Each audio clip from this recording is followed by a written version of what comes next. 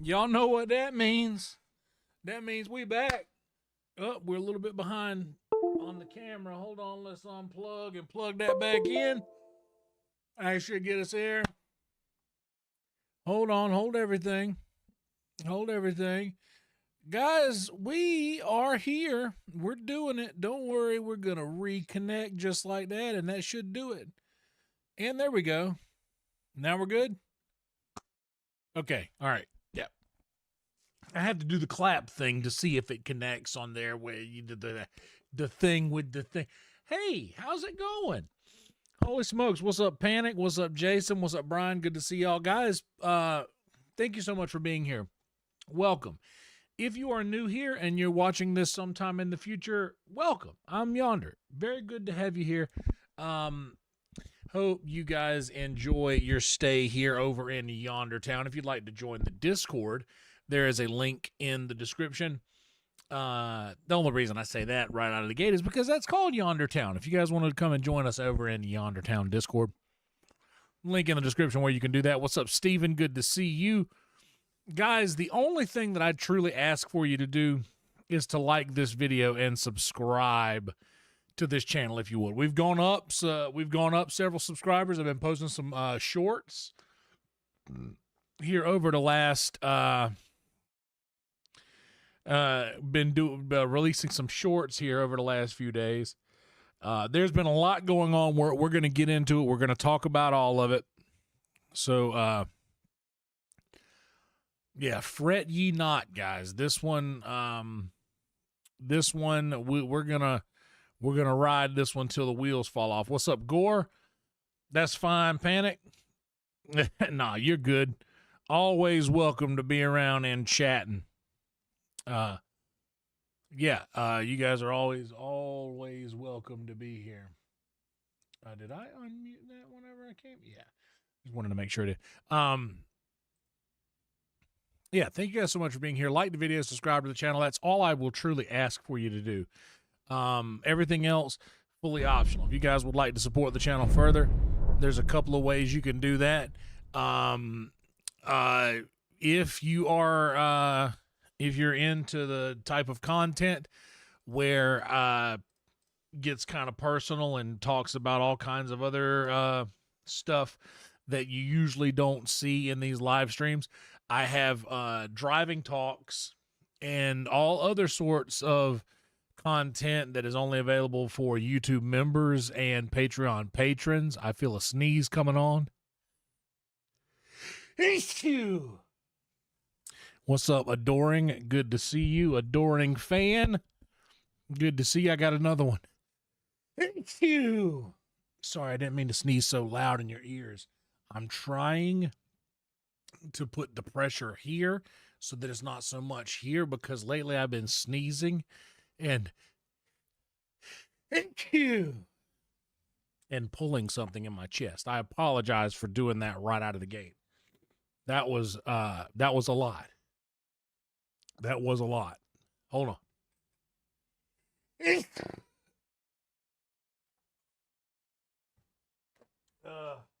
Hold everything. Not ideal, I know. Not ideal, I know. But we're real over here, guys. This is what it's like. We're real over here. Anyway. Good Lord. Anyway, holy shit. My driving talks. I am so sorry. That wasn't cool. That's not what we want here. My driving talks are available for YouTube members and over on the Patreon. If you would just subscribe and become a patron over on the Patreon. Content out of the ass over there. So much content. And also on YouTube members, there's a lot of content that's available there that's only available either on the Patreon or for YouTube members. So if you want access to that, feel free. If you guys want to just support the channel a little bit, you can use Frankie, the Frankie link. I have disabled super chats. YouTube takes 30% of each super chat, and then if you super chat on an Apple product or Apple device, it takes an additional 30%. So Frankie doesn't do that. So I just got rid of the super chats all the way. Long story. But anyway, I can't believe I went on a sneezing fit right in the middle of the spiel. I couldn't even get through the spiel without just having a nice sneezing fit. Thank you, Jason. Thank you, Steven. Good Lord. What's up, Jen? Good to see you. Happy Monday. It is, for me, it's technically Monday, but for me, this is Sunday night. I don't know that I'm going to be going downtown tonight for Kill Tony. I wouldn't mind. I wouldn't mind going. My buddy Tony was on the roast of Kevin Hart tonight. Pretty cool. Pretty cool seeing him there doing that. That was awesome. I might go down and sign up, but I don't know. I'll probably end up staying home tomorrow. Tomorrow I really need to legit. I've been saying it over and over. I need legit to start getting packed. I have officially, how much weeks do I got? I've officially got 1, 2, 3 weeks. 3 weeks before I have to be out. I could be fully packed by this time next week. But I do got to get that started, so I might stay home and get that done tomorrow. But before we do that,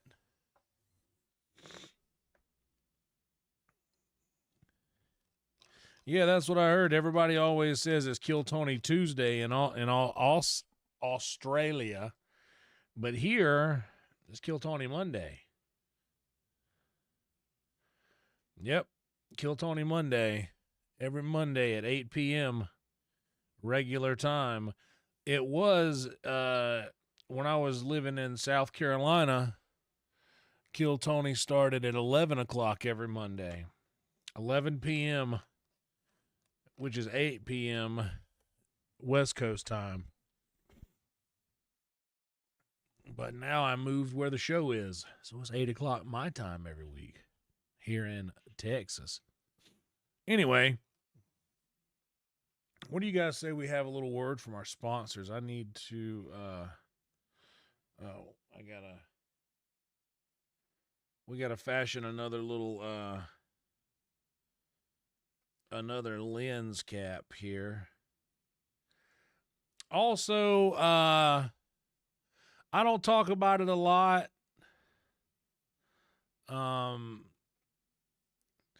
I definitely, I mean, I've got time free, but here's the thing. I also have to move out of my house pretty soon. So I think it might be a wiser decision for me to stay home tomorrow and actually get started packing like I've been saying that I need to do for an extended period of time. What's up, Big North? Haven't played Skyrim in forever, but you know the beautiful thing about Skyrim is it's there for when you need it. Skyrim is there when you need it.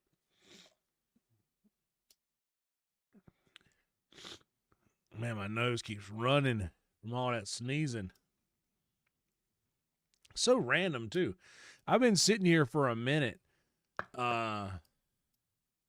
watching that roast, and then I didn't sneeze once. Then here we go. Start the stream. Immediate sneezing fit. Immediate. It was insane.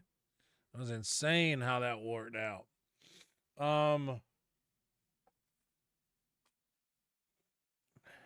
I figured the Mother's Day thing would come up. So I have prepared to talk about this.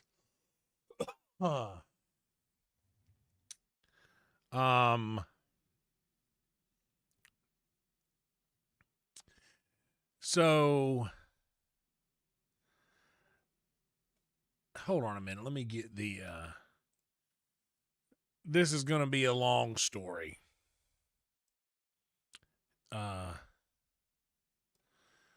This is going to be quite a story. So,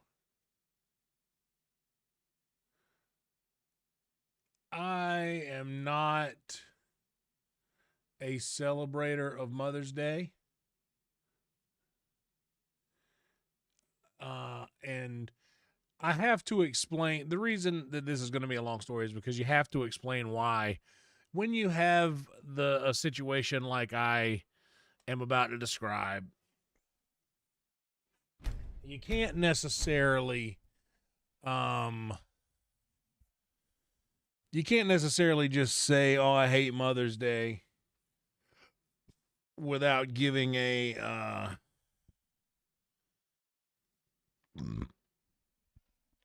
given a description.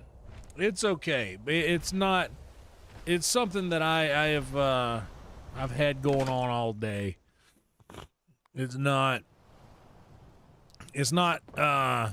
something that magically appears when someone asks me about it. This is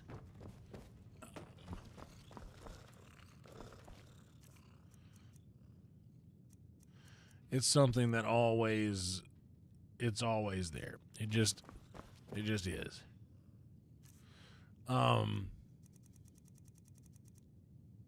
So everybody always asks, "Oh no, did you lose your mother?" She is technically still with us, but I most certainly quote unquote lost her for sure.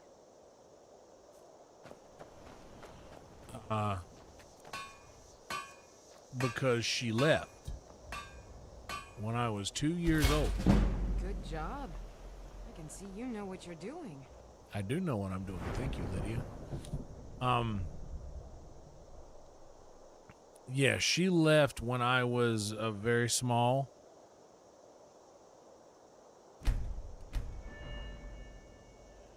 And wasn't a part of my life until I got into the accident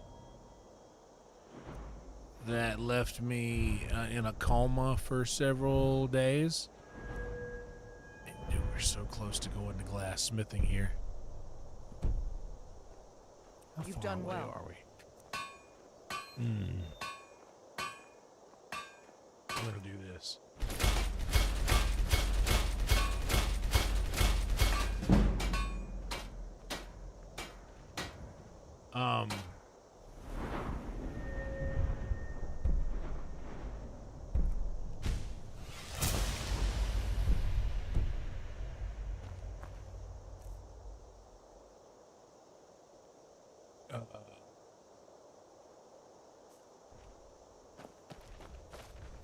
Got in an accident when I was young, and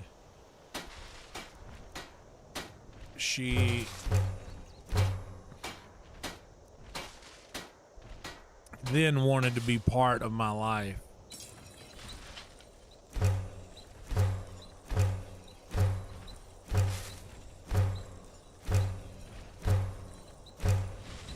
Sick. Get gold ingots out of those those earrings. That's sick. But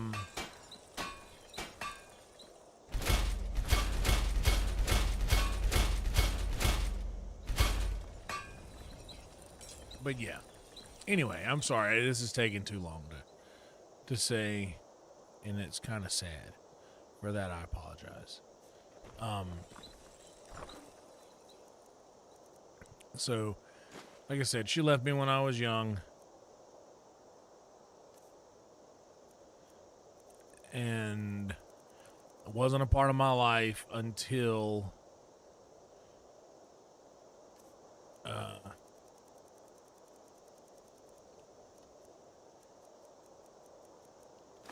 got into the accident, and then she found out there'd be an insurance settlement, which means money to her. And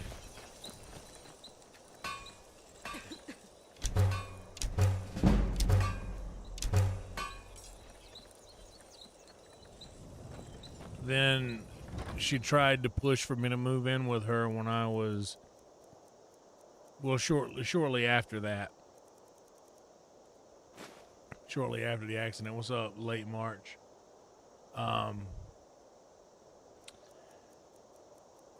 There.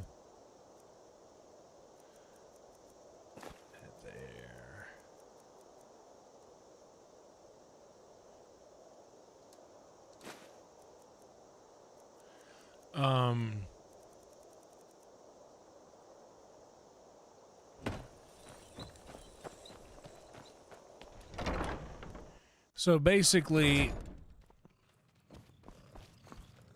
I was a child, and when you're a child, you don't know, that, you don't understand you're being neglected. You just know, oh, I have a mom and she's cool.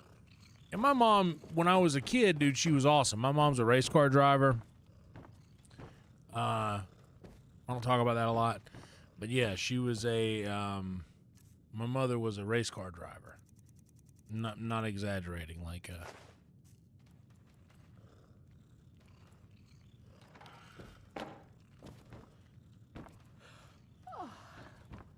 and just a bunch of cool stuff that a kid would think is cool. Nah, you're good. You're good, Late March. Just hang tight. We're gonna get through this real quick, just because it's Mother's Day.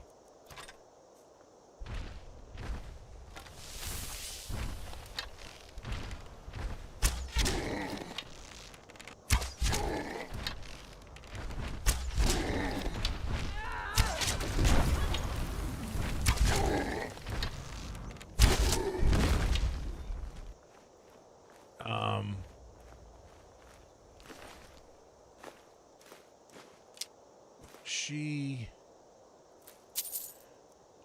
wanted me around for when the insurance check cashed and came around. So right after the accident, she started pressuring me to come live with her. She also tried to pressure me into changing my last name to her husband's last name, her then husband's last name. And by the way, my mom left me and my dad when I was 2 years old for the guy who ended up being my stepdad. And let me be honest, my stepdad was a cool guy. We didn't get along when I was growing up as much as any stepdad gets along with anybody else's kid. Like, it wasn't a great start to a relationship, but by the end, by the time I grew up, I learned a lot from my stepdad. He was a good man, and it was my mom who I literally faulted in, but anyway, long story short, she stole money from my dad. She was the bookkeeper for my biological dad. My biological mother was the bookkeeper for his heating and air company that he still owns to this day, and is actually thriving now. He's doing very well. But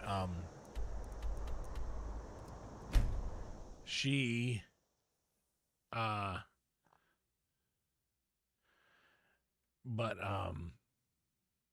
yeah, that would be a whole different story, Zen. Got some. I don't claim. But she stole Blades, helmets, pretty much all of anything to suit my their needs. all of my dad's money for the last I don't know, month or so that she was technically employed as his bookkeeper. And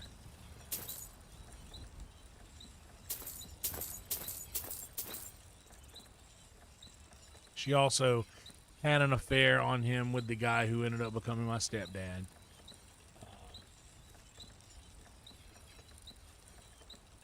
And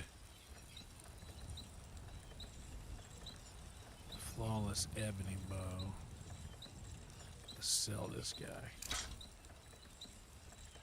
And that chain lightning, I don't care about that guy neither.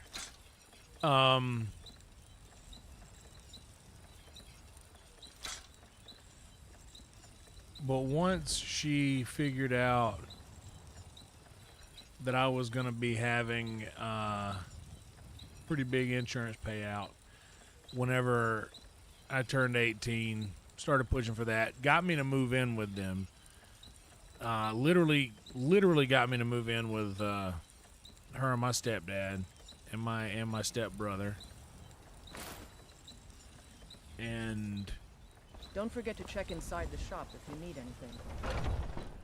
whenever, like, she was pretty rough Well, we've got small weapon.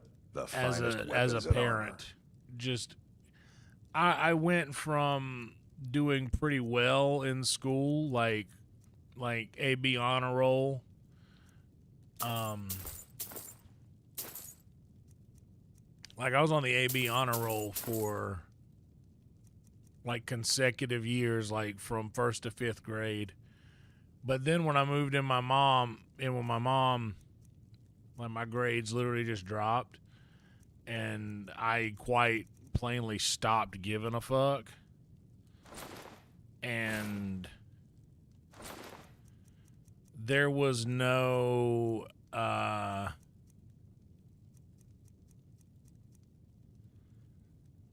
there was no there was no, what's the word I want to put there? I thought it would come to me, but I just repeated the same thing 3 times, and that's probably annoying. There's no urgency, I guess, is as good a word as any. There was no urgency for me to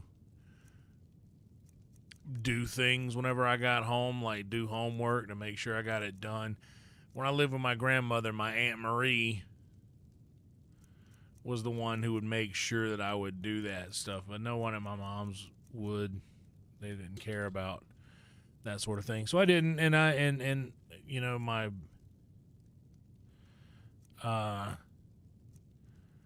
my grades just started to go down, and I ended up failing the 6th grade, which is the first. I went from AB honor roll every year, from 1st to Good 5th doing grade business with ya. to failing the 6th grade the first year I lived with her. But anyway, that's beside the point. The real thing is that she, when I turned 18 years old, had put a bug in my ear that what I should do is when I get that insurance money, if I wanted to make a lot of money, I would take that insurance money and I'd give it to her and my stepdad so that they could buy used cars with it. And for every used car they would, my stepdad owned a used car lot. For every used car they would buy, I would get $100 back off of that car. So I was like, well, that sounds like a pretty good deal to me.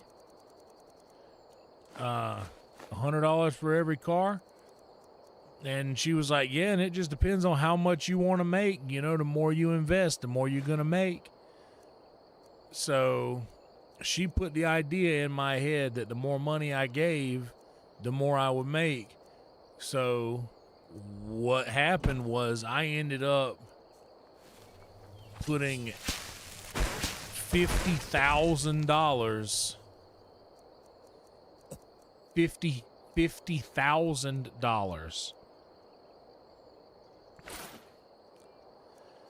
and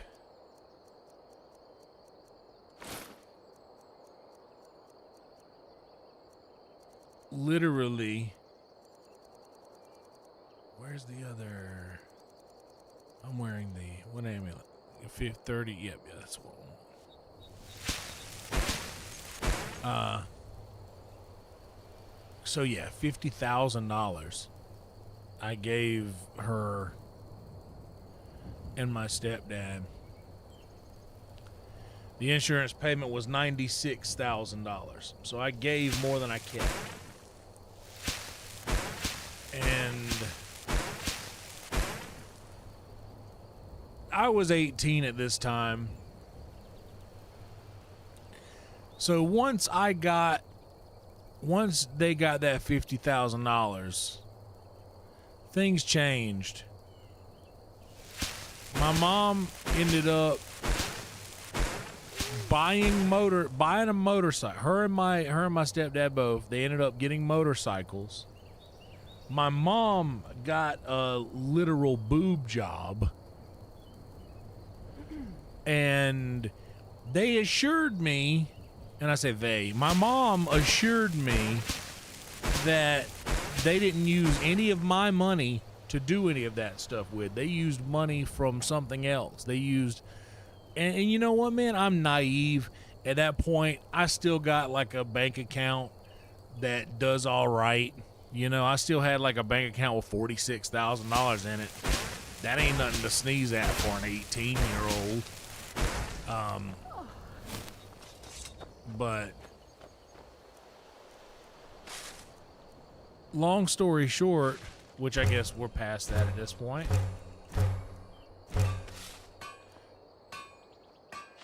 I started to get curious because I'm supposed to get $100 per car, right?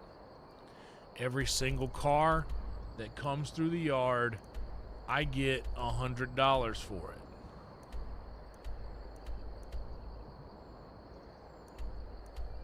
For every car that comes to the yard, I literally am supposed to get $100.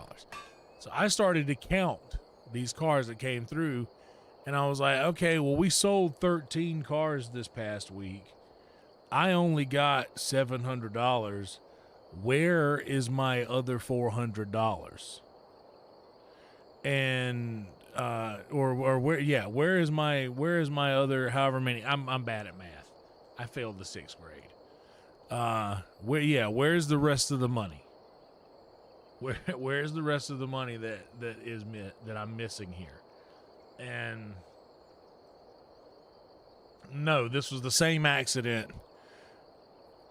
This was the same accident that I got in when I was 8 that left me in a coma. That money was from the same accident, yes.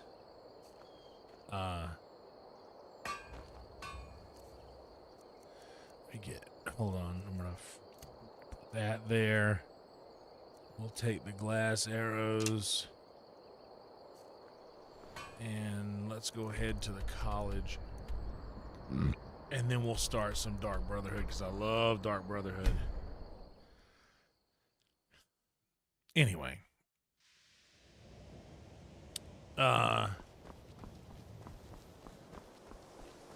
Was not a part of my life at all until the insurance settlement happened. And then all of a sudden she's interested. So I should have known. In hindsight, it's very obvious to see. But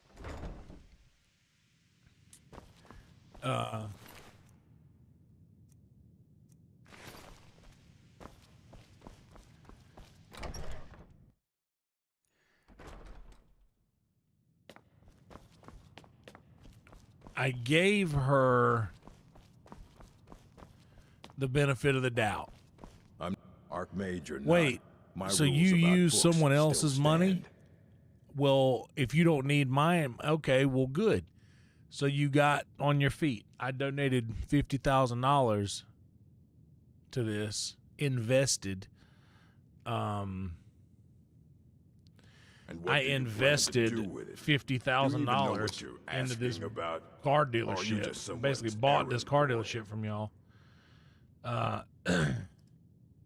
I knew it. So Everyone how about comes this? In here expecting my help, if but you they don't even have need the my proper money questions. anymore, then you An can just Elder give it Scroll back. is an instrument Just give of me my money immense back. knowledge and power. And no harm, no to read an foul. Elder Scroll, And they're like, well, a no, your person money's must been have the paid most back. rigorously trained mind, And I'm or like, else risk look, madness. I might not be great Even at math, so, the divines usually take but the reader's sight as a price. I know that just, $1,000 here, a few $100 here, I have Simplest not way to been put paid it is back. knowledge, but there's nothing simple I about have an not Elder been paid back. Scroll. So It's a reflection of all possible futures. that starts a and all giant possible argument. pasts. Each reader sees I mean, different that starts a reflections through different giant lenses argument. and may come away with a different And reading. it was not But at good. the same time, Not all good of in it is true. time in the family. Even the falsehoods, especially. But it the exposed falsehoods. something. It exposed that It would take a month to explain to you how that it exposed the very fact question that they doesn't were even not make being sense. right. They were not doing The right by scrolls me. exist here with us, And that but I was also being taken beyond and advantage beneath, of. before and after. And They that's are bits of when divine-made I started to substance, kind so of we could know think them. back and put some pieces Sorry, together. Talking about the scrolls, There was usually always end up in some irritating, nice vague metaphors like that. older Some man people who study them devoutly who go we mad. would always end up going to these people. Me and my, like, we would make it a family You think that thing. even if I did My have brother, one my here, I my would stepbrother, let you myself, see it? my stepdad, and my It mom. would be kept under the highest We would always security. go The greatest thief in the world wouldn't be able to lay a finger on it. to like some random What about? old Wait, man's house, you- and it was always Are a you the one rich the old Great man, Bridge were calling? and I'll bring everything we have. it was on like we but it's oh not we got to go much. see Mr. So and So don't so. get your hopes up. So, it's mostly lies. Doing the nothing but math, rumor and looking conjecture. back, my mom would go around and Until next time.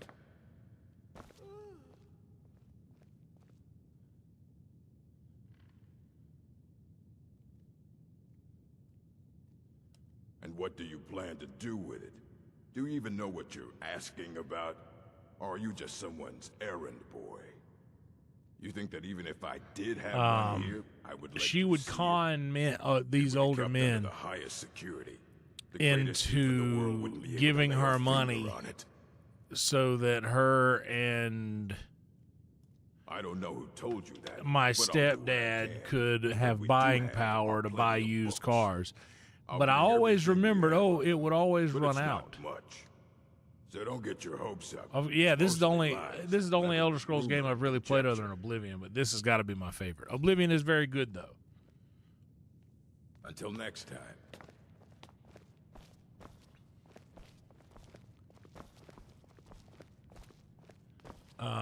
Here you go. Try not to spill anything on them. Okay.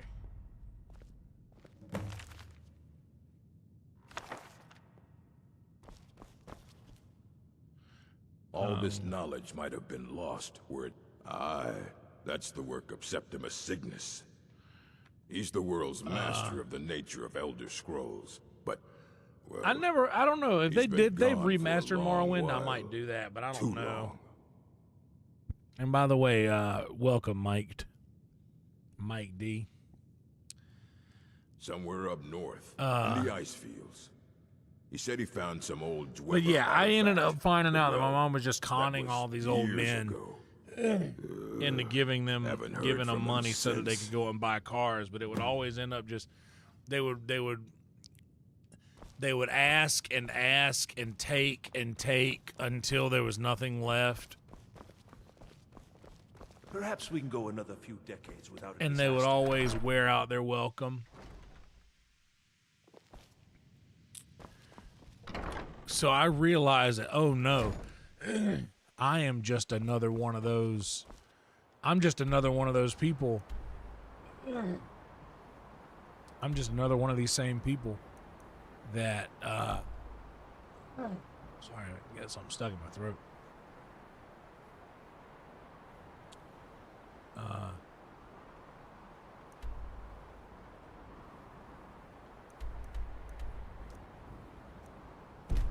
I mean, fuck it, let's just go this.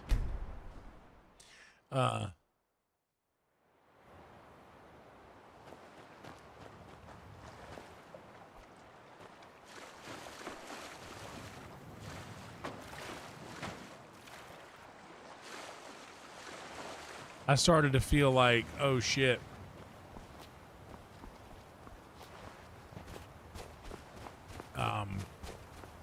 I'm no different than these old men that she had been taken advantage of and conning, or God knows whatever it was she was doing.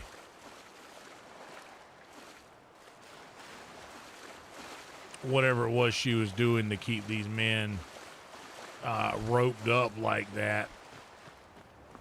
But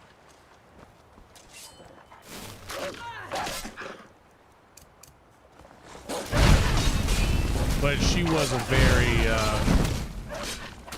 my mom was a very, very promiscuous woman. I've not been quiet about that. But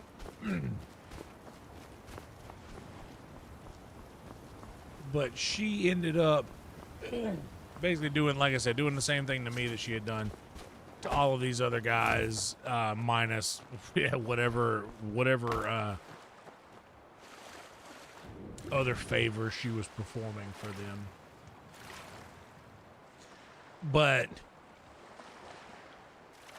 I started getting curious about this, and I got pissed. I was like, all right, you know what? Fuck all this. I'm going back to Bennettsville. I'm going back to my my grandmother's house, which is where I live. I live with my grandmother and my dad's parents and my Aunt Marie. We all lived together. But I went back there and I started kind of venting a little bit to them about, yeah, and I mean, I gave them this money.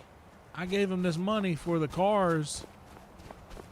And, you know, I counted 13 cars. They only gave me like $700. So, like, I'm short on money. Like, they are shorting me. And, dude, massive credit to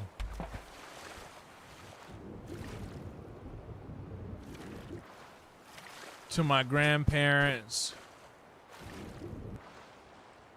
my dad, my Aunt Marie.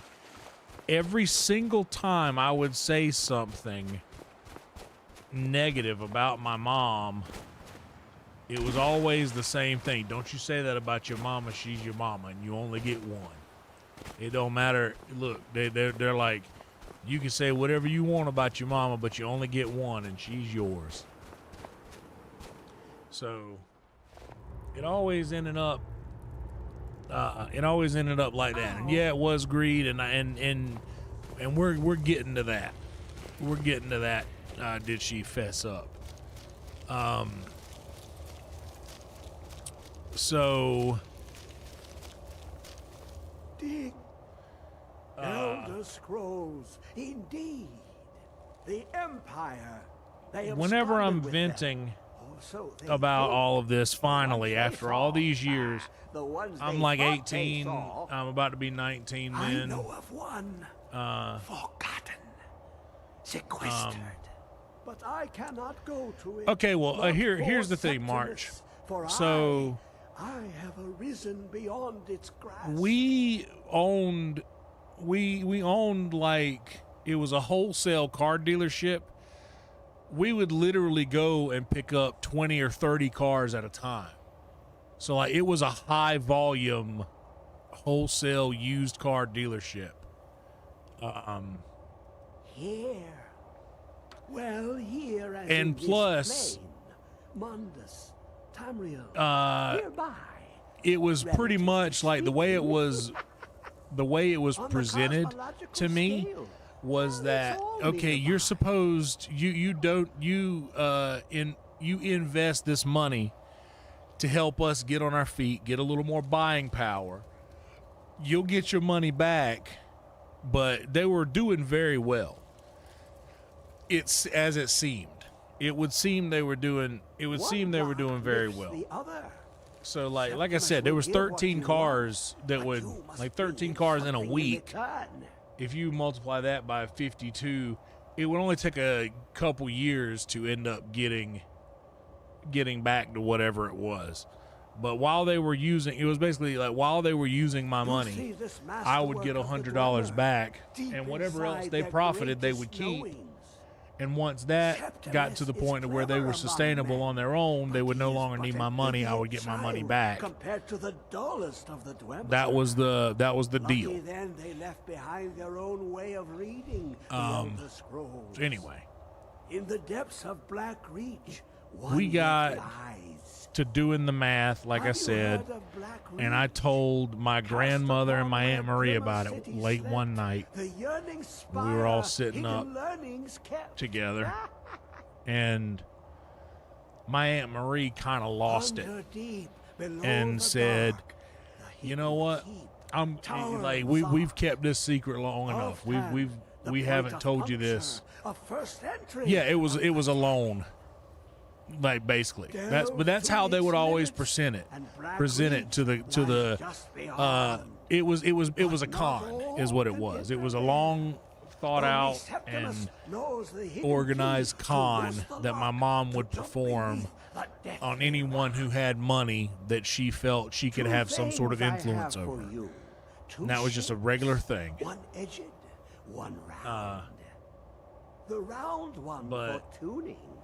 Dwemer It music was is soft and subtle, and needed my to Aunt Marie open who their finally cleverest came out and brains. said, The edged lexicon "Do you know what for your mom did inscribing when she left? to us a hunk Like, of metal, to the not Dwemer, only a did full she leave library you of knowings, but empty. and wouldn't come pick me up when she Mazak was supposed to. and Like when I was Skyrim. little, her Wednesday was her day. She wouldn't always show up. Will read the And scroll even the weekends I was supposed to have with her, she wouldn't upon the always show up for tomb. those either. And Just Septimus. that was He before knows the you money. can know. The only time she cared about me was after the money came about. So,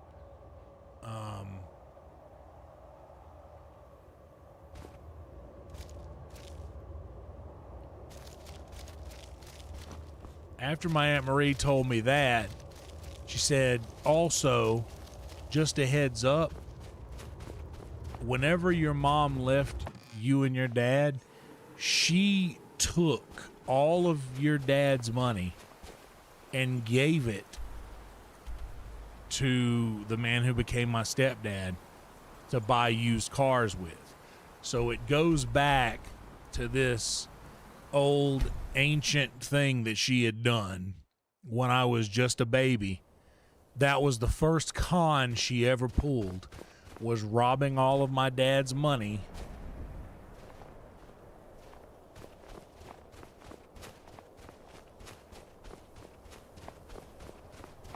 to give to my stepdad to buy used cars with.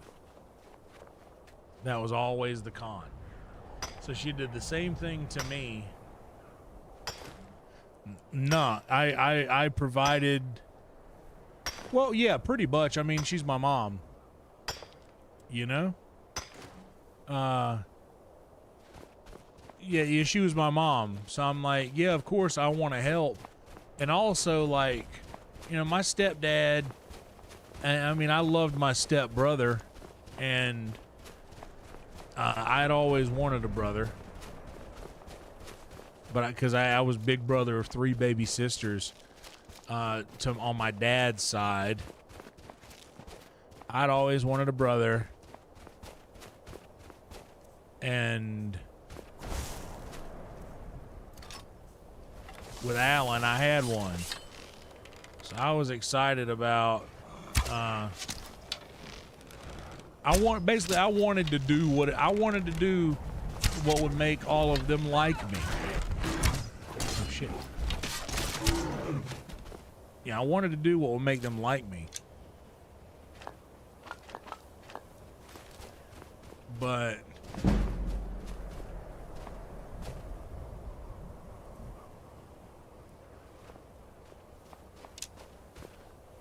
ended up not working out like that. And that plan backfired bigly. And after the money, realizing, oh, we don't need you anymore.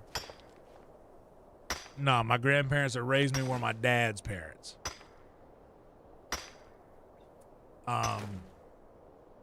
No offense taken at all. You guys are not saying anything about her that I have not said worse about her. Trust me. Oh, to her even. I have been very, very vocal about how awful of a human being she is. But it being Mother's Day, this is sort of a tradition on my channel.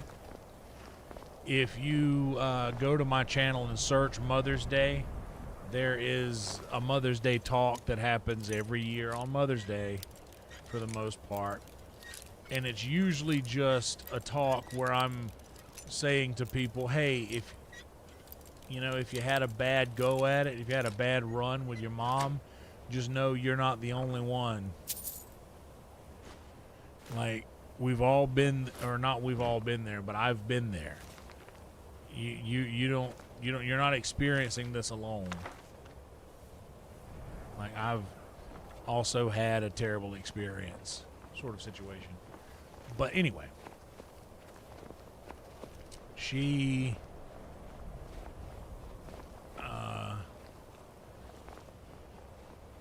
after the money fiasco, I stopped trusting her, and I started calling her out on bullshit once my Aunt Marie told me the truth about... Oh, I need to go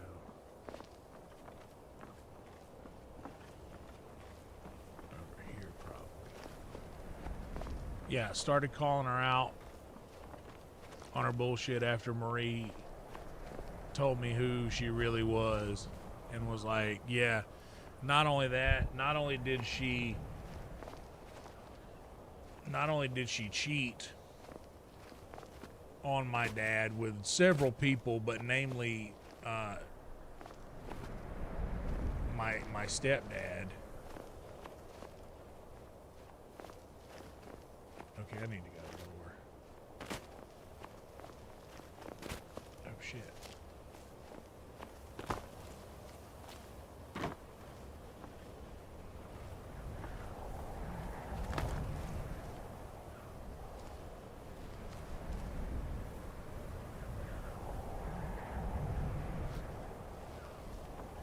Yeah, stole my dad's money from his business. Like, she was his business bookkeeper, and she was depositing business checks because she had the authority to sign business checks. She was signing checks over to herself for her personal bank account. And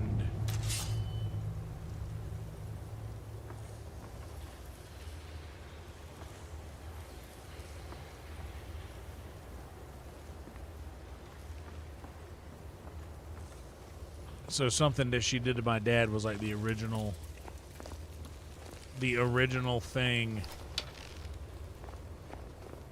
that she ended up doing to many other people, but me included. And I started, after that point, I said some really, really mean stuff. And I'm a nice guy. Even if somebody deserves whatever it is I would say to them, I'd feel bad. I feel bad for saying mean things to people and being mean. I don't like that. I don't like that side of me. I don't like that I do that, and I feel bad. And that's exactly what happened when me saying these things about my mom and to her, calling her all of these names. What is it? I know you were trying to keep it for yourself, Cesar. Even though it was true. No, there's got to be more.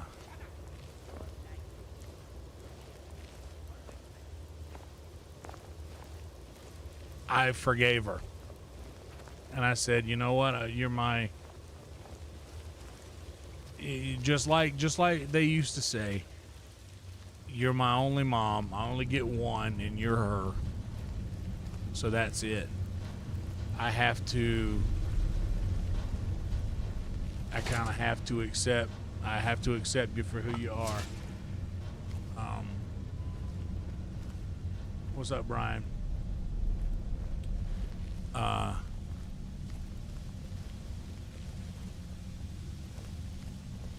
I literally forgave her and said, you know what? Put all this is a mistake I made. Now I know. You know, you don't do business with family. You don't do business with family. You don't do you just don't make deals like that with people. It's just not wise to do so. Consider this lesson learned. And not only that, well, my brother, Alan, my stepbrother. By the way, I say my brother and my sister. There's a couple of friends that I have, like my brother Kerry, one of the founders of Screwball Whiskey. I call him my brother. He's actually just like a very close friend that I've had for many years. Alan is my actual stepbrother. I'm technically an only child, but I have my stepdad's son, Alan, my stepbrother, and my stepmom's daughter, Kayla, was born before her and my dad got together. And then I have two half-sisters, Sarah and Shelby. So Alan, Kayla, Sarah, Shelby. I call them my sisters, my brother. But they're either step or half-sisters or a stepbrother. So I'm an only child, technically. But anyway.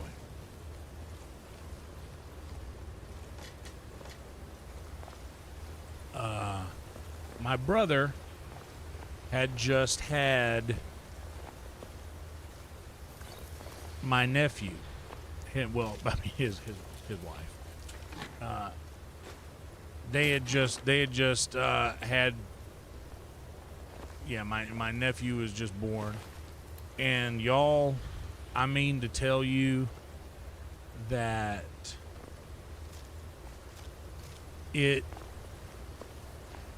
people say that whenever you get to see your parents become grandparents, that you get to meet new people. It's like you get to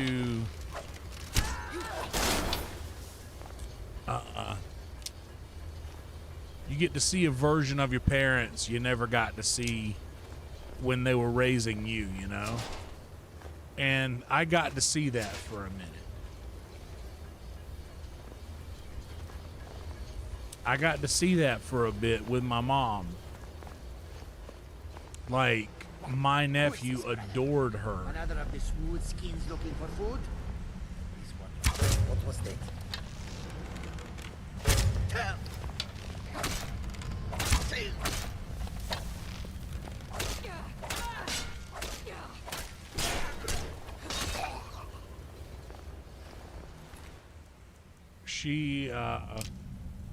She was his favorite person on earth.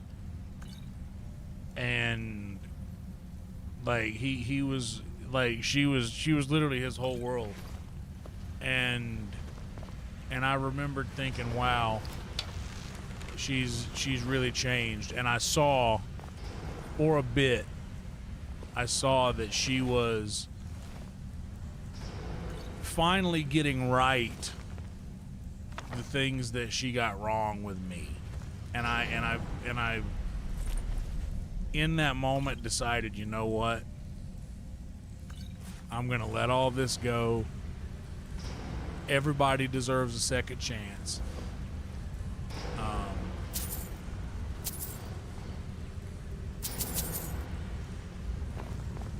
This is hers. Everybody deserves a second chance. She is doing a great job here. She was an awful mother to me, but she is being a great grandmother to my nephew. All is forgiven. All is fine. Until my stepdad ended up getting sick. And when my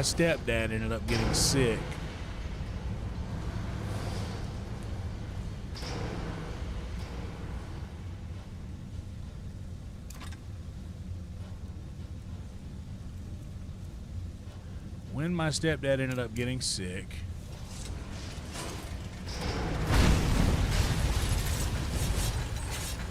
he was not able to work. And he was in the hospital for quite some time, and they unfortunately found out that he was diagnosed with cancer and was not able to do anything and was literally confined to a hospital bed. And he's somebody who would be up crack of dawn every morning, out working, doing work. And he's one of the first times in his life confined to a hospital bed where he can't. Why am I not jumping?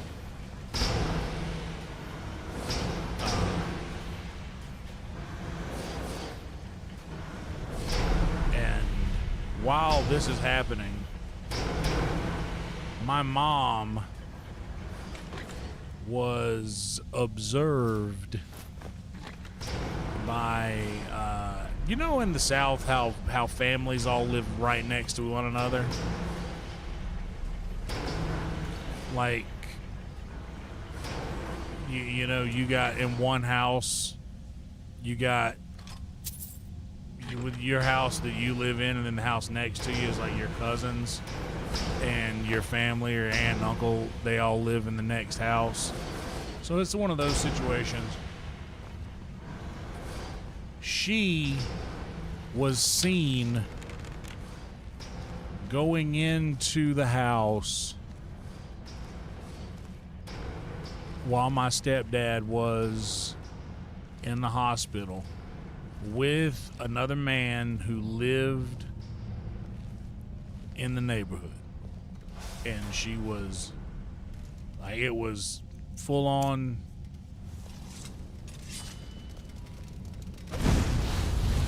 Like, they found this.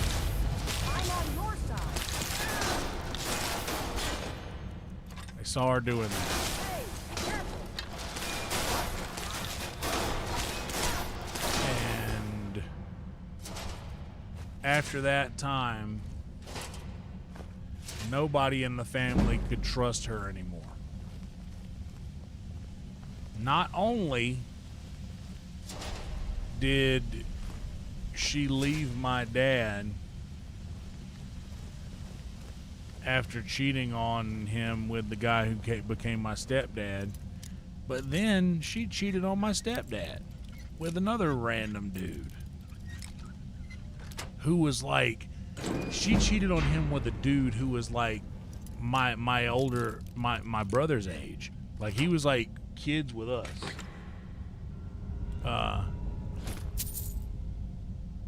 Yeah, I mean, I don't mind answering it. Yeah, my mom, I would say that people would consider my mom a good-looking woman. Yes.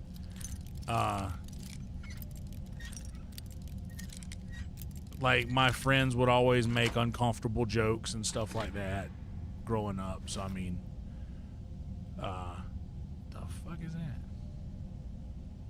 Oh, that's a blade? Yo, that's sick. Anyway. But yeah, that's how anybody would have described her. But she ended up getting caught with a guy who is not much older than me and was closer to my stepbrother's age. But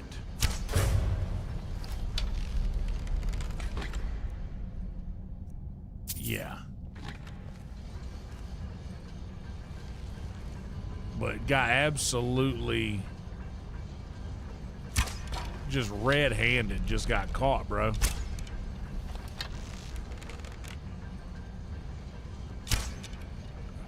Where are these going? Yeah, 3. There you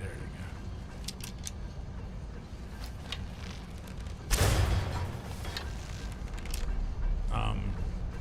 Caught red-handed. And when my stepdad came home, here's the thing is he was just in love with her. She had him. She had him hooked, man. And he was just in love with her.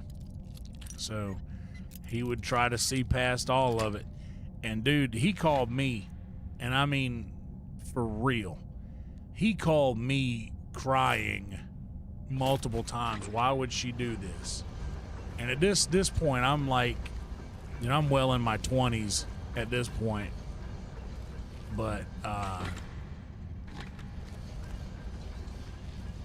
I told him, I was like, man, gotta be honest, dude. Like, y'all met because she was cheating on my dad with you.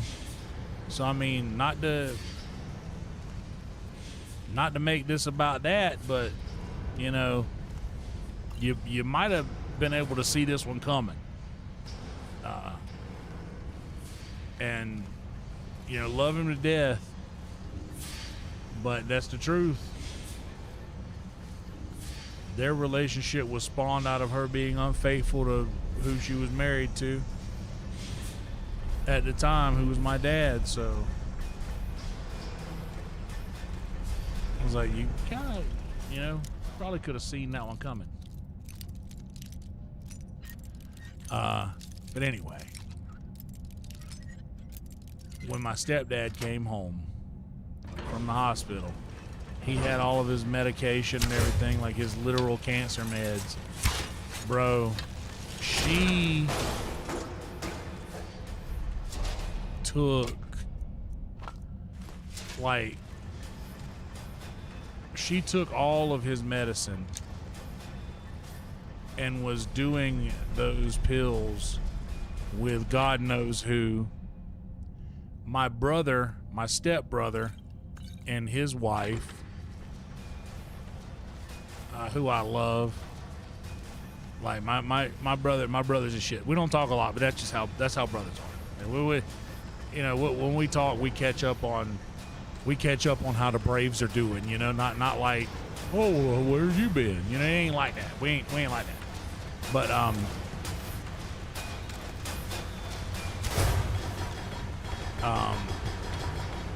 my brother and sister-in-law found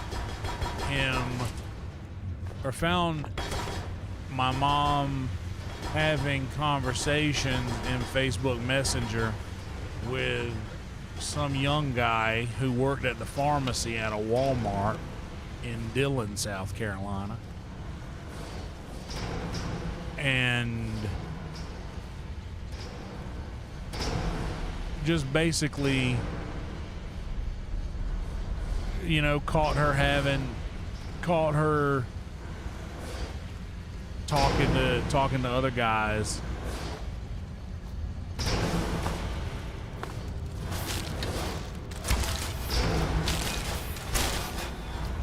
And it was basically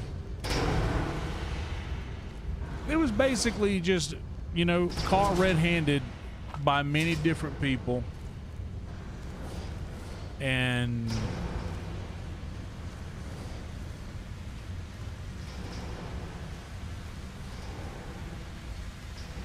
yeah, red-handed, blatantly caught by several people.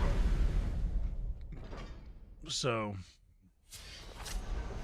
she always maintained the ruse that, oh, everybody's just lying on me. Everybody just wants to pick on me all the time. And I don't know why everybody does me like this. I don't know why everybody wants to do me like this. Or it's always, why are you doing this to me? It's always that. zero responsibility ever for her own actions. Never. And in the choices that she made, she ended up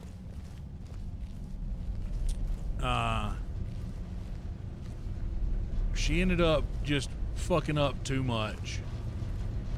And fucking up to the point to where my stepdad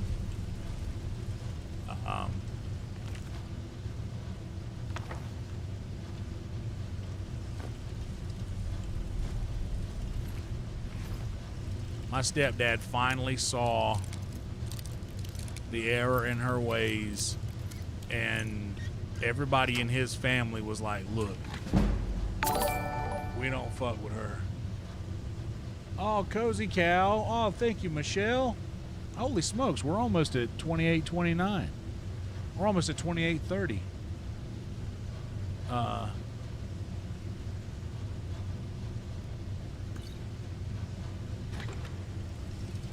Yeah, hang tight. We'll do the perk trees because I think I got a level up coming soon anyway.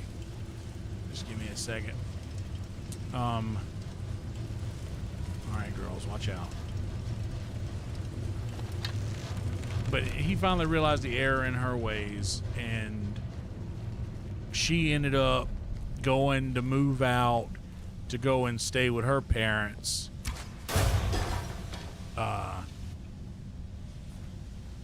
And her dad was also pretty sick and had developed quite a Oxycontin addiction himself.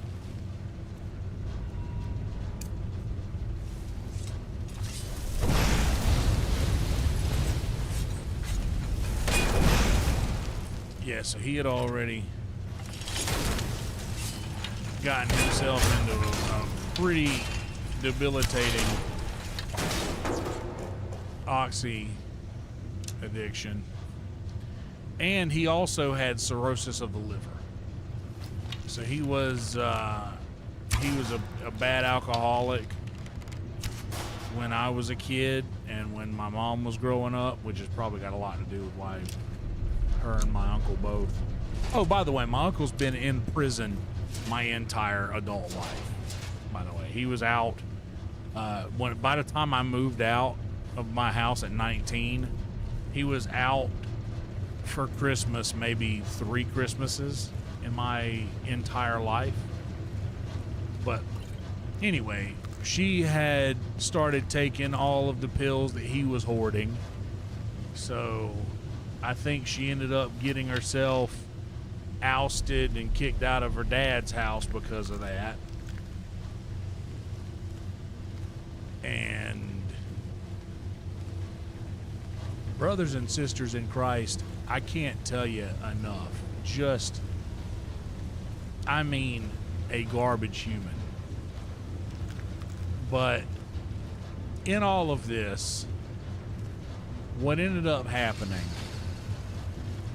was my nephew, who at this time was, I don't know, 2 or 3, very close to the same age that I was when she left me and my dad, or made choices that resulted in her not being around anymore.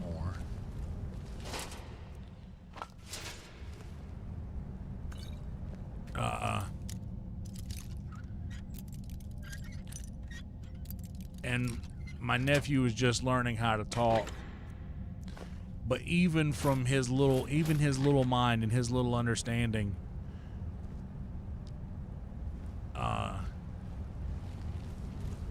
was like, "Papa, what's wrong?" to my stepdad. Did Nana hurt you? And they would be like, even when he was little, they would say, yep, she did. Nana did. She really did. And my stepdad was getting progressively worse.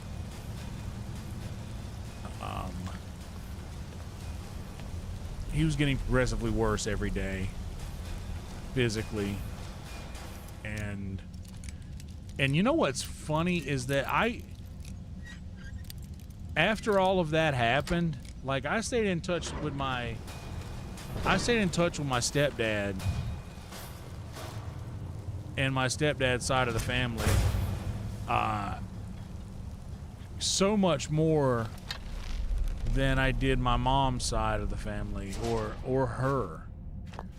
Like, it's been, I don't know, 2009 or 10 that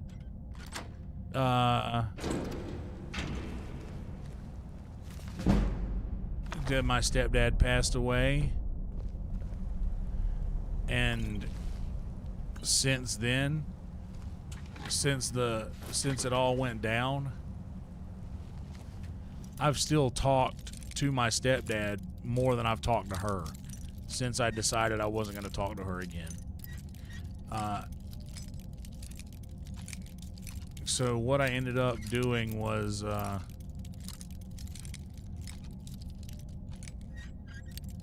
deciding that, you know what, if you didn't learn the lesson with me, that you have to live your life under a different set of laws when you have a little human that looks up to you, you know? And that's all there is to it. When you have a little human that looks up to you like that, you're not living your life for you no more. Y'all follow me on that? Like, you're not, look, your life ain't yours no more. If you mean that much to someone who is growing up that's gonna have influence over other people, you have to truly safeguard your own, you truly have to safeguard your own actions. And this is not the sort of thing that a lesson that a child should teach a parent. You know what I'm saying?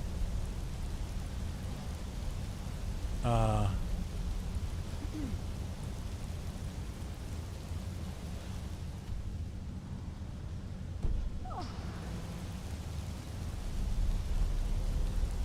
guess I need to go back up.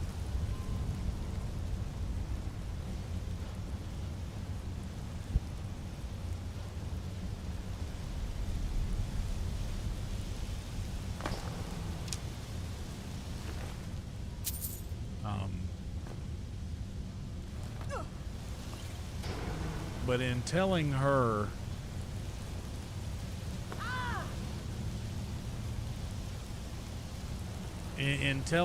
I think one of the last times I talked to her, that I never wanted to speak to her again. And I will say this about my mother. My mother had a beautiful voice, a beautiful singing voice.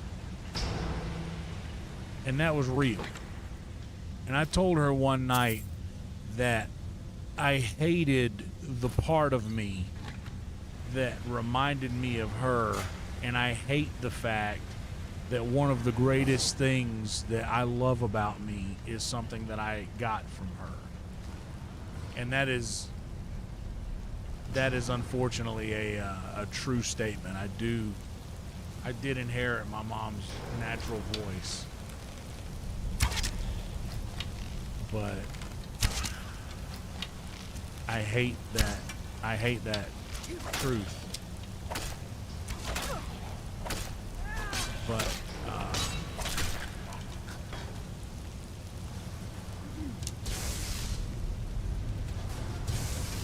anyway, no long story short, part of the story.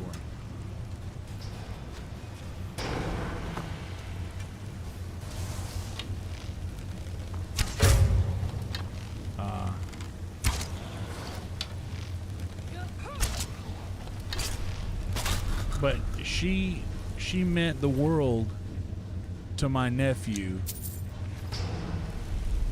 And I mean, just absolutely shit all over that. Ruined that.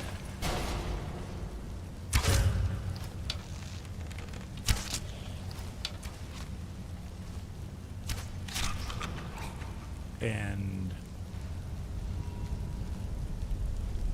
because I had literally in my heart, I had forgiven her for swindling me out of all of that money.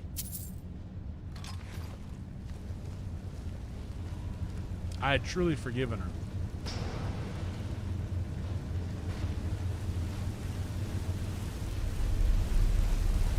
But when I realized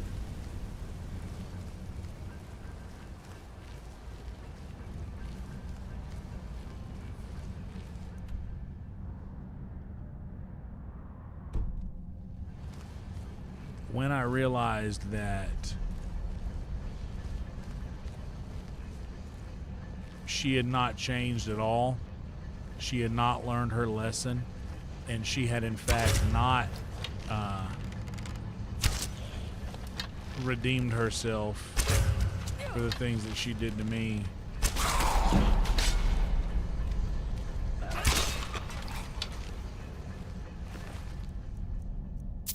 And I removed her from my life.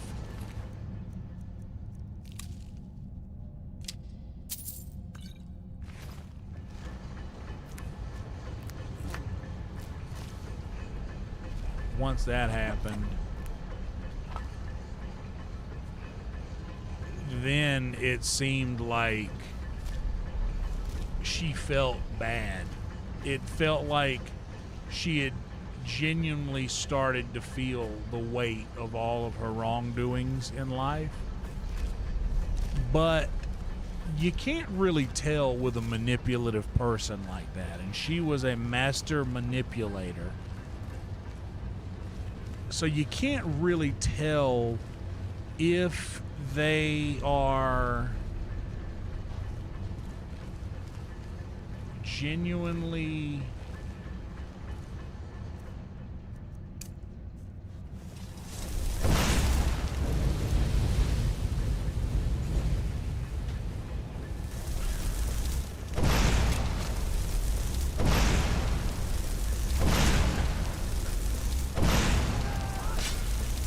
yeah, you can't tell if they're being genuinely hurt by something or if they just want to maintain control over how you feel. So they do these crying and she used to use that tactic a lot. She would just cry. She would like discipline me with a steel yardstick and then come cry to me and like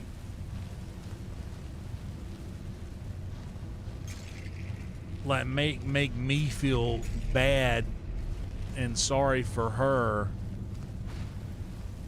having to, like, she wanted me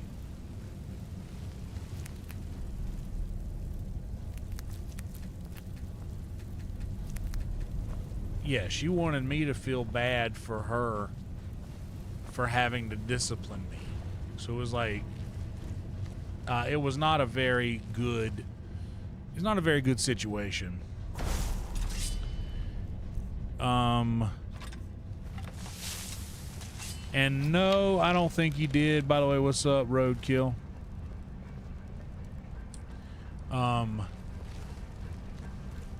I don't think that there was anything he could do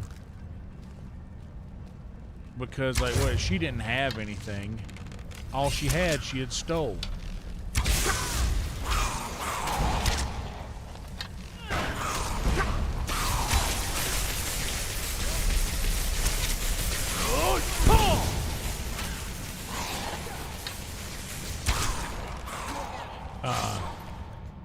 So there was nothing he could get back.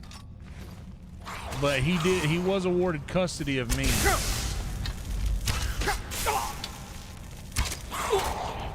didn't get it off quick enough. Shit. How long has it been? What's up, Amy? Good to see you. Yeah, he did not. He didn't get anything back, but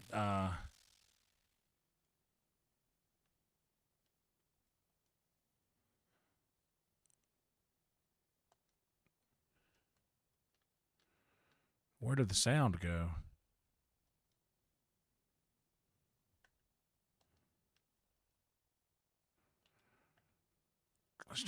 Let's try another load.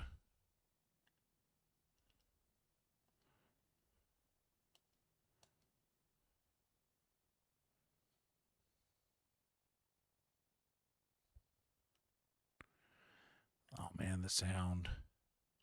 Looks like I'm gonna have to do a save.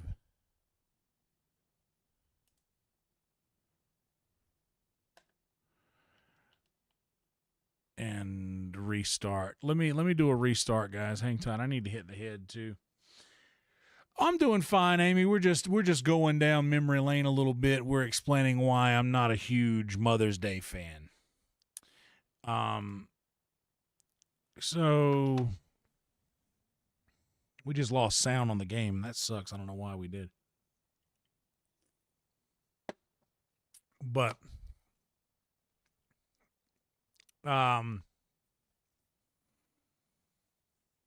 after she did, what is happening here? Is it frozen? The stream's not frozen, is it? Just us. Okay, there we go. Where's the mouse?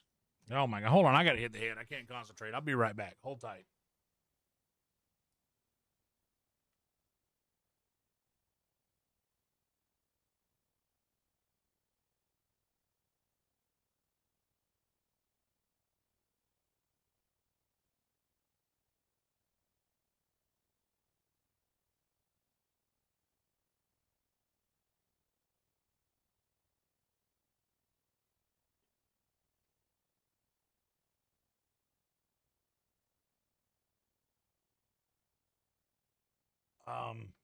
What's up, Kit?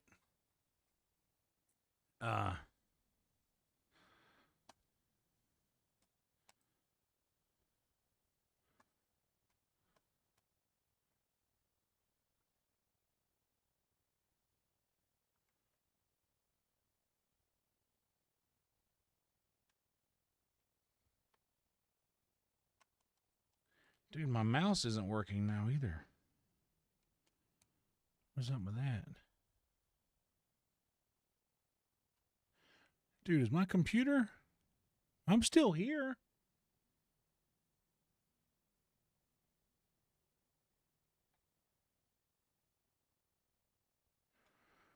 I can't see myself moving.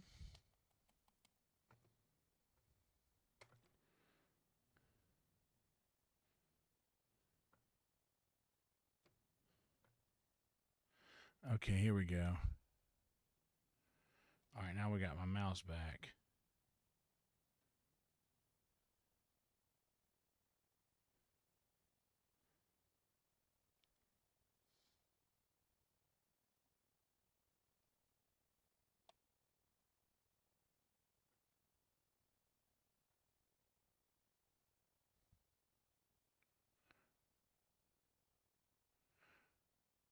Just end this task. Close window.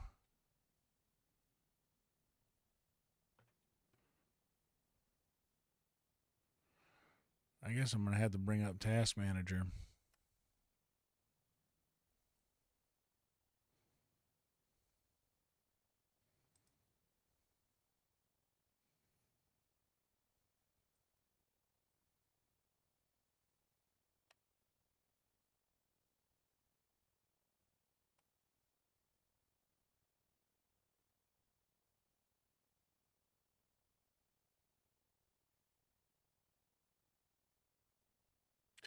Now Skyrim is just locked on the top screen here.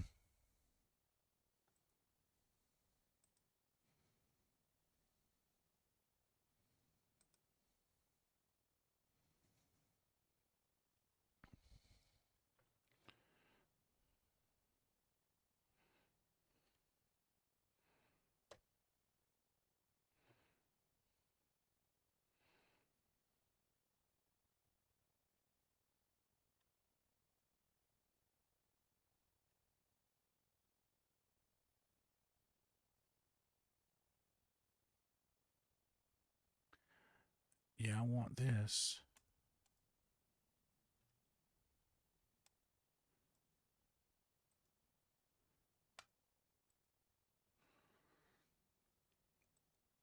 It's not letting me close the window.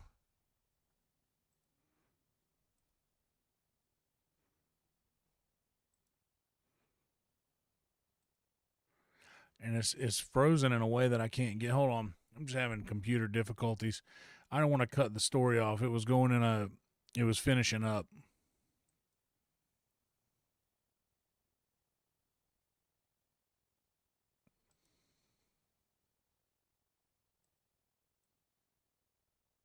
There we go. Good Lord. All right. And to drag it to the other window in task. There we go. Holy shit. That was difficult. All right. Now, let's get everything open back up. So,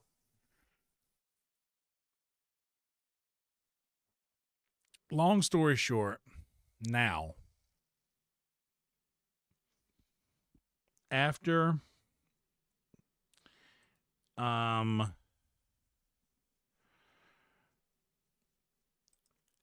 I had gotten to the point of like forgiving my mom for everything that she did. Okay, there's sound back, thank God. After I'd gotten over everything that she had done to me as a child, seemed like she was getting right everything with my nephew, and that gave me a little hope that she had changed for the better. And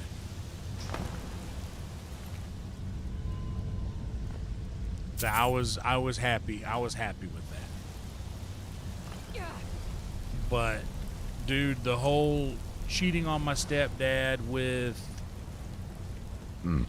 somebody who was close to me and my brother's age, taking all of his cancer medication away,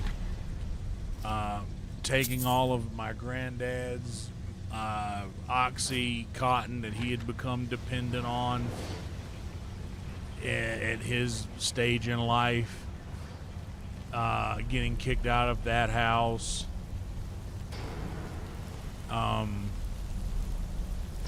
Just an absolute garbage human, man.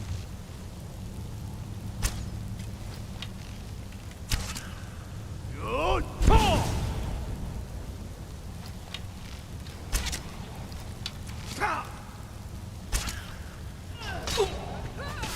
No way. Again? Wow. And I made sure that she knew that I had no interest at all in having her be a part of my life, having her experience any of the good things that I had going in my life. I didn't want her to be a part of any of those things. My band was doing great down at the beach,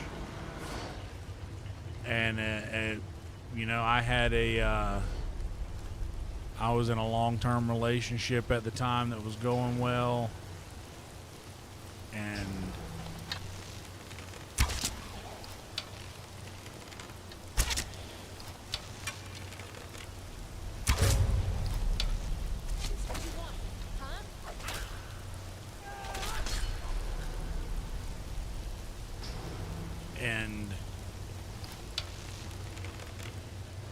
yeah, it was just, I was really geared up and ready. Everybody's like, well, you should forgive her. She's your mother. Brother, I have done that. I had already done that. I had already forgiven her for all the other shit that she had already done. Then she did other stupid shit on top of that. She did other stupid shit on top of that to put herself back down in another hole. You know?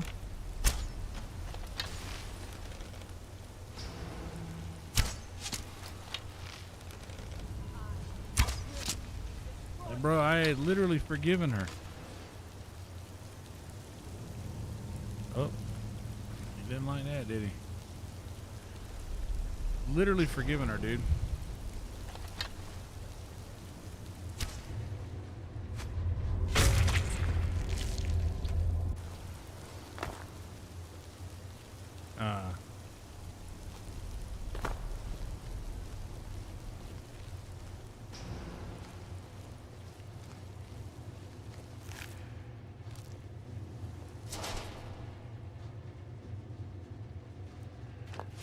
And I know this is a long story, and I'm sorry to have made y'all all sit through it. There's really no good ending. Like I haven't spoken to her in,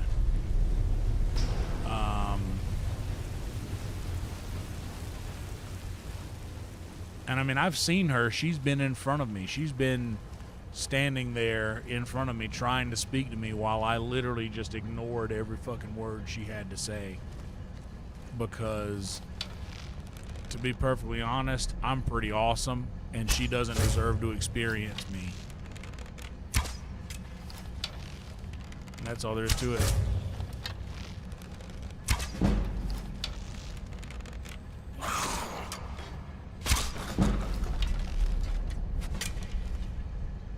I had a girl who I liked a lot. Years after this had already been going on where I'm like, yeah, nah, my mom's awful. I you know, no relationship with her. She's terrible. She deserves no part of me. But this girl who was very, very sweet, good Lord, smoke show, said, you're an incredible person. You should not deny your mother of that. And that was the point where I realized, so when people hear me say things about my mother, they plug their mother into that thing that I said about my mother, and it infuriates them. Because for them to be able to say something as awful as I said about my mother about their mother, it would mean that their mother were terrible, just a horrible person.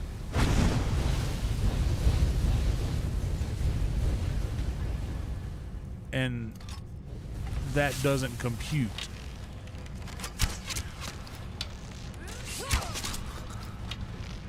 Because people love their mothers so much. And rightfully so. A lot of people have great mothers. And that's sort of why I end up telling this story every year on Mother's Day, is because it's very common for a father to be the bad guy. It's very common for, oh, dad walked out when I was young, left us, and my mom had to raise me by herself. That's a very common story. It's rarely the other way around. So I'm always offering a different perspective to the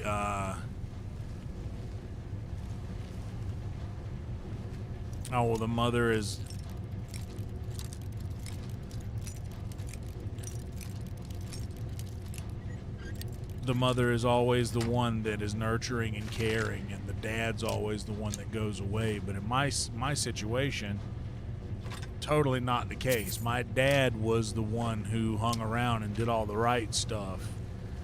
And he was working, single dad in the 80s.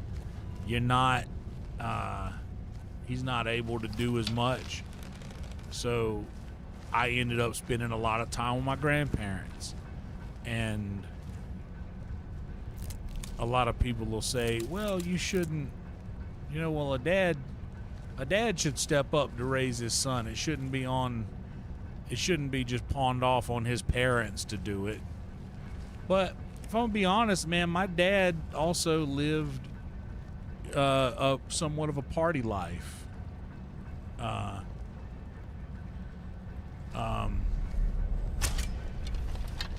Amy, you might have missed a lot of the story. I've given her a chance.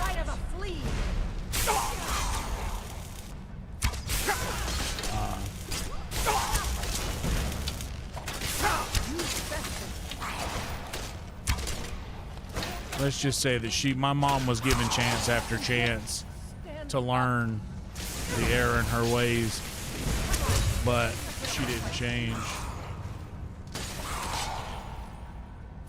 And in that situation, okay,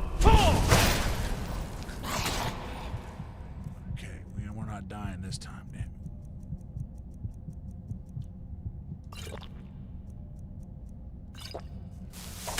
But just know that there's no reason. No. Alright. But that's the thing that when that girl said that to me, it made me realize how people think so highly of their own mothers that it's impossible for them to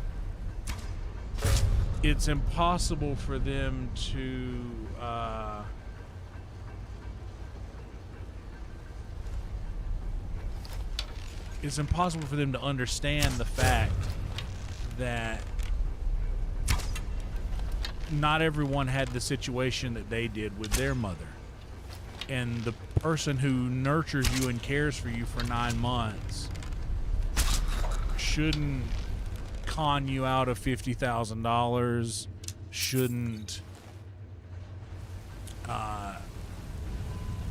cheat on your dad with the person who ends up becoming your stepdad, shouldn't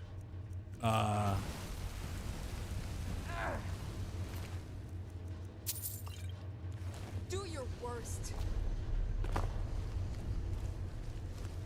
Yeah, they're just a mother shouldn't do that.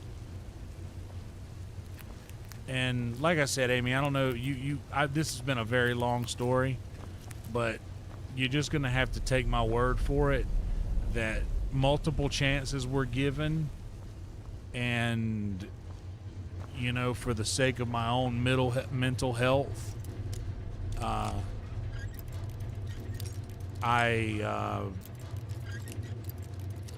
it's not my life. My life has no room for her in it. And in fact, it might just be better to go back and listen to the rest of the story, because I don't think that you would feel that same way about it knowing the full situation.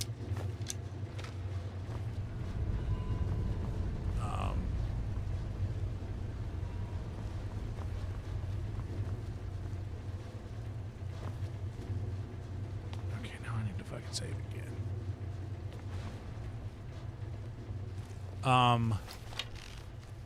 But yeah, after I realized that, you know, like I said already, that she was doing the same thing,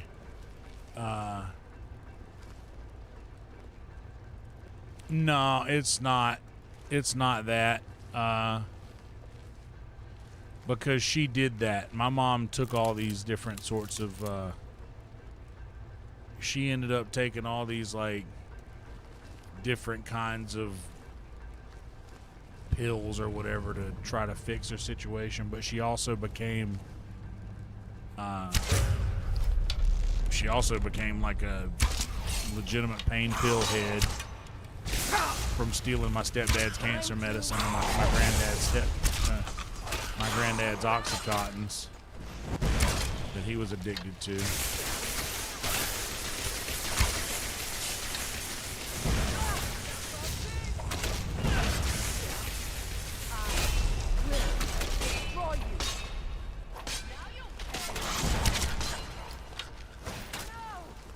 She was truly just a horrible person, but like I said, finding out when that girl told me, "Oh, your mother, you're a wonderful person. You should never deny your mother of that."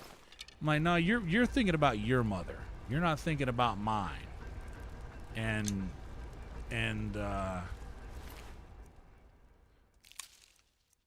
no one deserves my mother.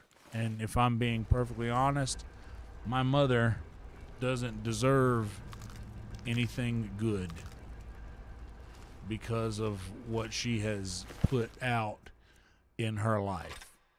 The things that she has done, she just doesn't deserve. She doesn't deserve good things. She doesn't deserve to experience this version of me that everyone gets to know, and I'm not going to say benefit from knowing because that's a conceited thought, but if ever there were a benefit of knowing me, I don't like, she doesn't deserve it.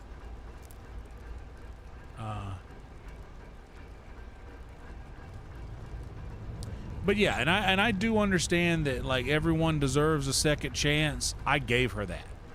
She had a second chance. And that is truly all there is to it. It's not like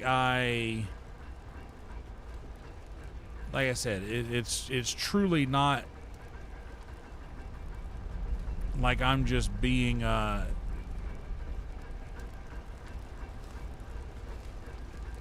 shitty person here, you know?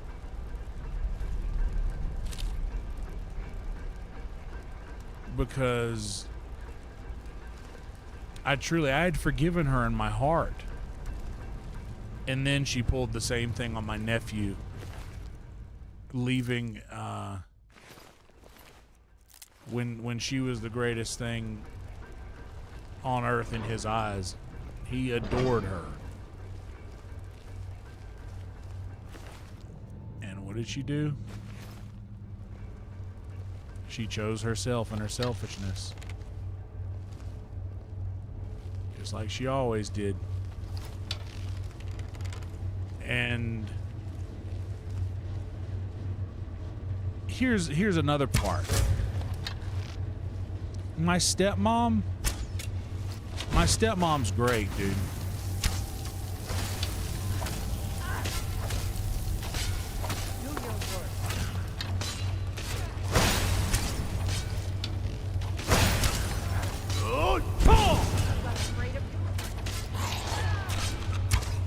My stepmom is incredible.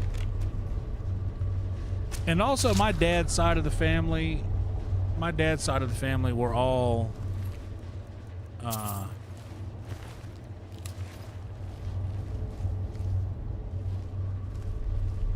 like, honestly, huge hats off to them, because they knew all of this my entire life and kept it a secret to preserve the whole, hey, she's your mama, you only get one, and she's yours, so don't say anything negative about her. And they would never say anything negative about my mom.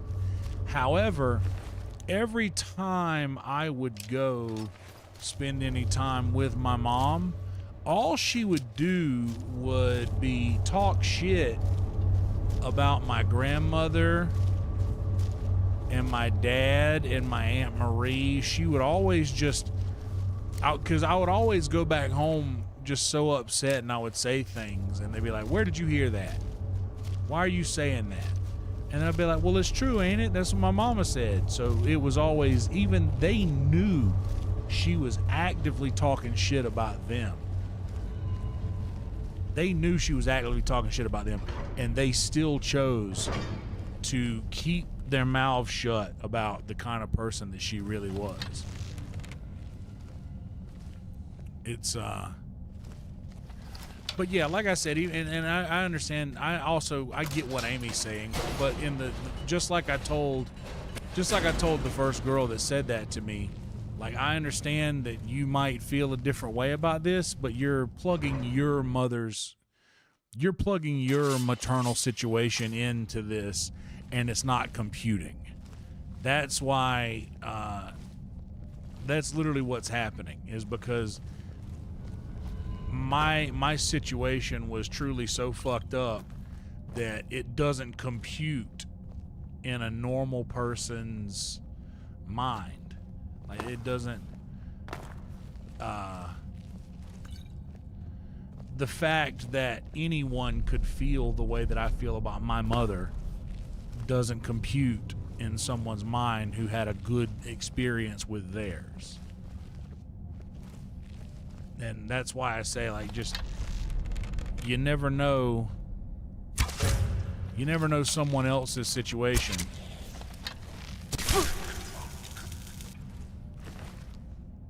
But I do understand that, and Amy is right. Everyone deserves a second chance. I gave her that.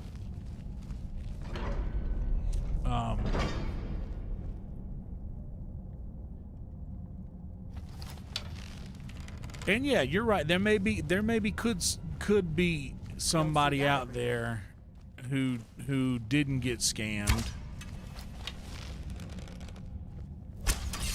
because of lessons that she learned, going, like, things that she did wrong with me. But she also, like, is the kind of person, she showed up. My Uncle Roger passed away right before I moved to Texas. And she showed up at my Uncle Roger's funeral and made a big scene. She caused a big scene and literally made it about her.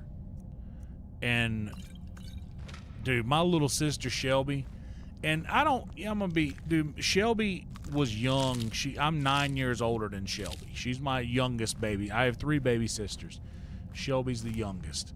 And dude, Shelby was a G. She was an absolute unit that day.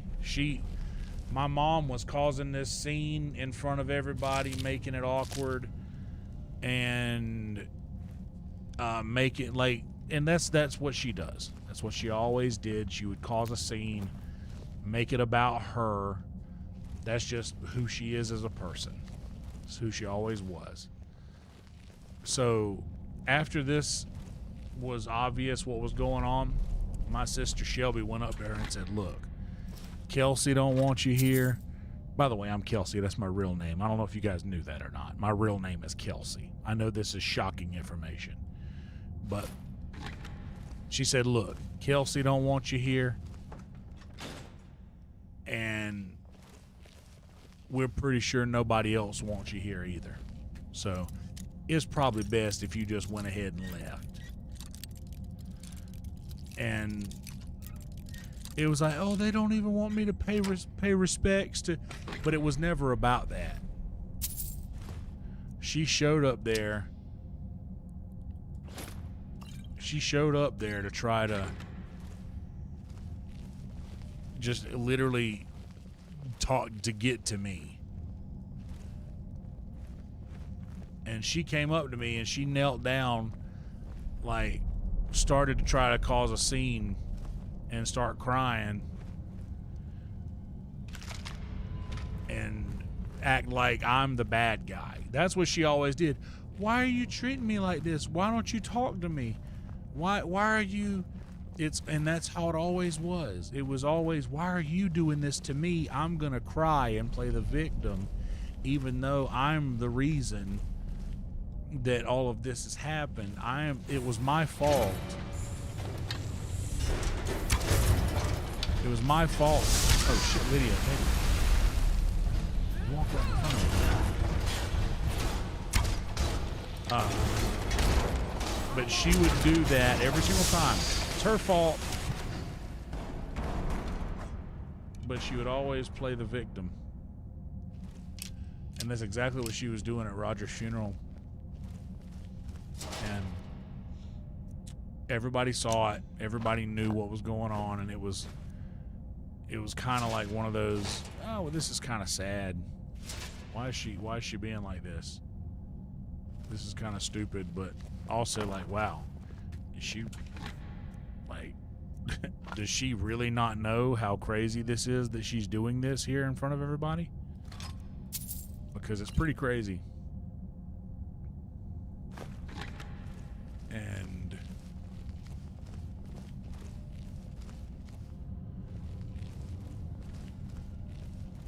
but she was leaning down trying to talk to me, and I just sat there.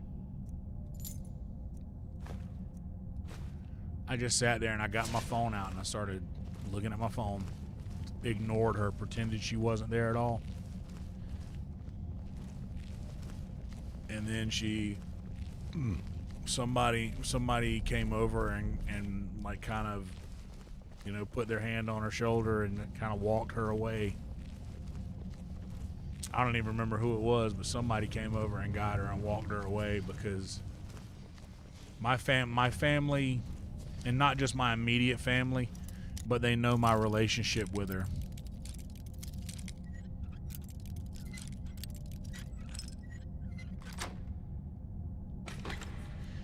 And here's the part that really bothers me about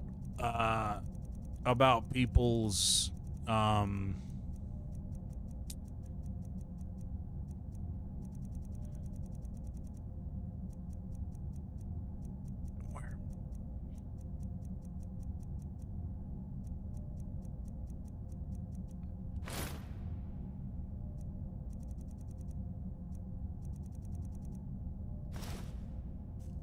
here's what bothers me about people's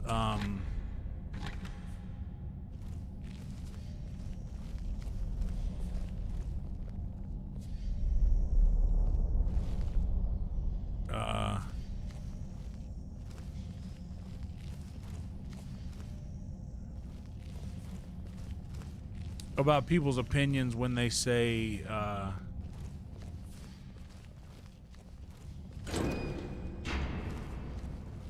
Sella, let's just get out of here. Hasn't there been enough yet? Of course you want me to leave. Just waiting for me to turn my back, so you can have all the glory for yourself. Is someone there? Time to end this decay. It's nothing. but yeah, the thing that I'm going to enjoy it. truly bothered me the most about folks who are like, oh, you shouldn't feel that way, you should forgive her again.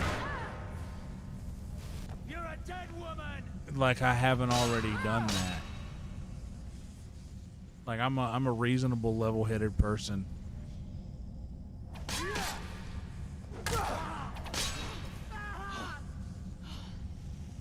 I'm going to enjoy it. All you got?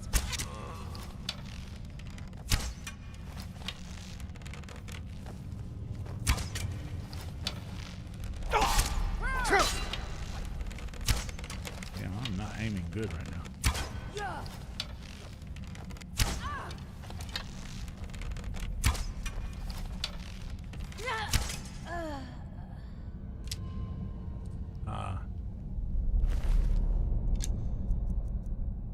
But it gives me this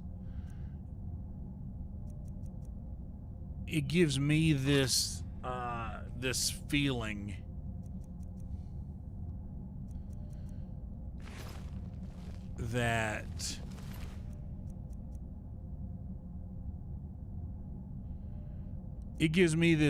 that they shit. I don't need that, do I? What am I carrying that's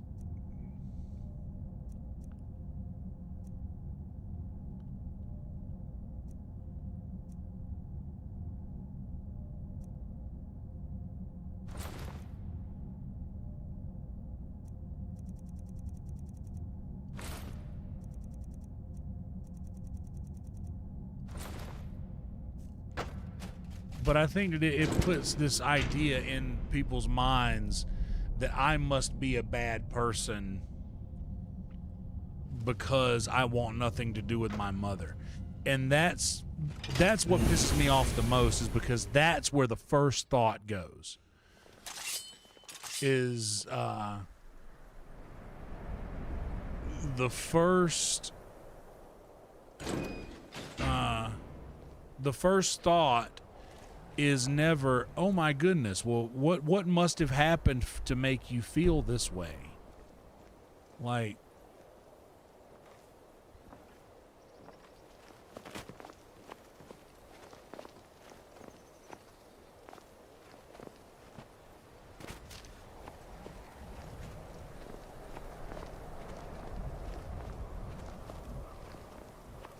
you know, like shit, something awful must have happened to you to result in you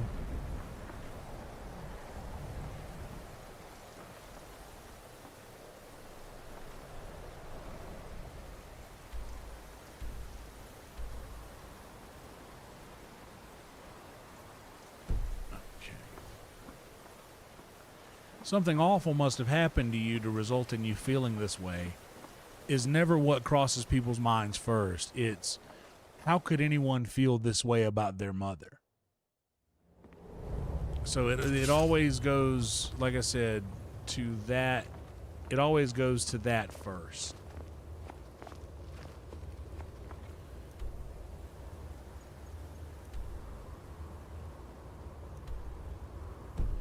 And that's the part that gets me defensive about it when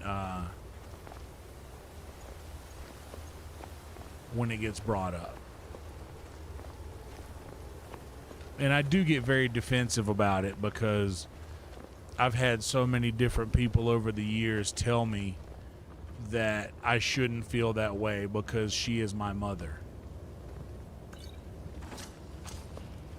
When the truth, I mean, I get that, but that's also because they're plugging their mother into the things that I'm saying, and they're thinking about what it would mean for them if they were to say the things I'm saying about my mother about theirs. And that's just a false equivalence, because their mothers were incredible and nurturing and caring and incredible and awesome and loving and kind and deserving of their love and deserving of being a part of their lives. That is not my mother.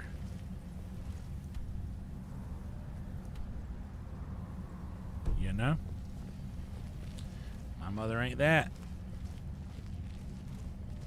My mother is a manipulative con artist who stole my dad's money and then stole my money the same way that she stole my dad's money. By the way, my dad was the overseer of the money that I received from the insurance settlement when I was a kid.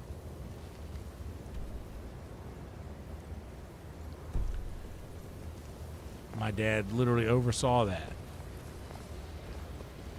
He was in charge of it.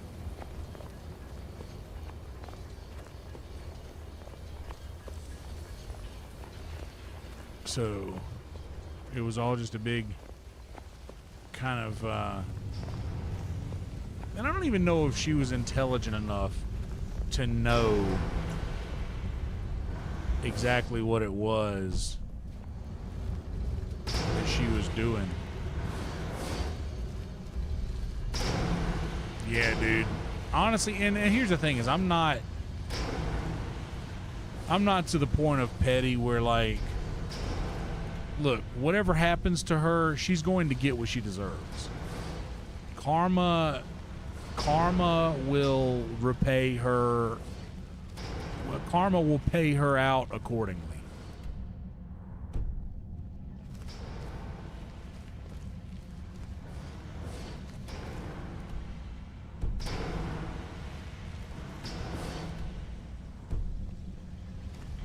There's where I need to go.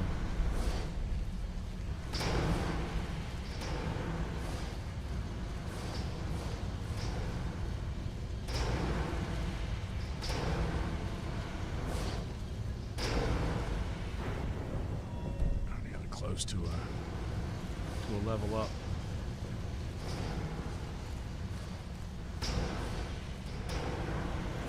But yeah, dude, like I said, it's just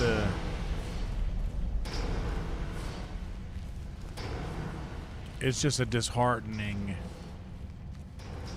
thing whenever, after all of those years of being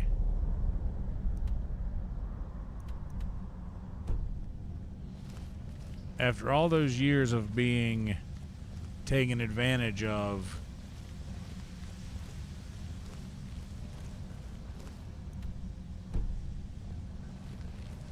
and all those years of enduring the things that my mother put me through, even after all that time, it's always expected for me to be the one to forgive her and give her another chance, even though I gave her another chance when I moved in with her when I was 10 years old, not even knowing that's what I was doing, you know? I didn't even know I was giving her another chance. I had no idea. I didn't even know about giving another chance. I had no clue what was going on.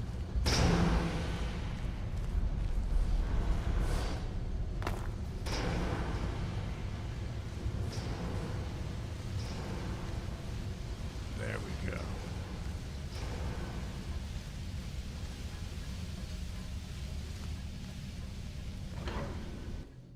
Well, that's what I've always said, is I have no problem being someone else's karma. And that's the truth.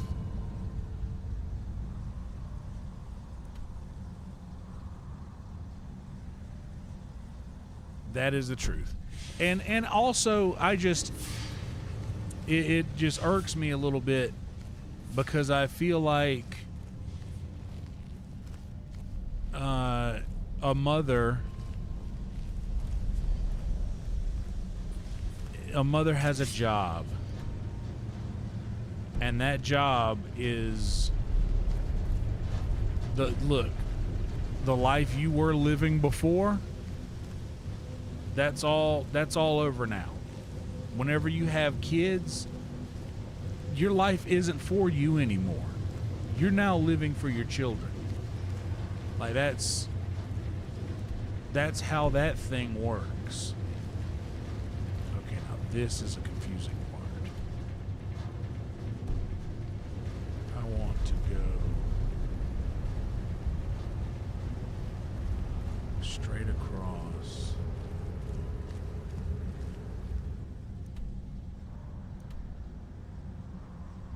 I need to get into there.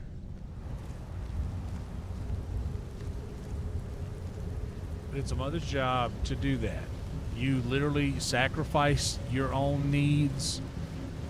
You sacrifice basically your own life because now you have a child.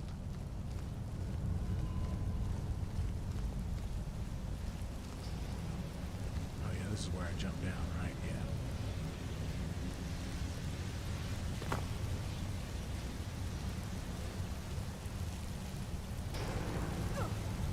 And my mother failed that test miserably twice. Once with myself when I was 2 years old, then another time with her own grandson when he was 2 years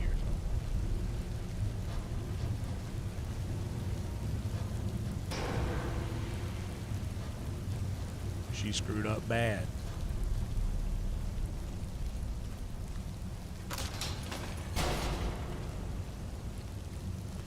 And I don't feel bad about it. And she doesn't deserve me. She doesn't deserve me being part of her life. And I have zero problem at all with becoming someone's karma, dude. I got no problem at all being somebody's karma.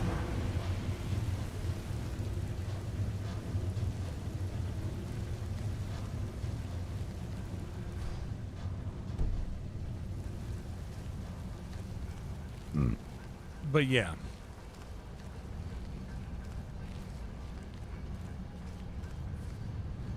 And that's the thing, is like there's certain times, and I don't want to come across, I never want to come across as harsh in any way when I'm of how I say something.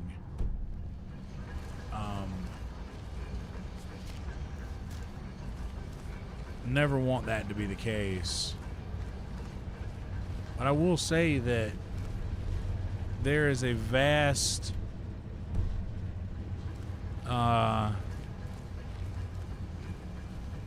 a tremendously vast amount of people who are always so very quick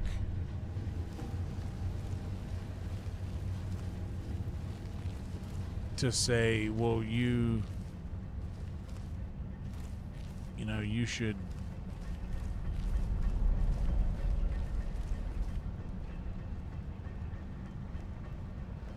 you owe it to your mother to forgive her. And I'm like, yeah, I understand that, but where is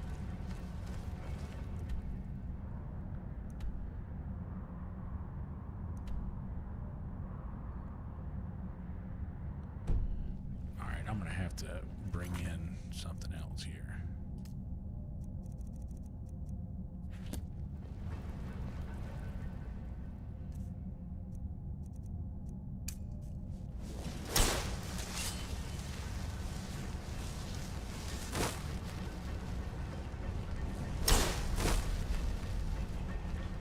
Like, yeah, it's always, well, that's a little harsh, don't you think? Instead of, oh my God, she did that? No wonder. No wonder you don't want to be around her.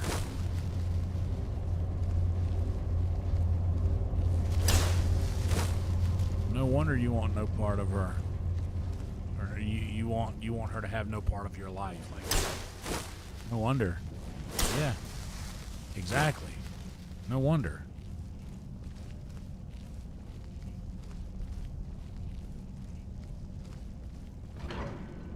And that's why I say that. That's why I responded to Amy to hey, just, I don't want to have to tell the whole story again.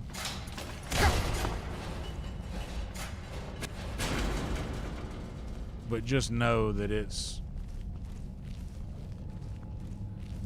I wouldn't.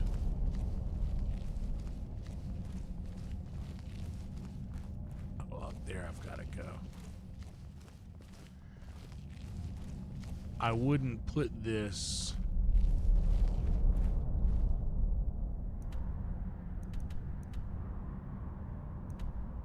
Oh, the Black Reach I've got to go. Oh God, I hate the Black Reach so much. What's up, Rhino?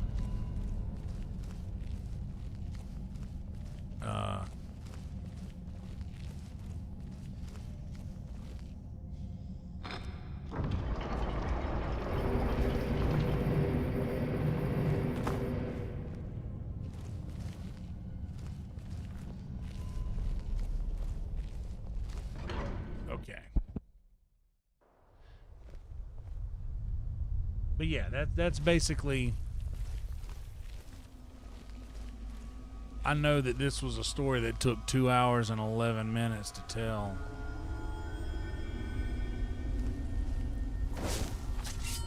But to answer the long question that Late March or Gore, I forget who asked earlier, if I celebrate Mother's Day, I do not, and I will not.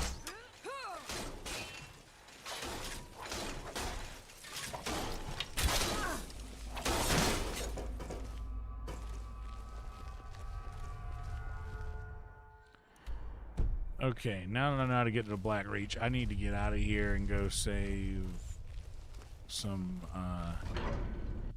space in my satchel.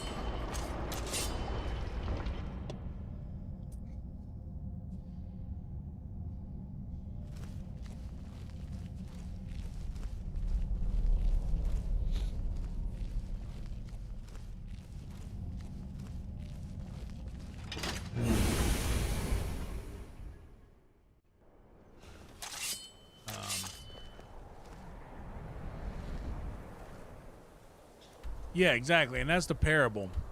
Yes. We are taught to forgive people. But in the parable, he says, you forgive them 70 times, 7 times. So to say, like, yeah, I will forgive you and I will forgive you again. But if you continue to make the same mistakes, like, I'm not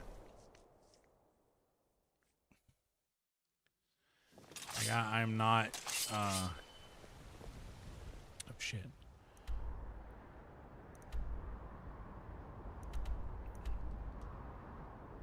Shit.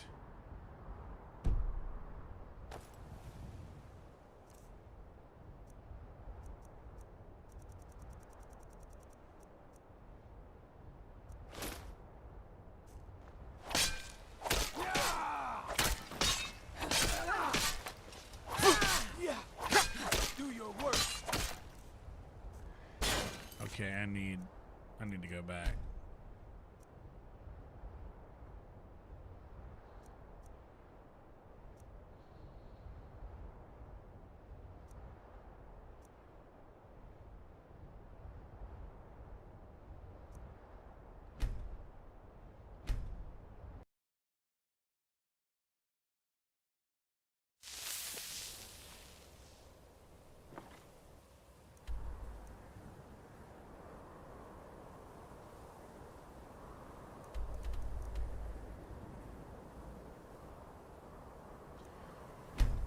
So yeah,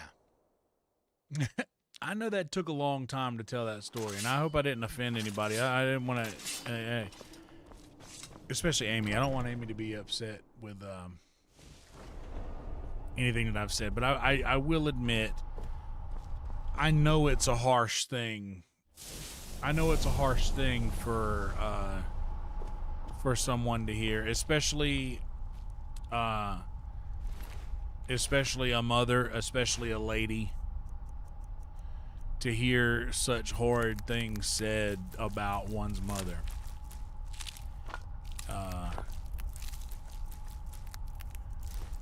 But like I said, there's just not a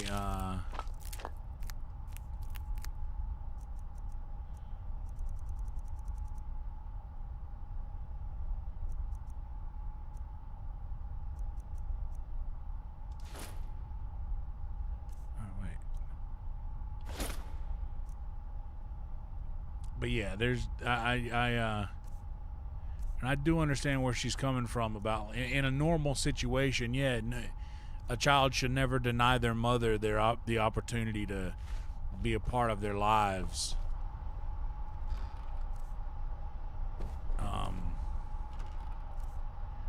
But there is a place for nuance.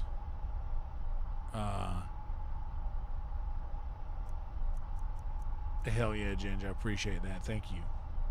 I've also not been so active in chat lately because of the just getting lost in the story and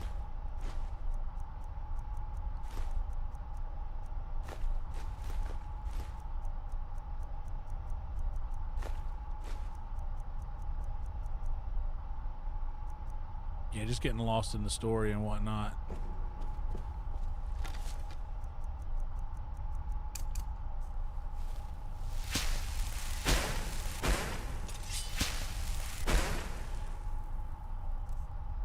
Well, see, that's the part that I was talking about, because I think, how did let me look, how was it said? Where Amy said, I agree with your girlfriend about denying your mom your awesomeness. How can shitty people learn to be better if there are not good people to show them the way? And to that, I did address that in the story, where I did, like I said, there's no reason why a child should be telling their mom this thing. You know, this is not the sort of lesson that a child should be teaching their mother. But she says, also understand that, and also understand the need to cut out bad people sometimes, just saying it goes both ways. And it does go both ways, but the way that it goes, what's up, Stay Tuned? Good to see you, buddy. Appreciate the like. By the way, guys, thank y'all for being here. Please like the video, subscribe to the channel as well. What's up, Ghost Shop? Ghost Pet? Good to see you, Ghost Shop. It does go both ways, but in my experience, and I'm the one that has experienced this most of my life, so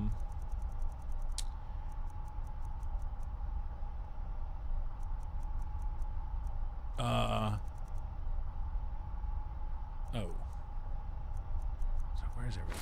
It's disorganized. Good to see you. I've experienced this most of my life. The other way that it usually doesn't swing the second people hear about it is, oh my goodness, are you okay? What happened to you?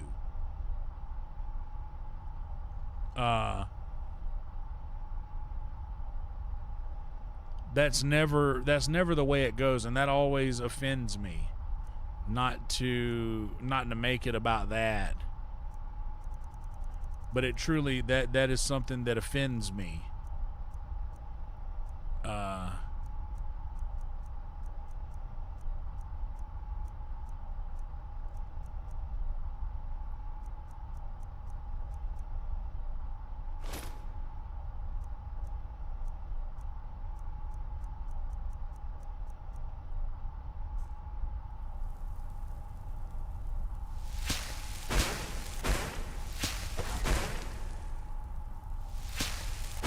It offends me that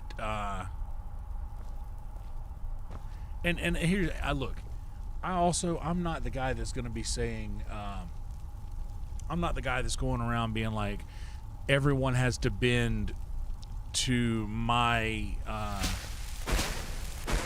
to whatever offends me. You all have to just not do anymore. If it offends me and you do it, you're shitty. I'm not that guy. I'm not going around doing that or being that or saying that. But I am just saying that everyone is so quick to jump to the defense of the mother.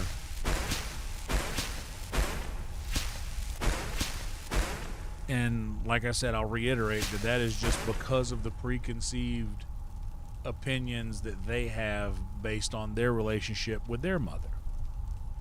I don't have that. I don't have the relationship with my mother that other people have. I never did. And like I just told, and I know that story took 2 hours to tell.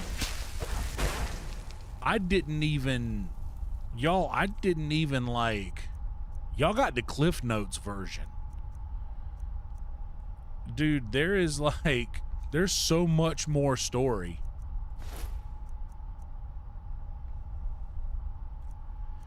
There's a crazy amount of story that you guys don't even. Yeah, there's crazy amounts of story that you guys don't even like get to hear. 17.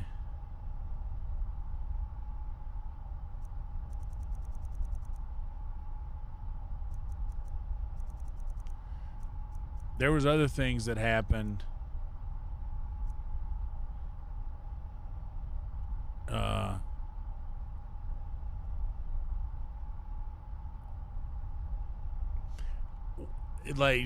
There's other things that happened. It would just be like I'm just stomping at this point.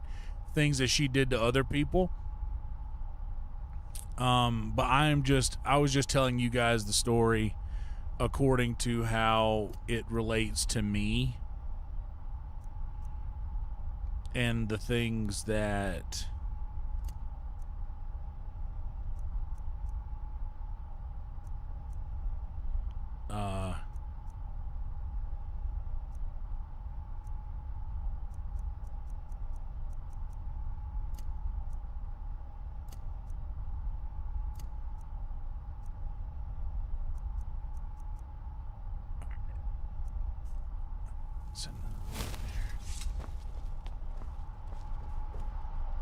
what time is it? But yeah, I was just telling you guys the story of how it relates to me. But dude, there's other shit that she's done to other people that is insane, bro. Like stuff that she did to my brother and my sister-in-law, and the things that she tried to do to like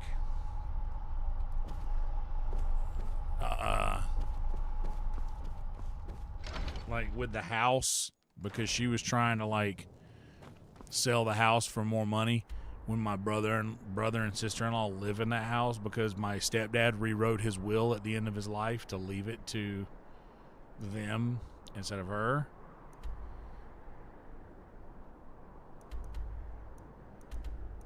It was a thing. It was a whole thing.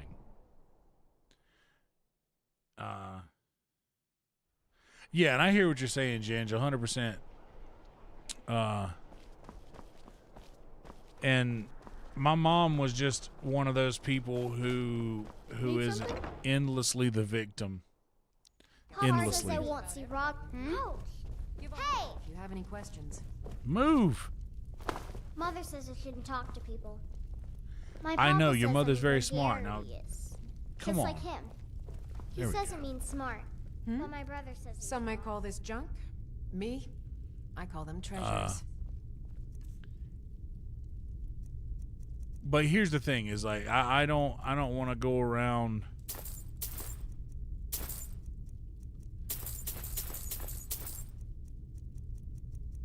I don't want to go around being like I have the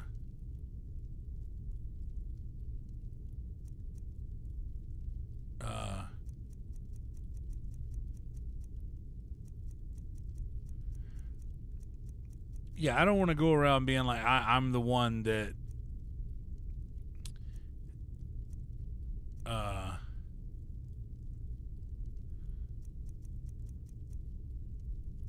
I'm the one that did all the right things, even though that is like, it's like true as shit.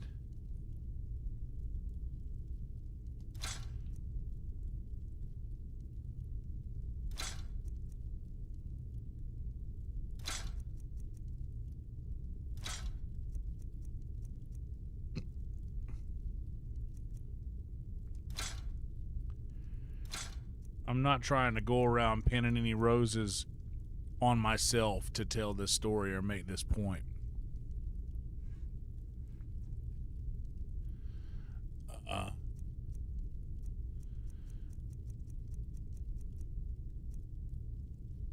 But people are so unaccepting of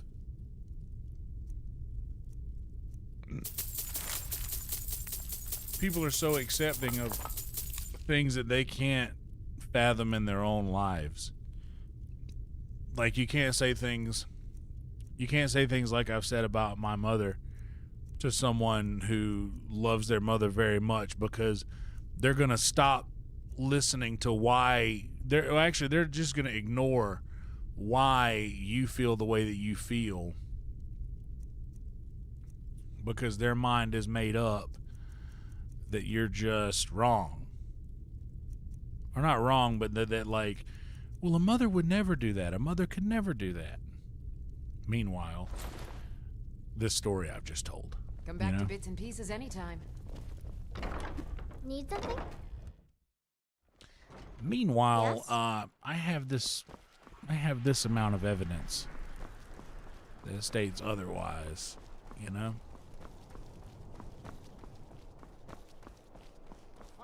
Seems there's looking. She was to my protect favorite person yourself on earth. or deal some damage. There were many times that other stuff I didn't tell you about.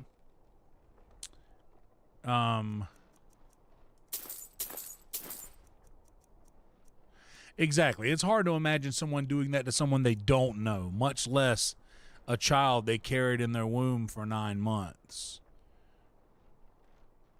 It's not a thing that a lot of people are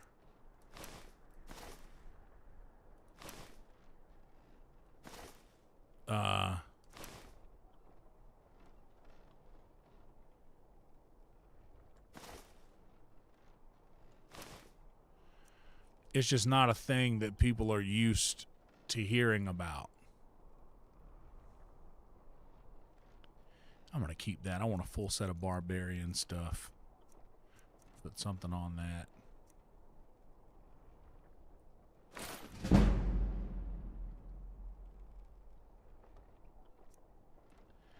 $208. What do I got for $208?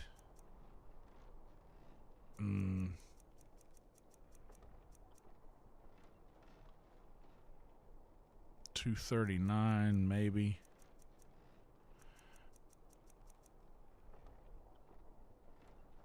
You know what? I'll give you a deal on that one, bud. Return anytime you need arms or armor. My forge never rests.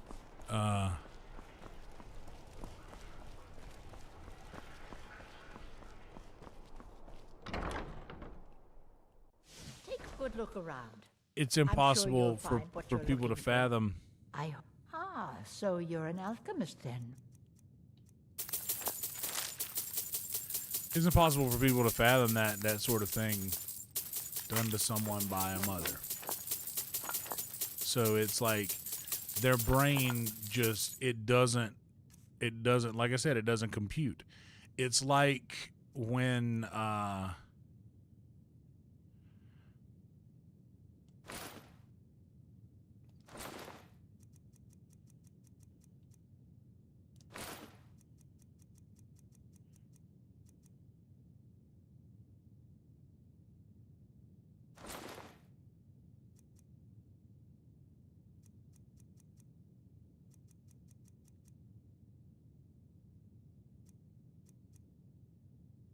we'll take that.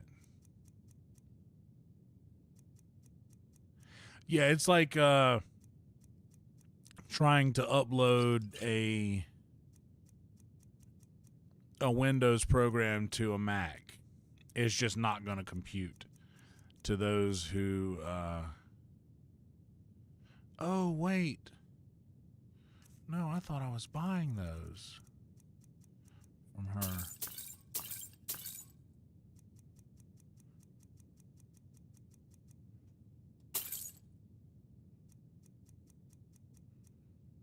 What else did I just...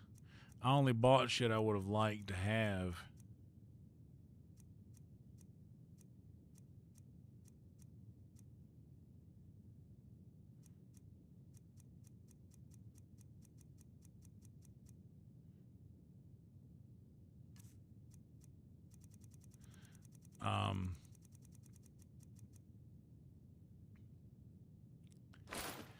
But yeah, it's the part of it that I feel to not be fair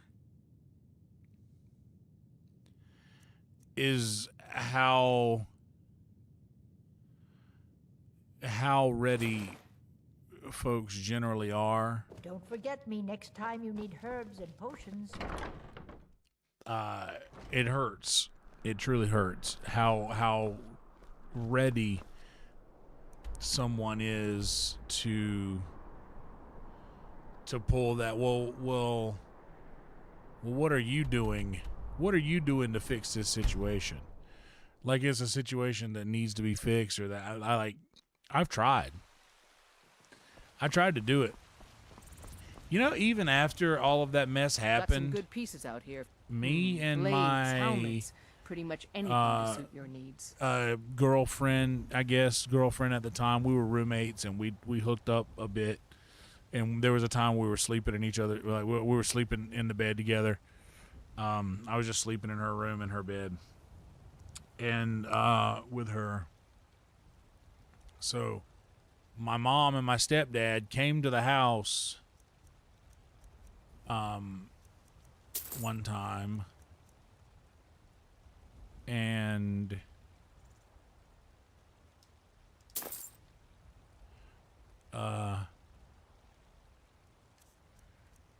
they slept in my bed in my room, and I slept with Blair in her room. And they got into a really bad argument that night because my mom was like actively flirting really hard with some friends of mine, like a specific friend of mine. And, like, it was kind of like my stepdad just kept being like, you could tell he was uncomfortable, but he was quiet. You know, he wasn't really the one that'll come out and say, hey, cut that shit out. You know, he wasn't really like that. But,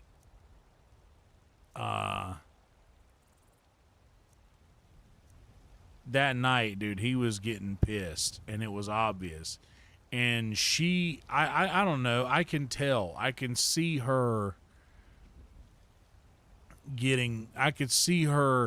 actively attempting to do the things that was upsetting him for the reason to get him to kind of explode.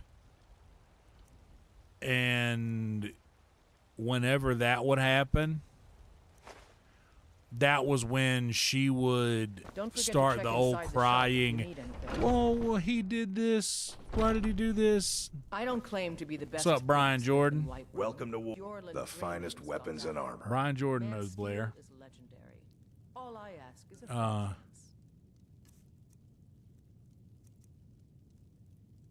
But what was I gonna sell to him? But yeah, and go Braves, by the way. The Braves beat the Dodgers today in a series. We've still only lost one series to those dadgum Mariners. But go Bravos. Go Braves. We got a little Red Bull, by the way, the red edition. It's warm. That was my shifty. My end of night shifty from work. Because I wanted to make this a long stream. I haven't done a long one in a while. We used to go for 6 hours. But lately I've been cutting them real short. Anyway, I digress. I gave her chance after chance after chance. They came to the house, and this was after they were already having trouble. They were already having problems. And my mom had already started, like I remembered her going into the bathroom, and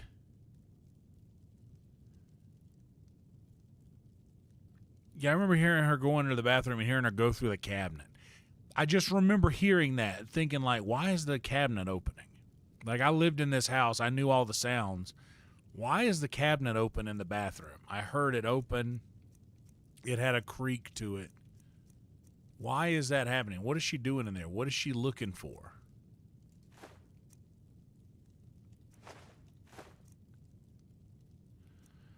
And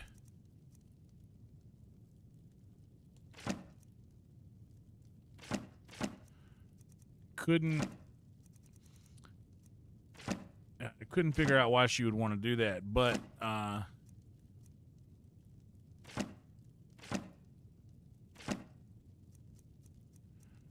it was because she was looking for pills. She was looking for any kind of drug that I might have had in there. Because this was after my stepdad was already sick. But before he was in the hospital for that. Before she got caught cheating.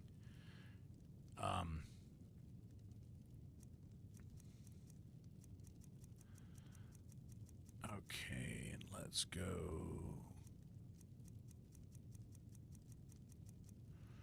All right, we got a lot of ore to drop Good off. Good doing business with you. Lakeview.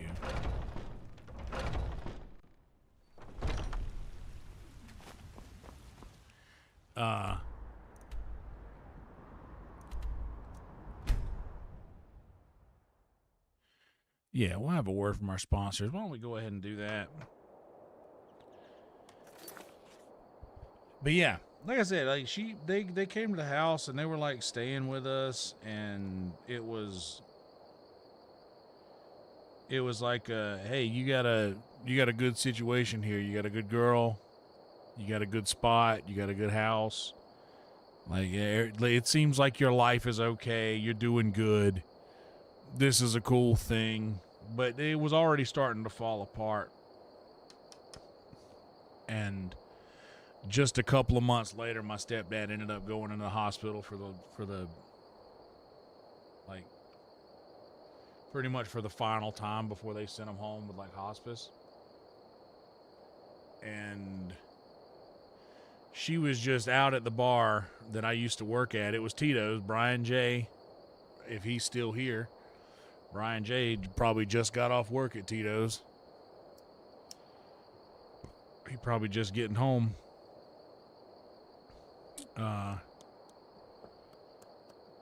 We were there that night. And, dude, she was just steady flirting with this dude hard, one of my buddies. And we were all drinking. And you could just see my stepdad was fuming, bro. And she knew it. That was the game. I saw it for years. She would just sit there and just poke and poke and poke and prod. And poke and prod. Oh, hell yeah. Later, Panic. Have a good night, buddy. Just literally poke and prod until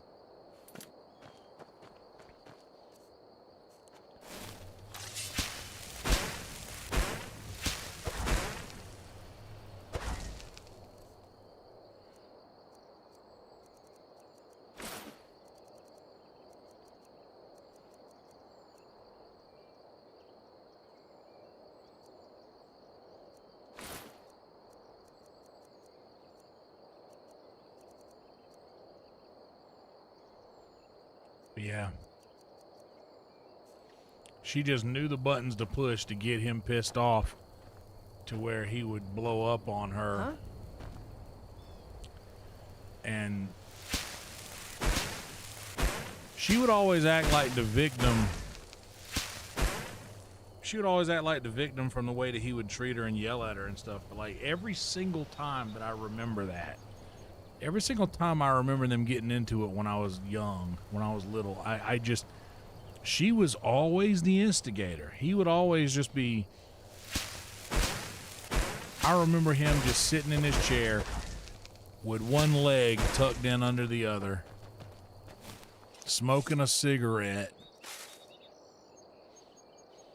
and my mom just walking through the house, say something snarky, and then my stepdad just going, Gina, just drop it.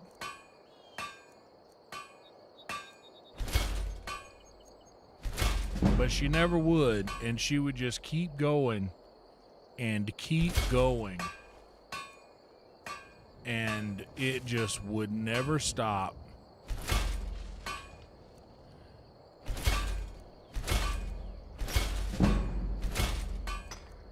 Never stopped, man.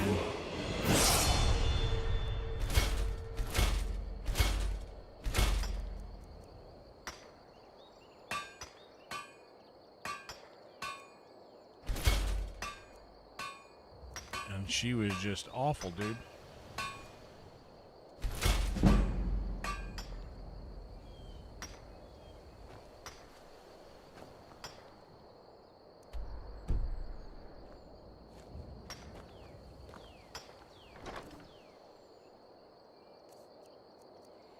But every single time she would always, that's how it would work. She would get under his skin until it got to the point. Wait, is there gold? Oh, okay. I got 2 in here. Let's go ahead and get these out.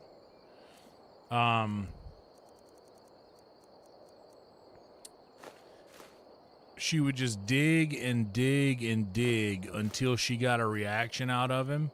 And once she got the reaction out of him that she was satisfied with, she would start crying and then come to me or come to my stepbrother and try to make it out. You see what he does to me? You see how he treats me? All of that. You see what he did to me and no responsibility at all of my own? You see how this is, how he's treating me, and like me and my brother used to talk. I remember the day where my brother finally realized that I also, because it was one of those things where they weren't gonna say anything to me because it's like, well, he's her son. He gonna go back and tell her what we're saying. But I remember the day where my brother realized that I felt the same way that they did about her, or that he did about her anyway. Because I brought something up. It's like, yeah, and there was this one time when my mom just kept slamming shit around and throwing shit around in the kitchen and just screaming at my stepdad. And then my stepdad had a temper. Don't get me wrong. Like they were kind of perfect for one another, believe it or not, in some weird way. But he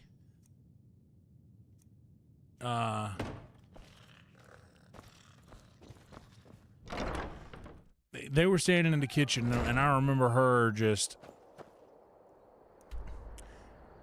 so loud, just screaming so loud and throwing shit around. And I remember my stepdad like put his arms around her and like wrapped her up.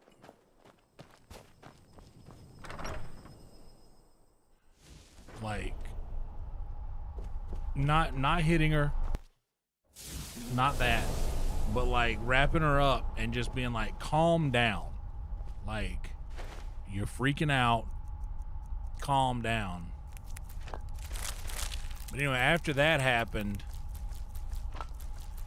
I remember me and my brother just having conversations about like, yeah, that was fucked up. She just kind of, she created that whole situation on her own.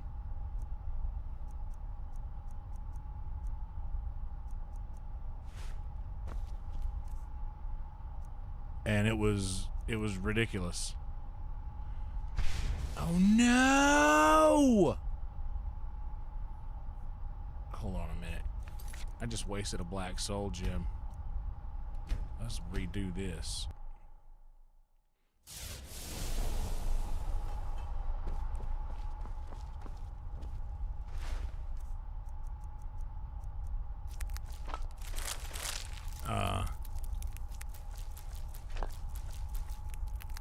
But yeah, I remember that when that happened.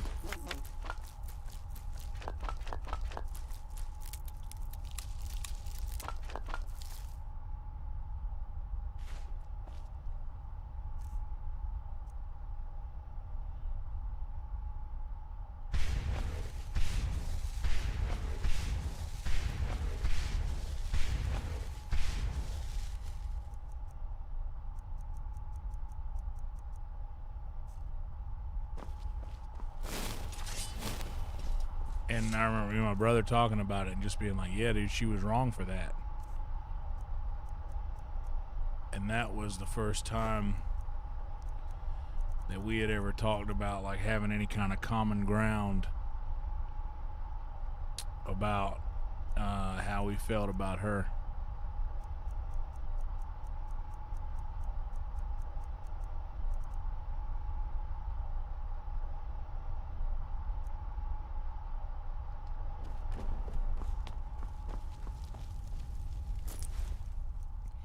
Yeah, I realize I went hard in the paint on this one, answering a age-old question, and I'm sure a lot of the folks that were here early are just not anymore because of, you know, the nature of the content here. But this is my truth. This is my truth. I mean, if you think it's uncomfortable to hear, imagine what it's like to live through.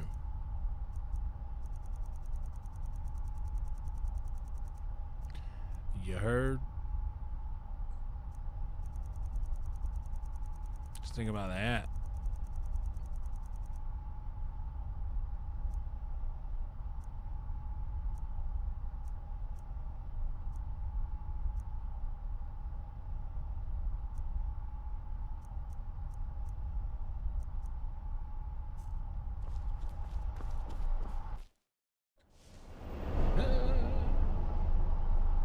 Anyway. What were we talking about again? I want to sell that dynamo core. I heard that. Heard that, Kay. Oh, fuck. He's a jerk. Hey, jerk. Oh, taste your own medicine, huh, jerk? Hey, jerk. But dude, yeah, it's just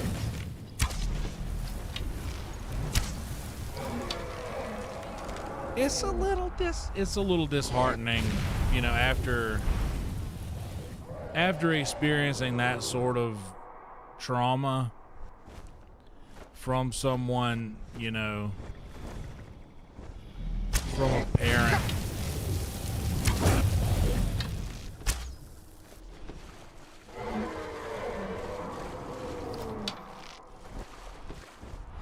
It's always, and I think that's because I know a lot of kids will always just be like, man, my mom, man. And that might be how some people hear this story when I say it, but it don't change the fact that that lady fucked up, bruh.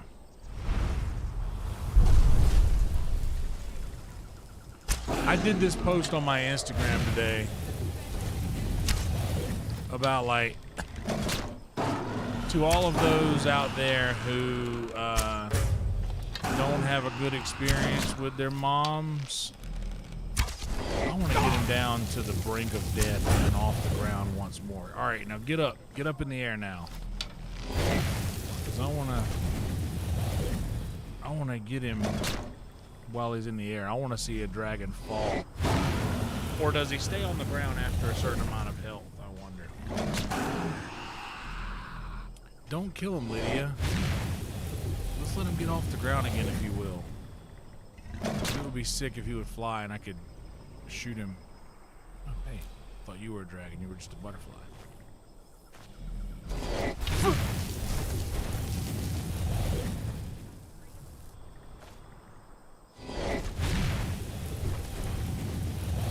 Yeah, I don't think he gets off the ground after. He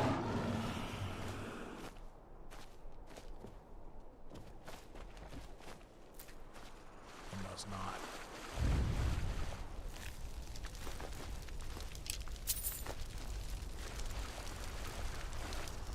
But again, like I said, that's because everybody always has those things that are, you know.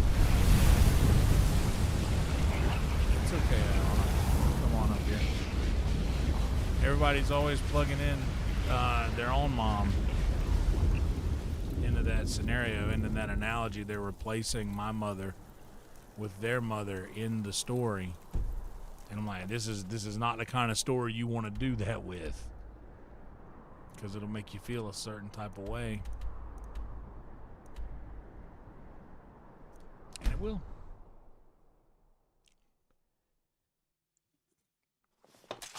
It will make you feel a certain type of way.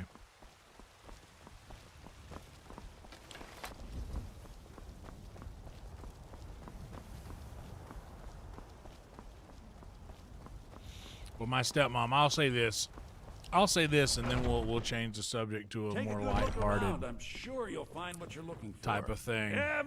Take a look. We'll start communicating more with the chat, but I feel like people love story time. We're having a pretty good turnout on this one,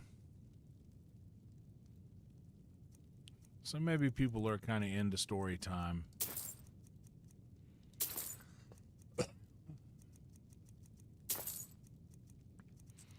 So, my stepmom told me a story not long ago about when I was little, and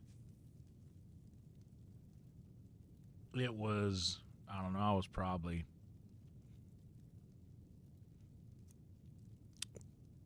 3 or 4 years old, and my mom was supposed to pick me up from school.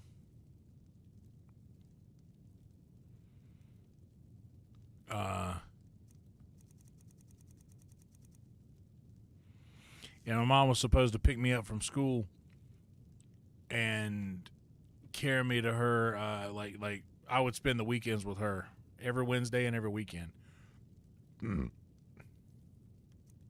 But she didn't pick me up from school. So in my little brain, I didn't understand, that she wasn't, that she wasn't coming. I still thought she was coming. But we get home and they like call her, hey, what's the deal?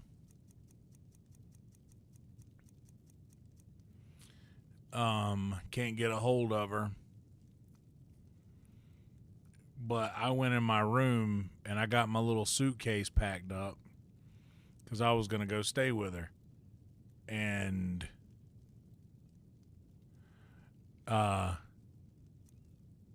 what's up, Totem? What's up, DLC? Good to see you guys. Yeah, so like I got my little bag packed up and I went and I was sitting out on the front porch waiting on her, and I remember thinking like I was sitting inside the house. And my stepmom reminded me of this. I'd totally forgotten about it. Or I don't even know if I really ever knew, to be honest.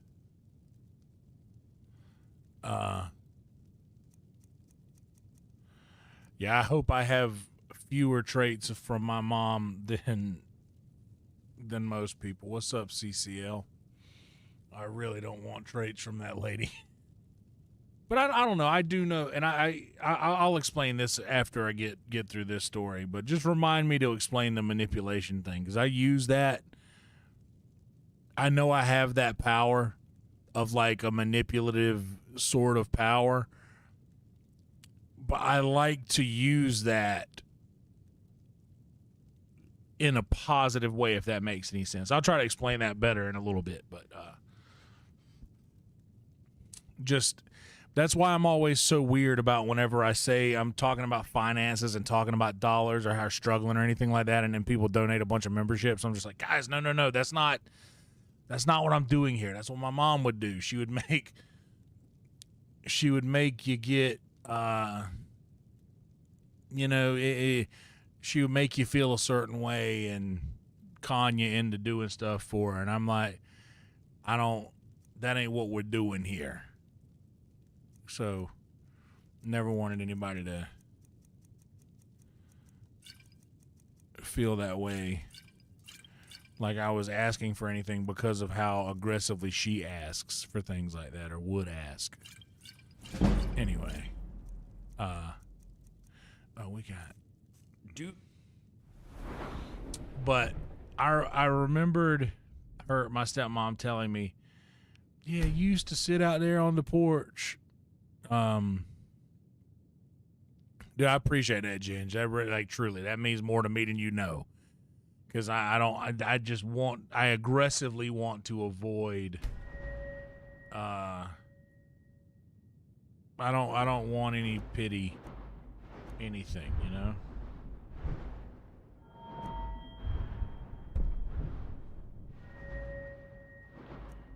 Maybe enchantments? What about enchantments? That was so close to over there.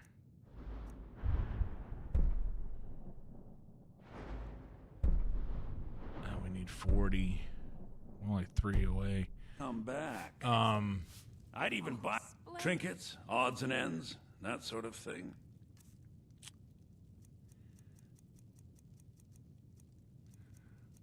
But my stepmom said after you sat inside on the couch for a little while, remembered saying, oh, well, maybe she can't see me in here. Maybe she can't see me if I'm sitting in here. I'll go sit out on the porch. I'll go sit out there and I'll wait for her because she'll be able to see me out there. Maybe it's because I'm sitting inside and she doesn't know I'm ready. So I remembered, like, waiting, and then after dark, she would call. And I remember being little, and they were always pretty strict about me going to bed when I was supposed to. But I remember them letting me stay up one time, and it was that time they let me stay up because she called. And she finally called, and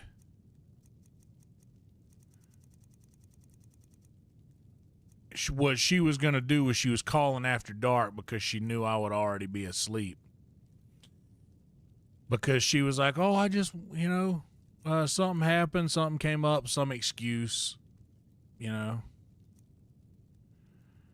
whatever. Alterations cost 20 less. Ooh, and Magica 125. This is actually really cool because these are the two that I use, destruction and alteration. I'm buying this.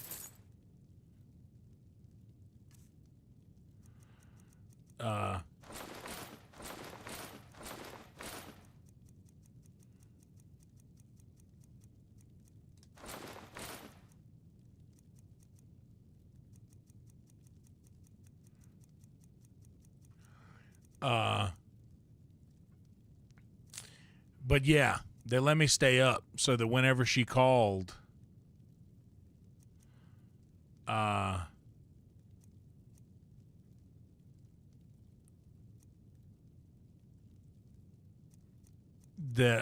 were like, oh no, he's right here. You can apologize to him.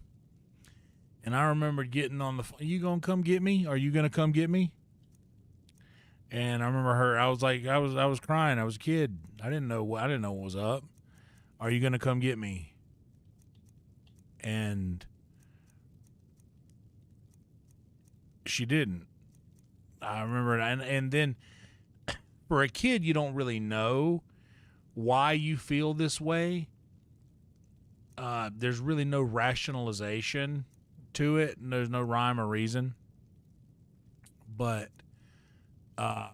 you get to this point to where that feeling turns to hate towards the people that are actually there for you.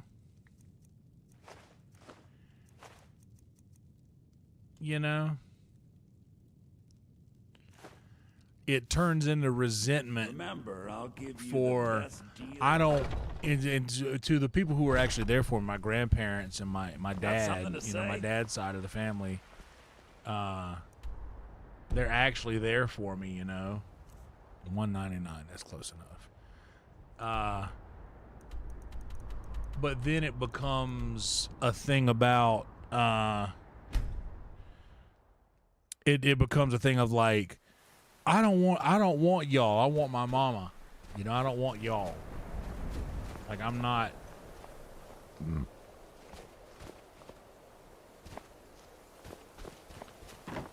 Like, basically, I'm not here for you. I want my mom instead. I don't want you. So it starts to make you resentful to the people who are there for you because all you want is the one who's not there.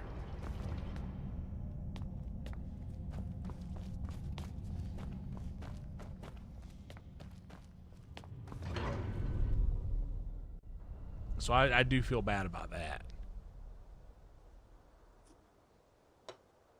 Because I was such a mean kid, dude. I was such a shitty kid. I didn't understand.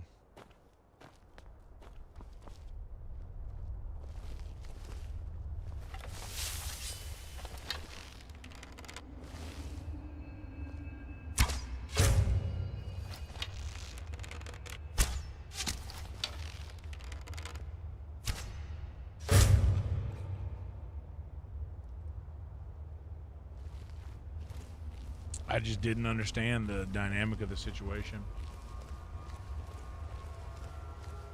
Had no idea that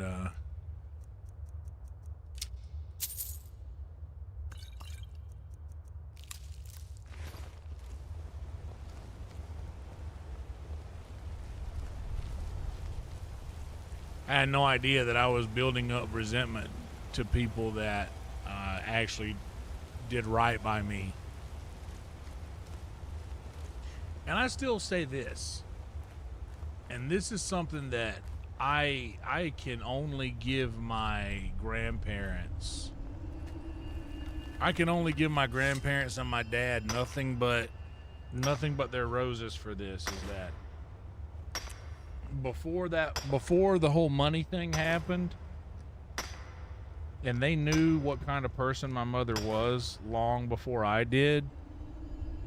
Let's have a word from our sponsors, by the way. Get them packed up. Dude, they knew, and they kept that to themselves. They never told me. They kept that a secret.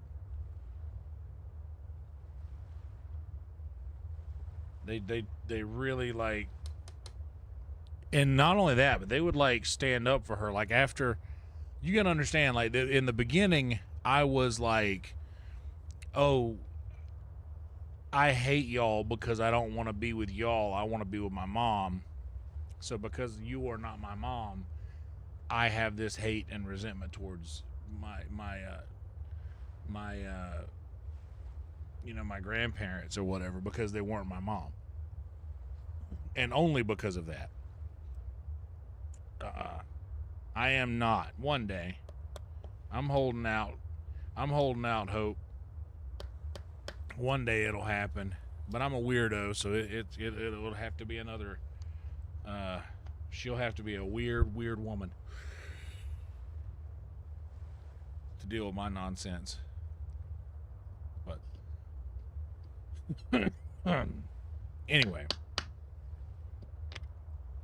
that after years of that sort of thing, you know, the wondering if she's gonna pick me up.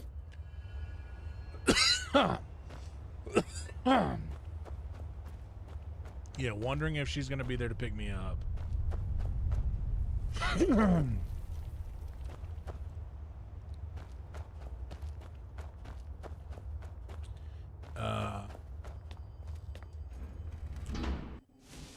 Years of that kind of made me sort of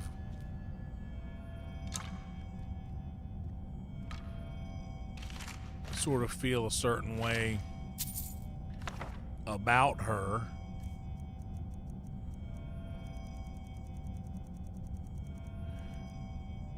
But still, after all those years of me feeling that way and kind of putting it all together on my own, not really knowing, like I had figured it out without knowing I had, if that makes any sense. You want to go to sleep, Lydia? Let's go to sleep. It's 10 o'clock. Let's get some Z's. But just that had caused me to say certain things about her, you know, negative things about my mom that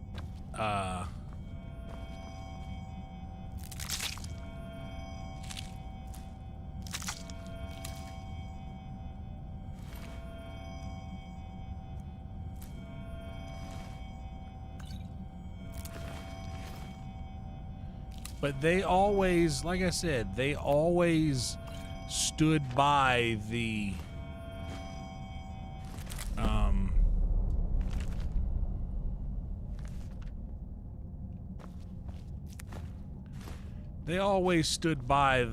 storyline.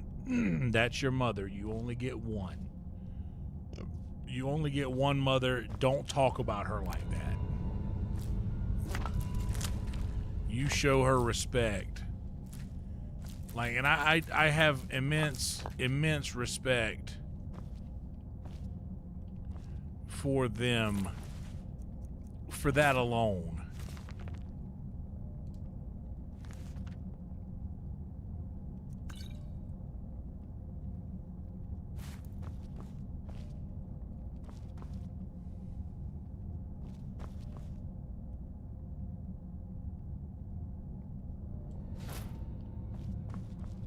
much does that carry?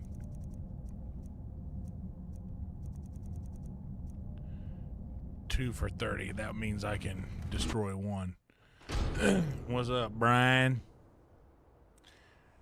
But yeah, dude,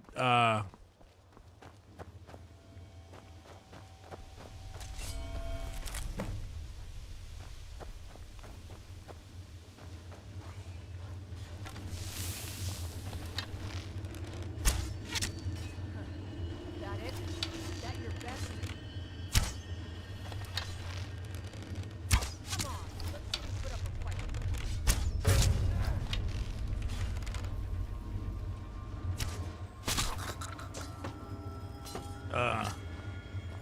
yeah, they stood by that and was like, yeah, dude, you don't talk bad about your mother like that. Even though she for real deserved that shit, bro.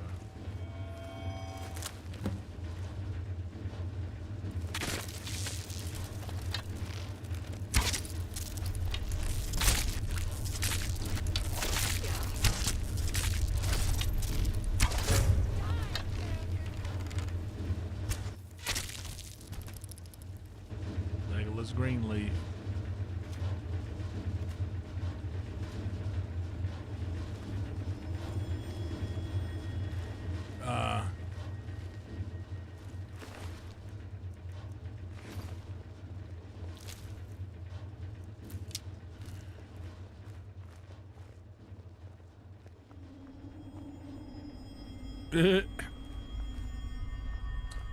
Yeah, mine, I think I got more of a...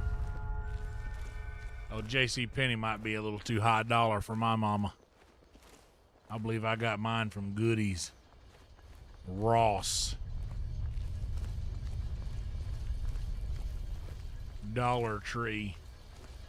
From Dee Dee's. Dee Dee's Discounts. I got my mom from a Dee Dee's Discounts. But nah, like, but for real, like, I'm not to make light of it or nothing, but yeah, and I understand how it's,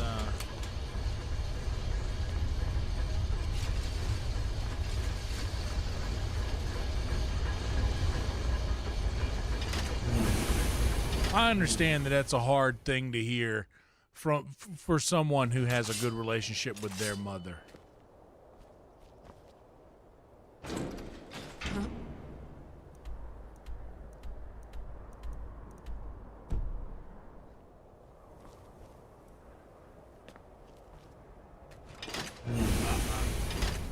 It's hard for them to accept that I wouldn't want to have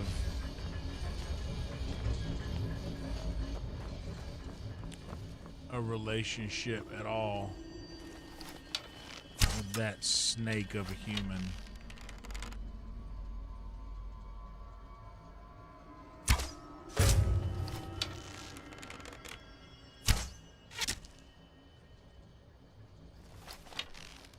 Hang tight, right? Okay, you're on the move. Oh, I almost got you there. You hold tight right there for a second. There you go.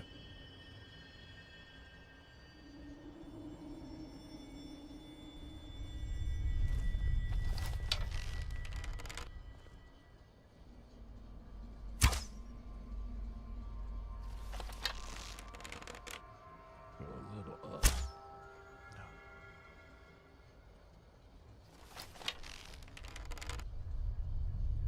All right there. That's good.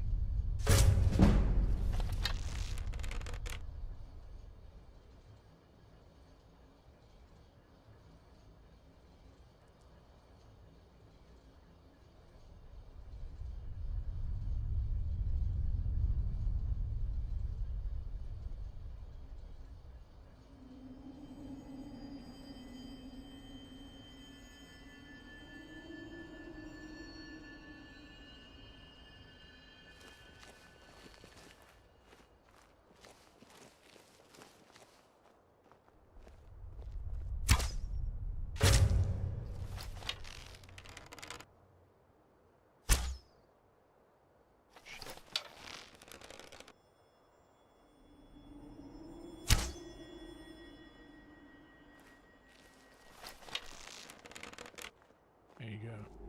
Come on. God, Oh, no. Lydia, baby. Good Lord.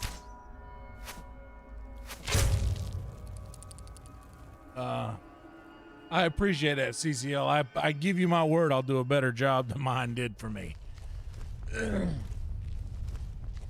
By striped sheets, you'll never have to wonder which way they go on. That's my first lesson as mother.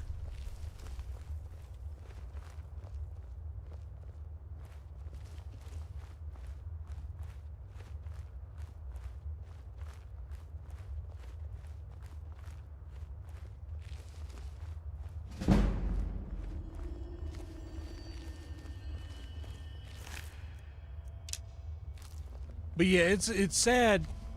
It really is. Like not to make it about that, but it makes me sad to know like how much I truly cared for her. Like more than like she was really my favorite person, and she was cool, dude. She listened to music that I liked. She was like, she loved Incubus and fucking Afro Man and Cypress Hill. She had a great taste in music that I loved.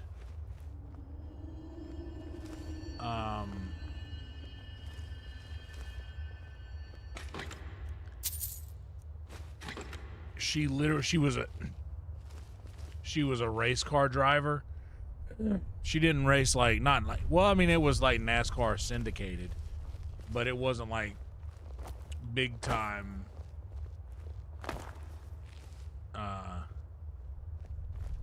It wasn't like a big time race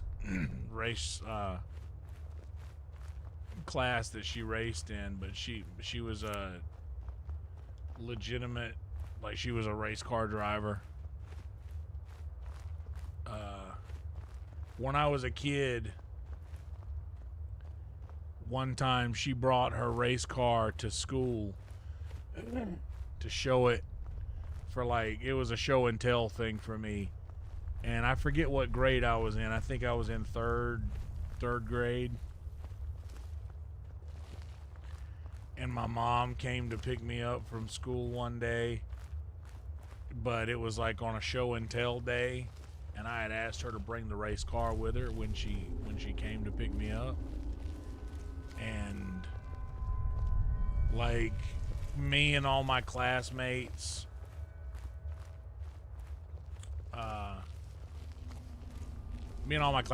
we went out. Teacher took us all out together to go outside to see this cool thing. Like I always bragged, oh, my mom was a race car driver.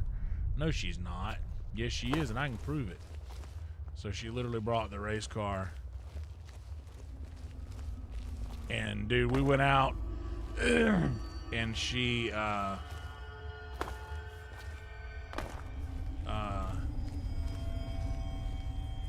like in front of all of my classmates, bro. She like started up the race car, and I mean it was so loud and awesome. Dude, it kind of that made me pretty popular. It made me pretty popular as a kid, you know, like she was a legend of, like she was like a legend of in my mind, like a part of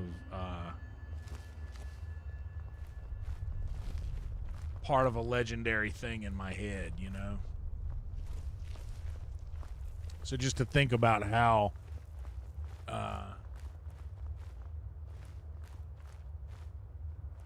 I felt about her and how that all changed.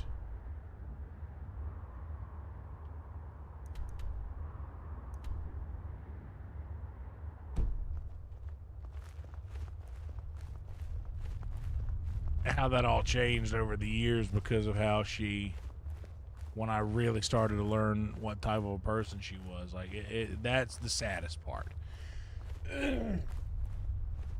That's the saddest part to me. Like to everybody else, everybody else gets hung up on stuff that I'm already over.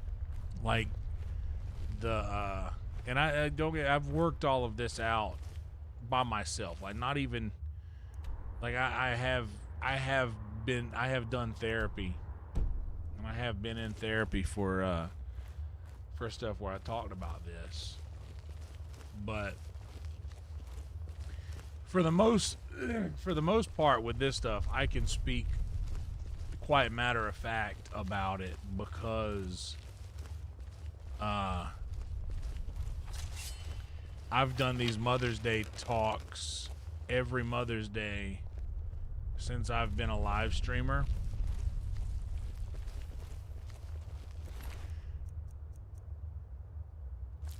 So to hear me talk more in depth about those stories, you can just search Mother's Day on my channel, and there's a few of them.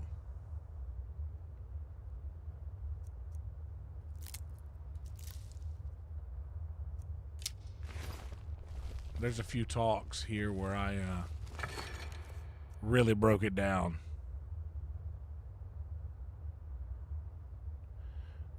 This is not quite as good of a version of the thing we just bought. And this, we will sell the bejesus out of that, and this we want, and that, and we got that. We will sell it.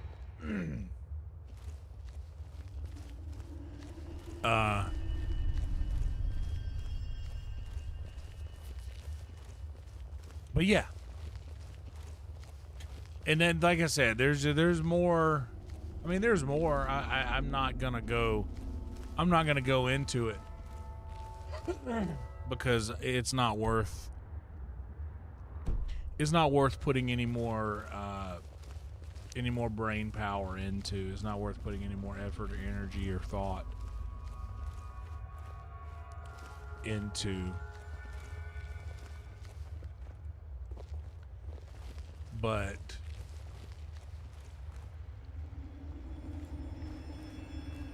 just take my words on this matter.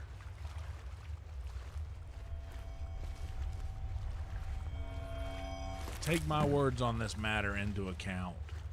Anytime someone else ever says anything about shit, not big enough.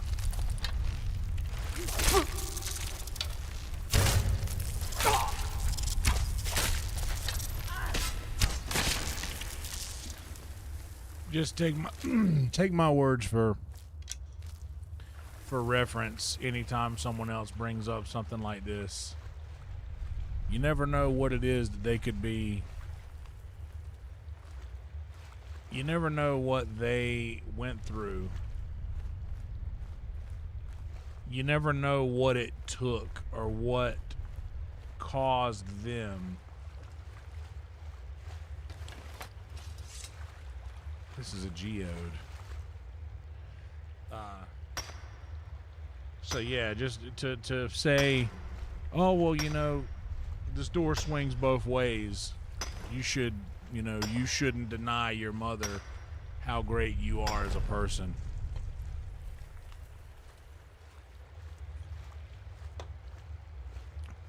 Which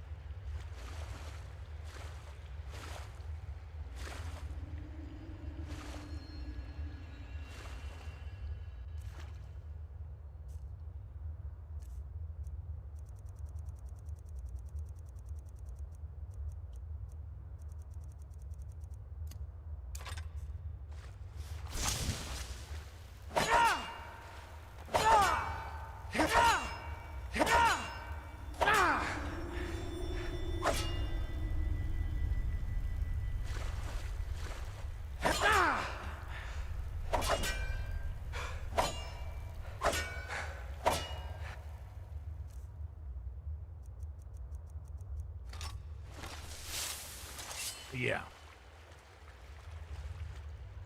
Not everybody had the same experiences, and not everyone. And I know that this is, I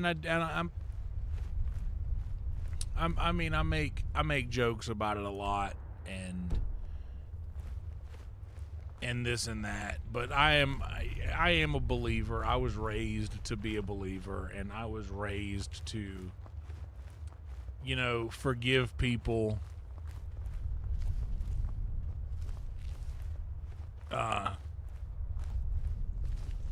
Forgive us our transgressions as we forgive those who transgress against us. And man, I am good at practicing that. But I do have to admit that, like, I am of the church that, man, maybe not everybody deserves, you know, maybe not everybody deserves that level of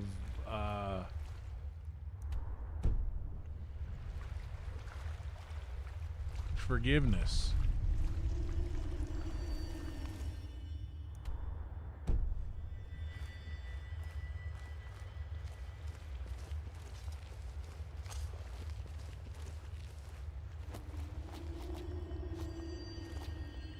And I will, and that's the thing, is that I did. I told it in the story earlier.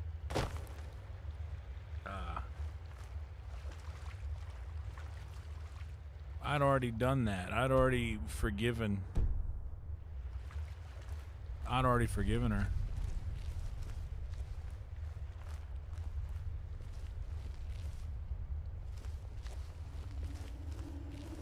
But never again, Slick. I done learned my lesson. Now I'm more of the church. Hey, when somebody tells you who they are, listen to them. Anytime somebody tells you who they are that loud, you listen to them. So I will admit, this does make me a little less. This does make me a little less. How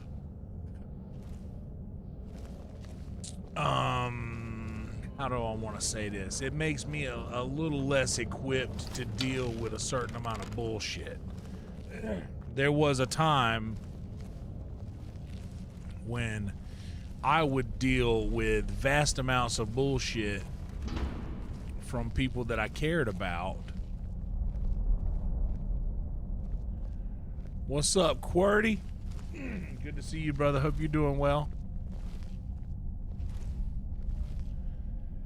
Oh, they're already taking over, bro, but I ain't gonna have one.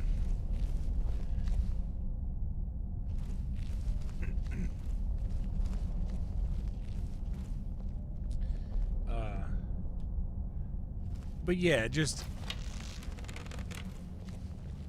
that has probably affected my ability to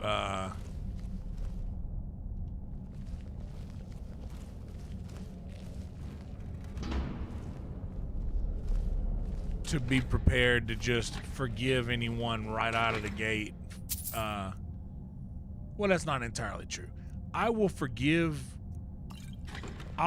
somebody, and I'll give a different chance. I never leave, and I say this a lot, I never leave the door shut on I never leave the door shut on somebody I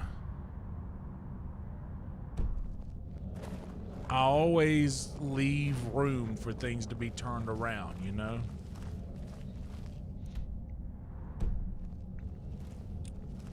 I always leave room for redemption. But after a certain amount of time,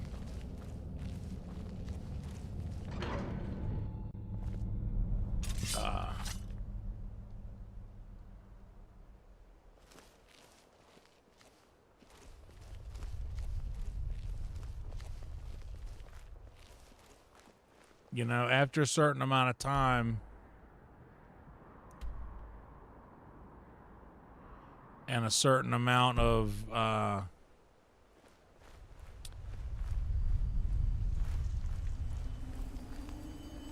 people trying to show you who they are,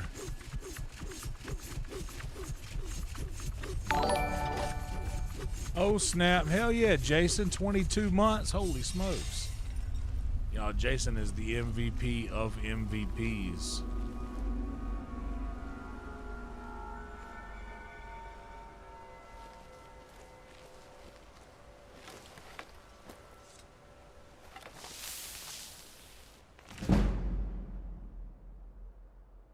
Hell yeah, brother. Thank you for being a member. Jason has been a consistent member of this channel and the Patreon before that for many, many years.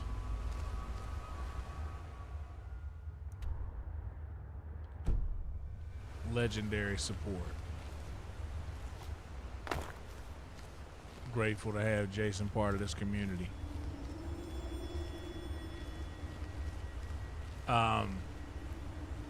But yeah, like,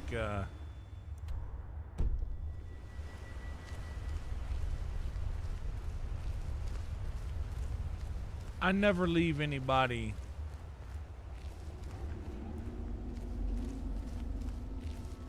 in a situation to where they, oh fuck. Oh,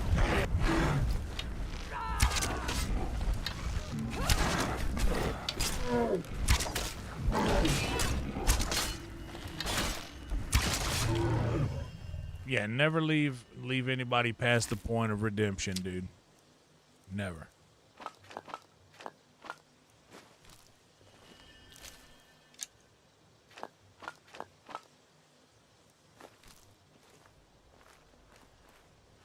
But with the mom thing, truly, who does that?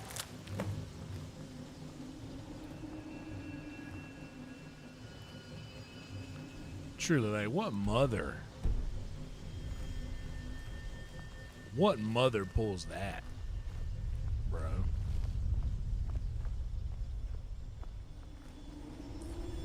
And that logic right there is just the fact that, like, so many sons do that to their mother, where they just make them out to be the bad guy and absolve themselves of any responsibility of wrongdoing whatsoever. A lot of children do that to their parents, but the opposite end of that story very rarely happens. Which is why I talk about it. I don't talk about this a lot. Like, literally, I dedicate one day a year to talking about just this. But other than that, like, it might come up from time to time, but I never go in depth like I have today here.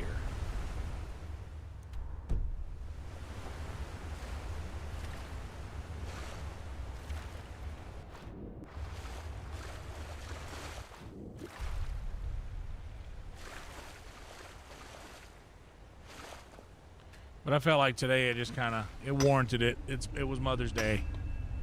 Not everybody has the same experience that I did, and I like to share my experience so that anybody out there who is a rarity like I am, it's, like I said, a very, very rare situation where it's the mother. And not only this, in the 90s. Oh, well, actually, no, this was still the 80s. This is probably 88. I think 88 or 89. 88, 89. When all of the,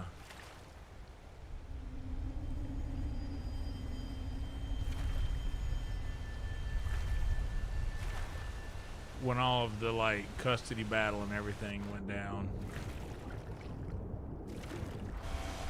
So in the 80s, my dad got custody of me. Which I feel like it's a rare thing for the father to get custody.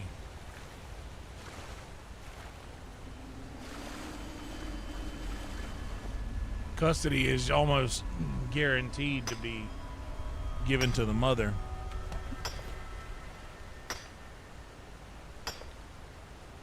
So that should be enough right there to show what kind of a person she was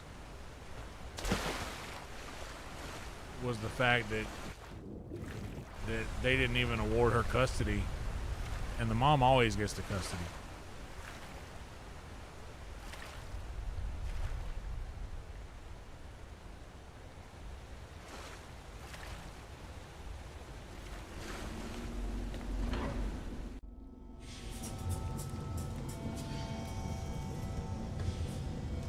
Lydia, don't look behind you.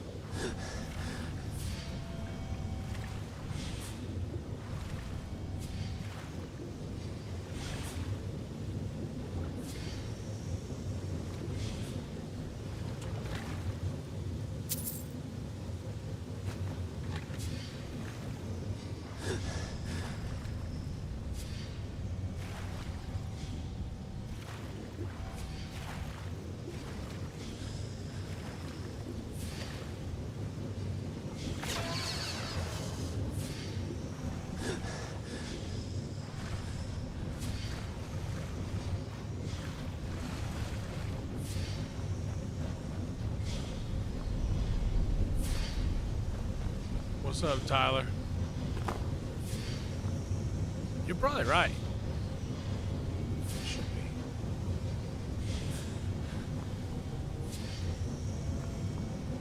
Where is that shit growing at? I hear it. And I want so badly to pick it.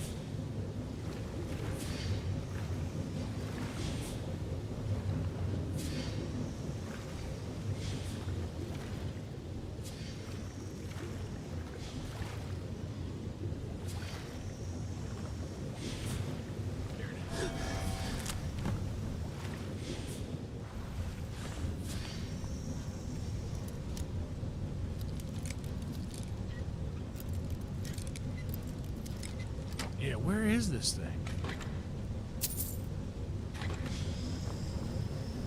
But yeah, like I said, I ain't gonna,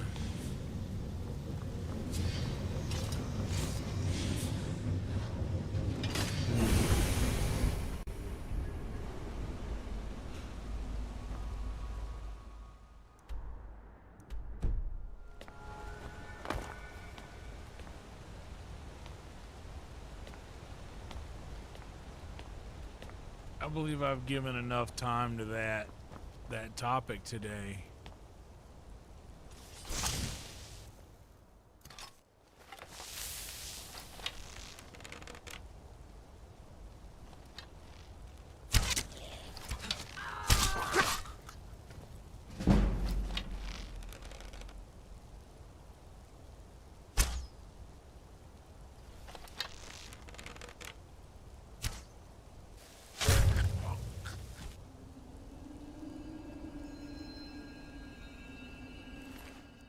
I think we've given enough time to that topic today. But hey, you know what they say, Mother's Day is supposed to be all about moms.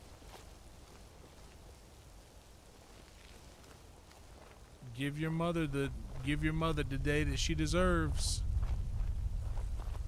And well, I tell you, by my metric, that's exactly what we've done here today. I've given her exactly the day that she deserved.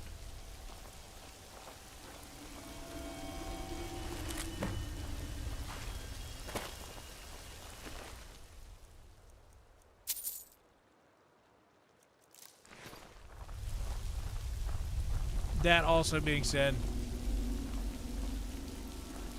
a very, very happy Mother's Day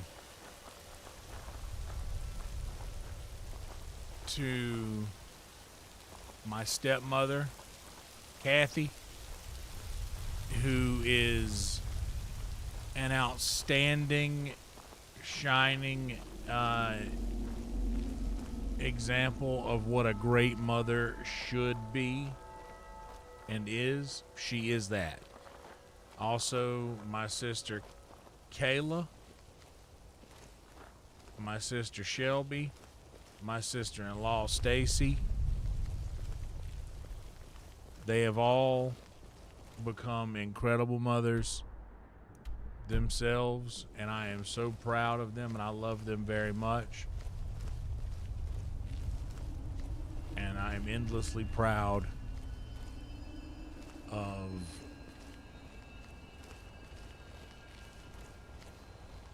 what's up, Coffee? Yeah, we are in the Black Reach. Like I said, endlessly proud of them and the choices that they've made in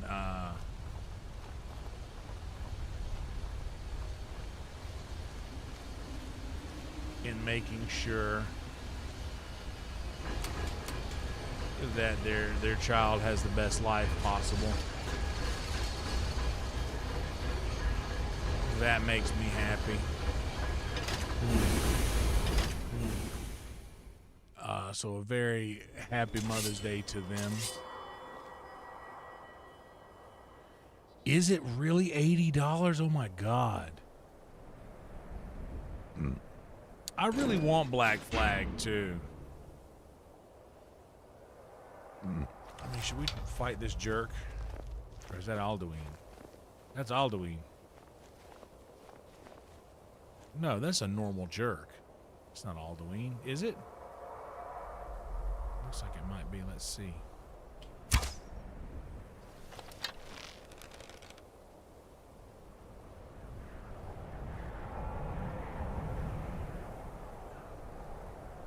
Dova.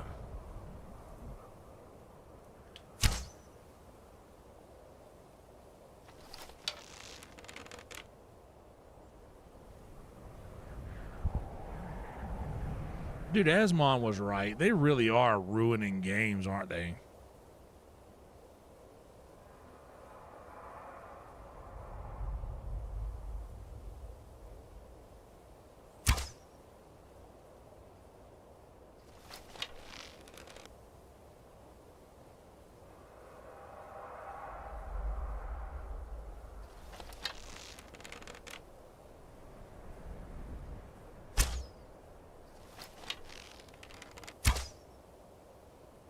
You know what? I don't think it's worth it.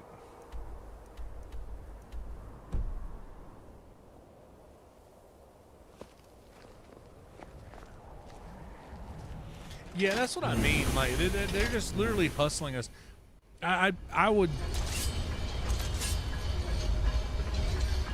I don't know, man.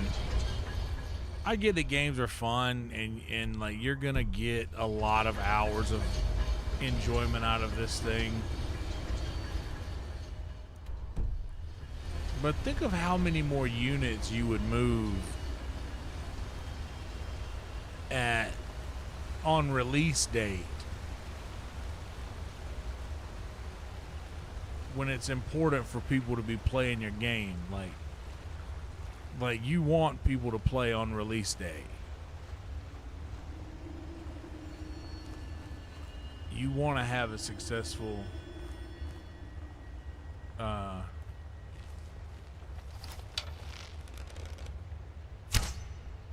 like, you want to have a successful drop, you know? They can kill him. Just gets him out.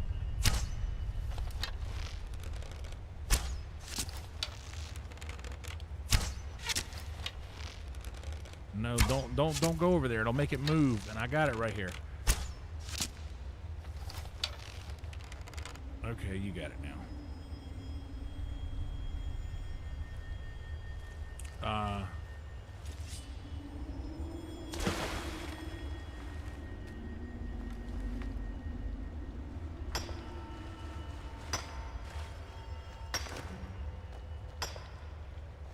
The gaming industry is going through the same thing that the film industry is went through about 10, 15 years ago, to where it's realizing now that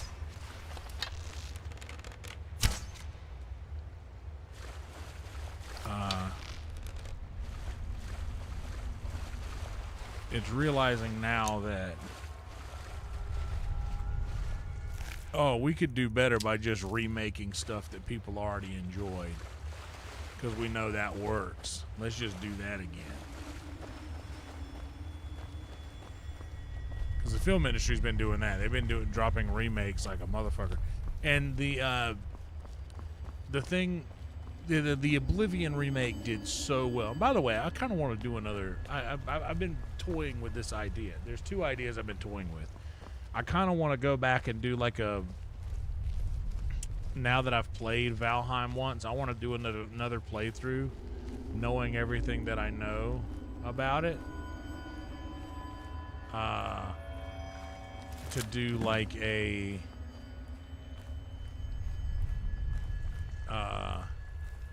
just a builder playthrough, because I enjoy building in the Valheim world so much. It's so much fun. I think it'd be fun to do a builder playthrough.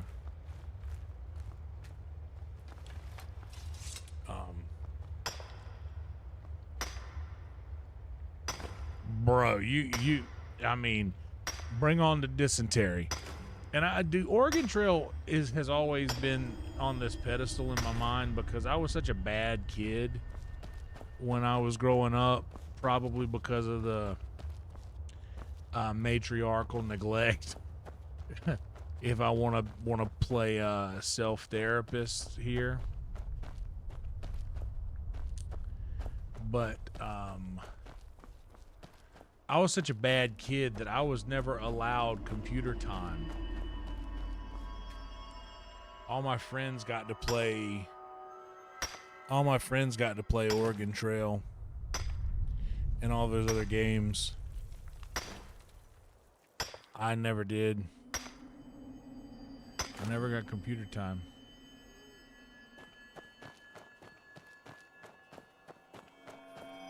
So I remembered. Them's was the rules. They would let you play until you died on Oregon Trail, and I just remember dying immediately.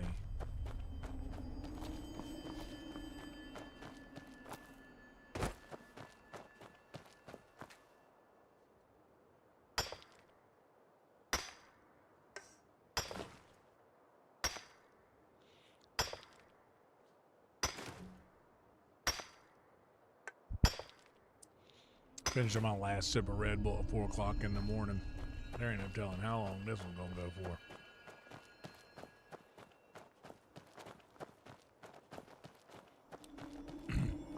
You know what, Roadkill? You're right. Let's go for it. Control-Alt Dylan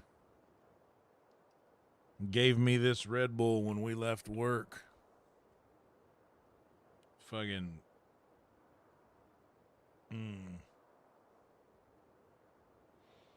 How long was that? That was probably 9:30. Not even. Because I was at the grocery store by... Oh, no, yeah, that was probably 9:30.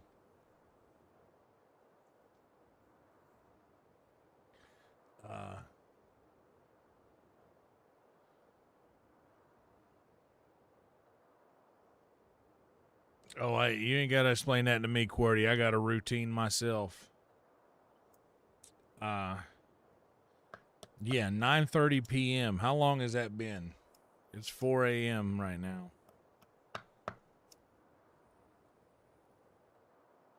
So 7 hours ago.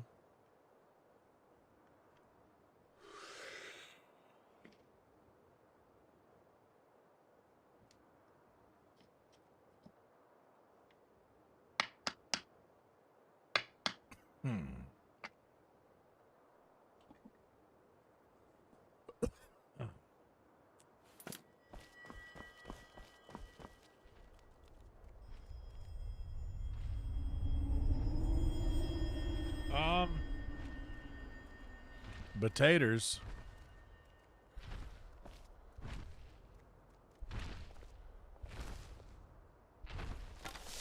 You know what? A giant in the Black Reach. Look, I'm sorry, giant.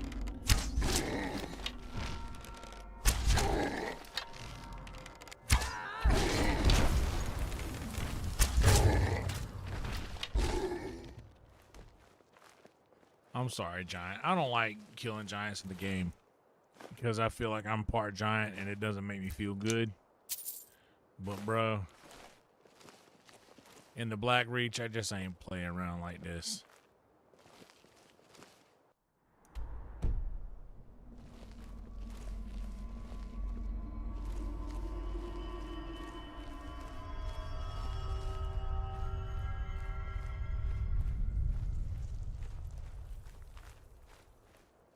Gold. Corundum. I don't want any corundum. Well, I guess yeah, I don't need no corundum. I thought it was gold.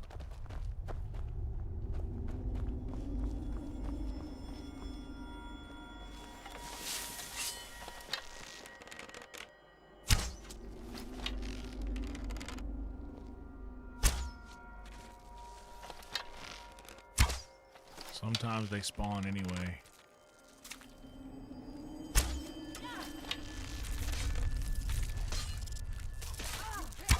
You remember that horror movie, Sometimes They Come Back? And then sometimes they come back again? Hell yeah, Rock. I have one of those Red Bulls left that I got from Rhino.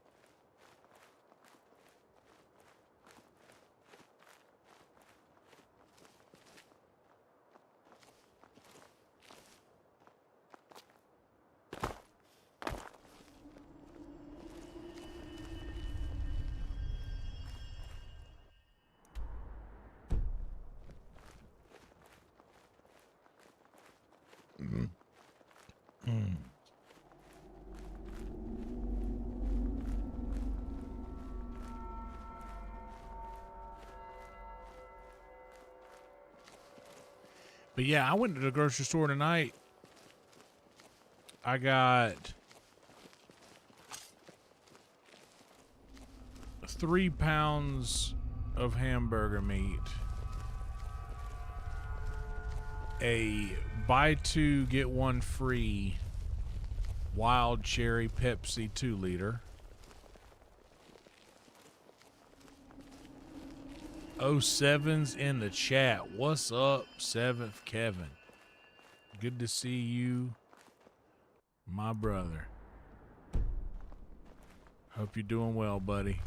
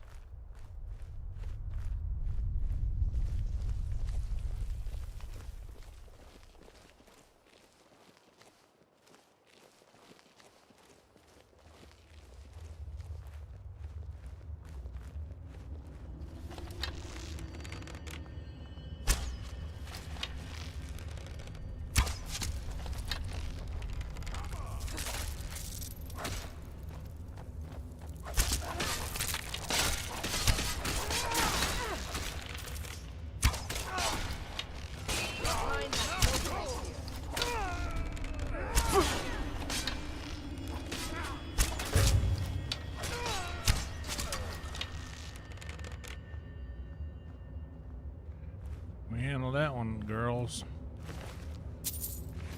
We handled that one pretty good. Yeah, everything is a crazy price. I am waiting, though. I do want to play Black Flag. I've heard that that's good, and if I want to... I've heard that's a good... I've never played any Assassin's Creed games, so I've heard that's the one I would want to play, given the opportunity.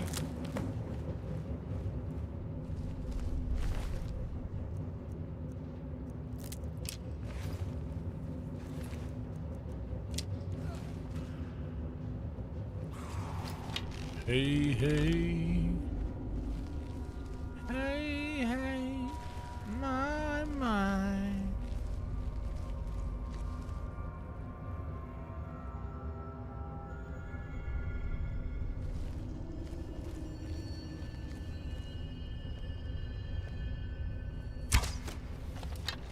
I was just booking it, bro.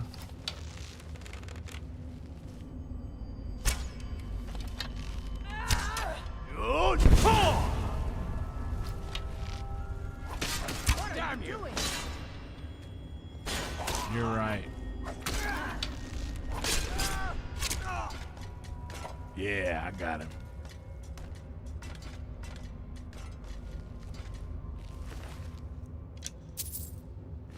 They're like, yeah, dude, if you're gonna play an Assassin's Creed, you need to play this one. I don't know. I was.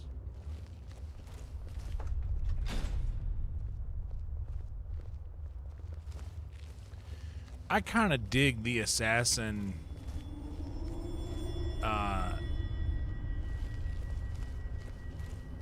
like that lifestyle just seems attractive to me. The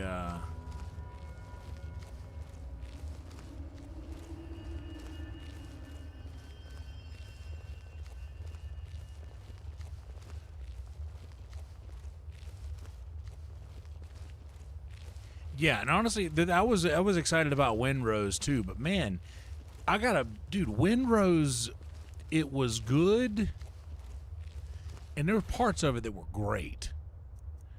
There's one specific thing of Windrose that I like about its inventory management. How if you go up to a chest, you could just hit one single button to store like items. You know, it will store like items in one place. So like if I go up to a chest that has all of my soul gems in it and hit one button, it'll take all of my soul gems out of my inventory and just put them in that chest. I don't have to go through and individually select which ones I want to keep. It just puts everything in there, and it really makes your inventory management, which, let's be honest, most games these days are just bag management. And how good are you at that?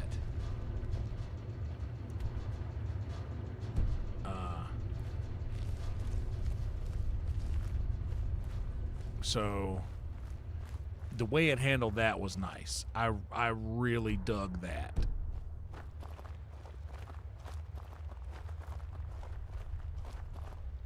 I wish more games would adapt that method of inventory management. Just a truly pristine, truly a pristine management upgrade.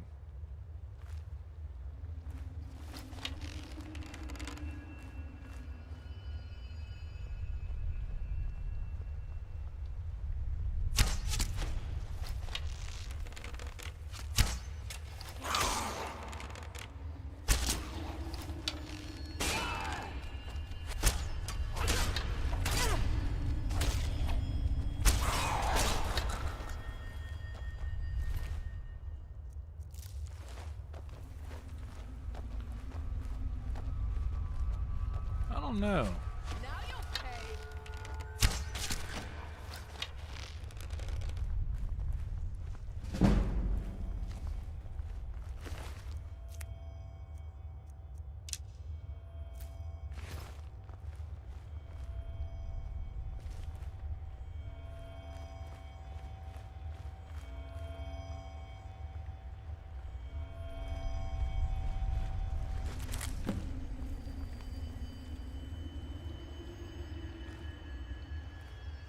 It's a good song.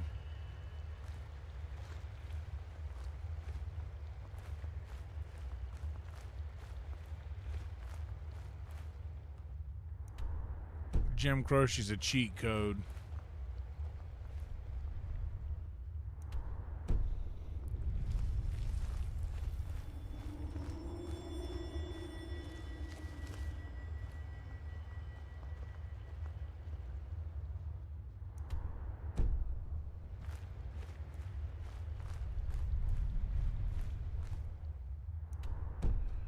I have to keep checking my map because everything looks the same here. I want to make sure I'm walking in the right direction.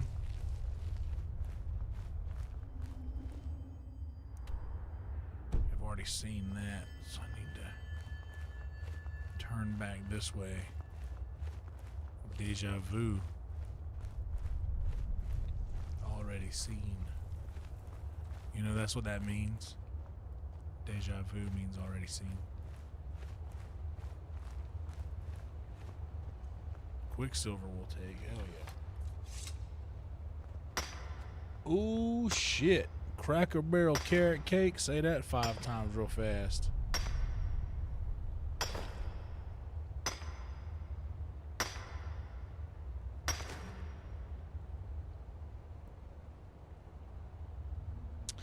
Oh, I see. That makes sense, CCL.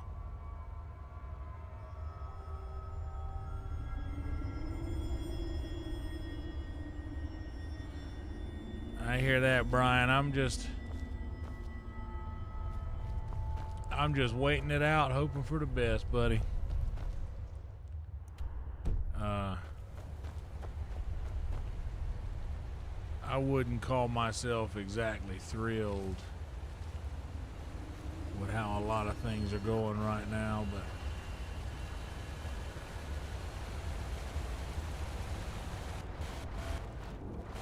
I have cleaned up a room or two in my day.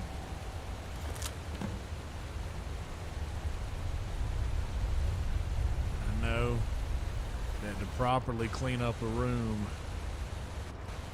you kind of got to make a little bit of a mess.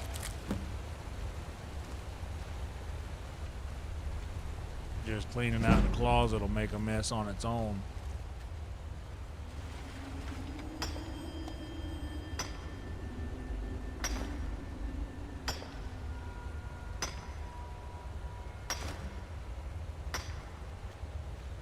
But what with everything that's been going on in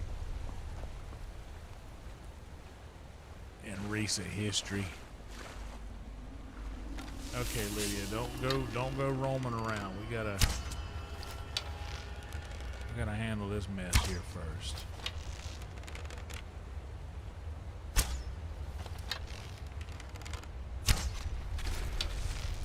Shit, one spawned.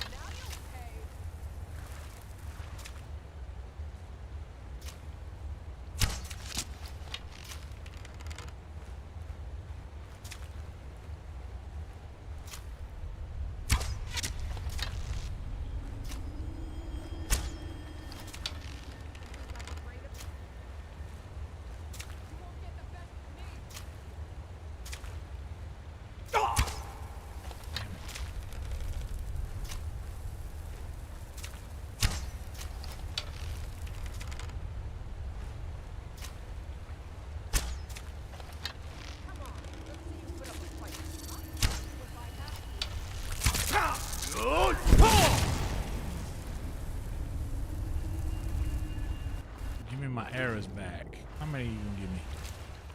Just 2? Jerk. How many are down here? Are them just fishies?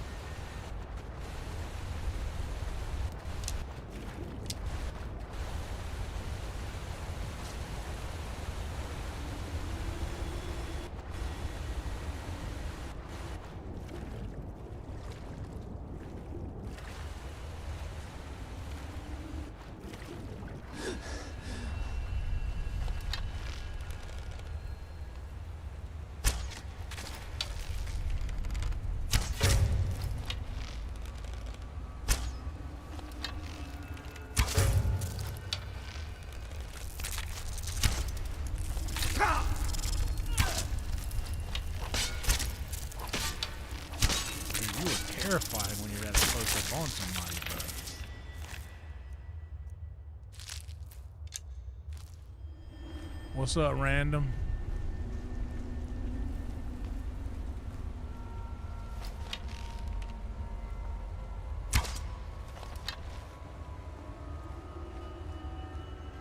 But yeah, man, that's what I'm doing. I'm just sitting here waiting on...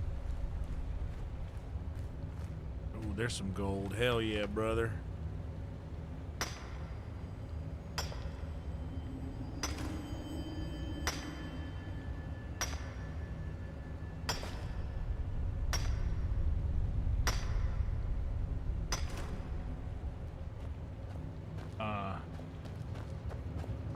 I'm just waiting on whatever comes next.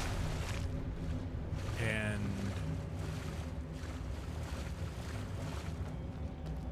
ain't none of it really surprising me no more.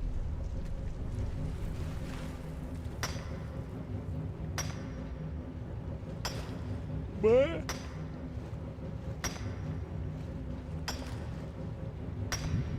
at least at the moment we are vibing. Indeed.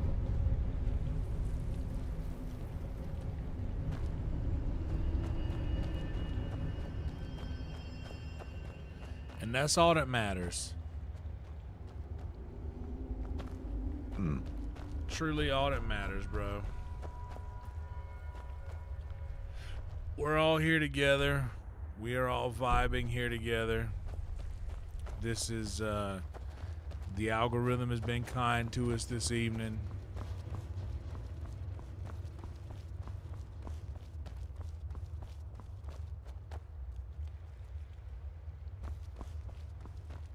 It's been a good night.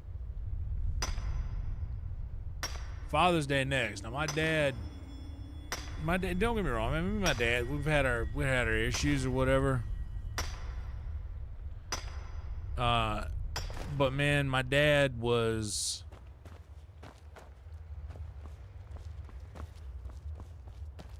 my dad dropped off a trailer, his work trailer. He emptied out his work trailer at my house and let me load his work trailer up with all of my shit from my house. And he came and picked it up. I guess it's over here, huh? He came and picked it up and drove it all to Austin for me. Like, he came and picked up all of my shit in his work trailer and made a trip over a course of a couple days to come to Austin.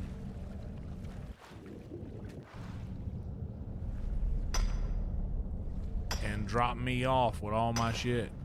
Gave me a truck to drive after I hit a deer.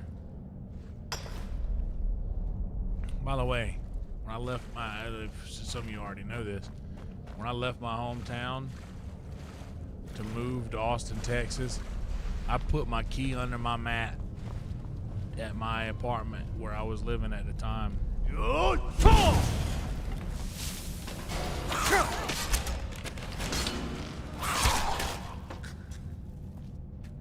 Put my key under the mat in that apartment, left, got 30 minutes away from my house, a deer stepped out in front of my car.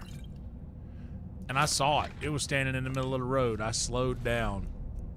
And I was just literally gonna scoot right by it. But as I was going by it, it turned.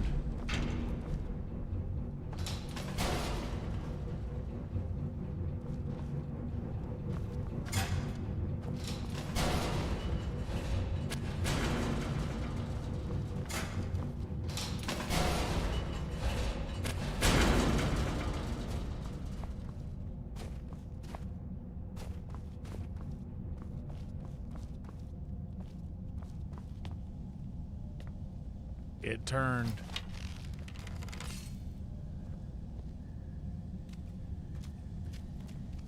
That's a dwarven sphere. Moving too quick to be anything else. It turned and I hit it. It turned right into my car. Totaled my vehicle.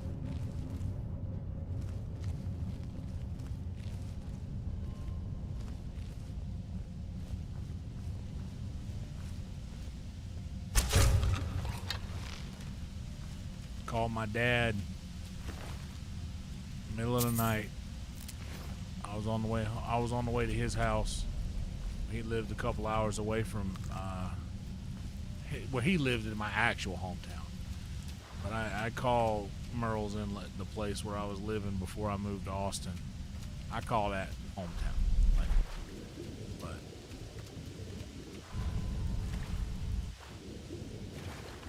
oh God, come on, fuck.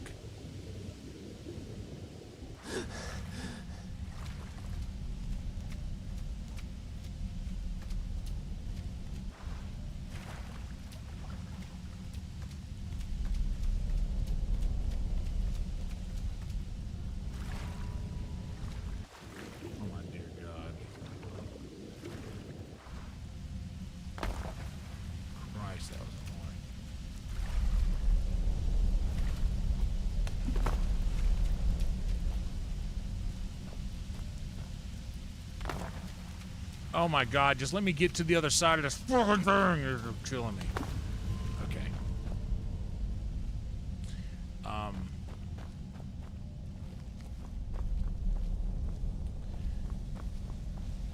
Yeah, I called my dad. He said, just get, he said, don't worry about it. Can you drive the car? And I said, I can try. I said, I'm gonna try it. You go back to sleep. I'll figure it out. If I can drive it, I'm going to. And he said, just get to the house. If you can make it here, we'll figure it out in the morning. I got an idea. So we did just that. I got out of my car, kind of assessed the damage a little bit, and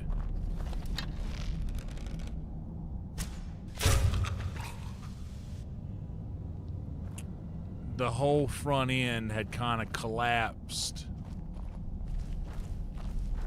onto the, like, the fender was in the tire, basically. So all I could do, I didn't have no gloves or nothing. I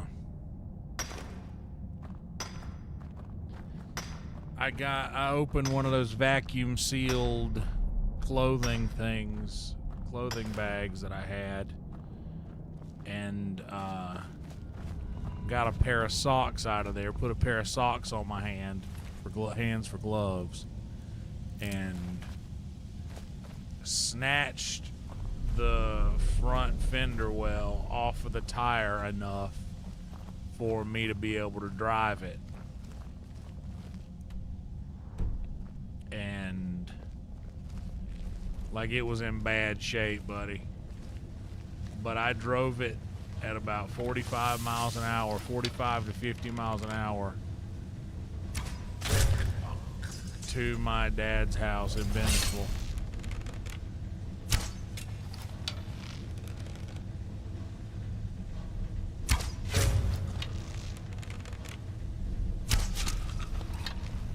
And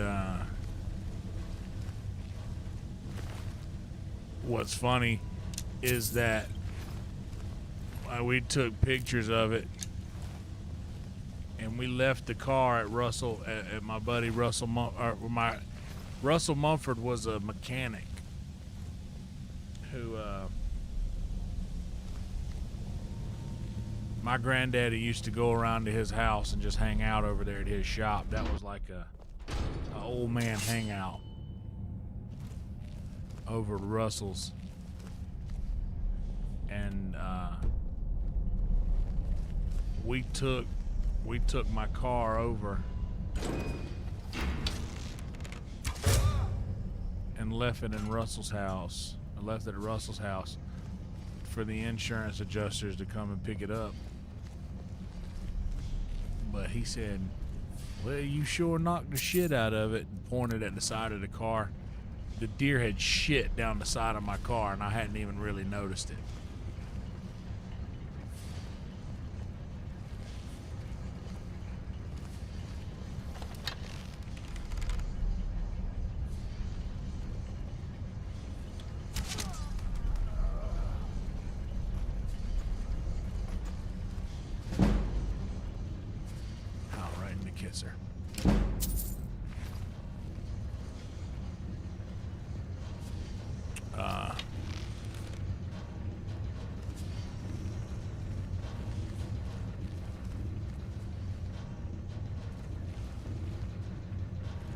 But yeah, his idea was that we would go to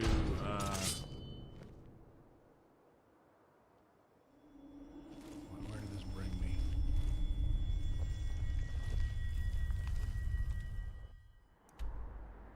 Okay. Yeah, you hit the shit out of it, and there was shit all down the side of the car.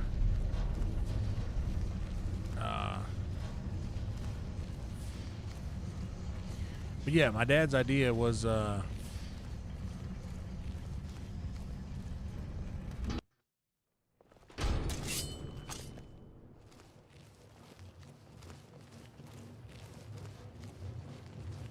we would take everything that was in my car out and put it in the back seat of his truck that was pulling the trailer, and he had bought this old like work truck. Basically, it was our preacher David's work truck. I used to put up fences. I used to put up chain link fences out of that truck when I was a kid. My first job was with preacher David at Palmetto Awning and Fence. So that's where I need to go. Let's clear this room first. Oh. Alright. That's how it's gonna be then.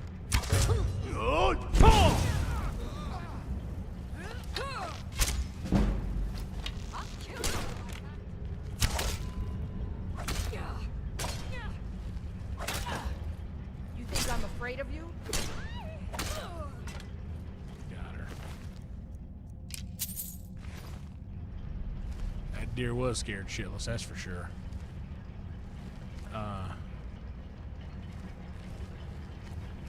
But yeah, so we rode together.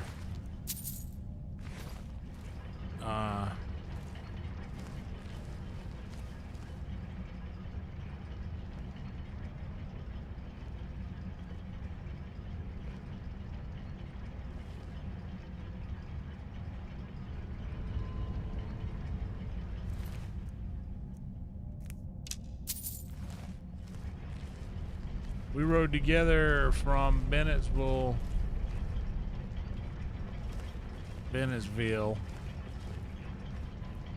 to Alabama, and when we got to Alabama, he let me we spent the night at a camper. He had a camper on the lake, or they had a camper on the lake back when things were going good.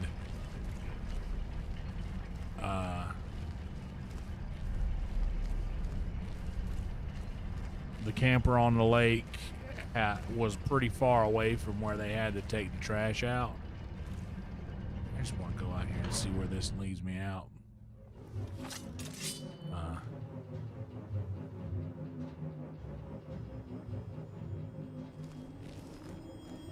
Right under the thing.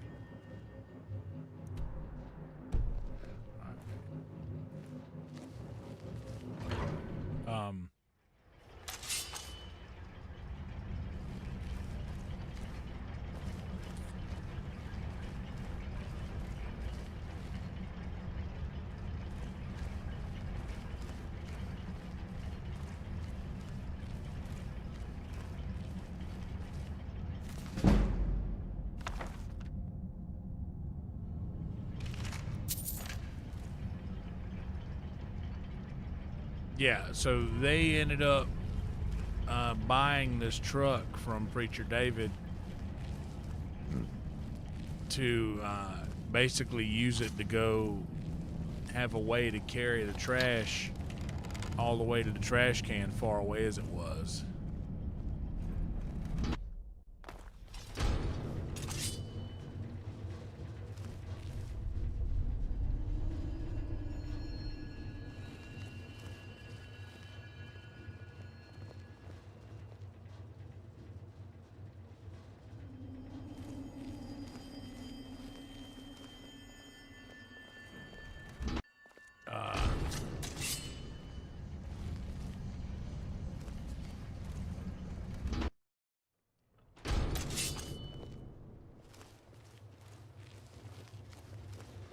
So he said, well, we ain't gonna be coming to this lake house for a minute. Why don't you just take this truck, follow us to Austin. When you get to Austin, you can drive this truck for as long as you need to until you get your insurance check from your car. And I was riding in the truck with him, and between South Carolina and Alabama, I spent most of that time on the phone with the people, with the insurance folk, trying to get my car situation figured out.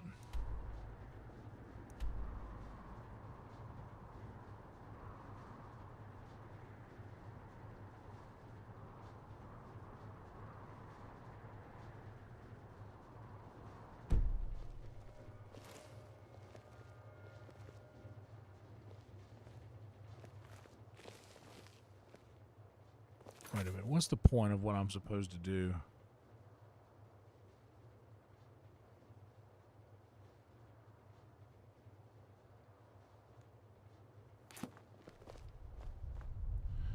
Well, let's just start going towards this.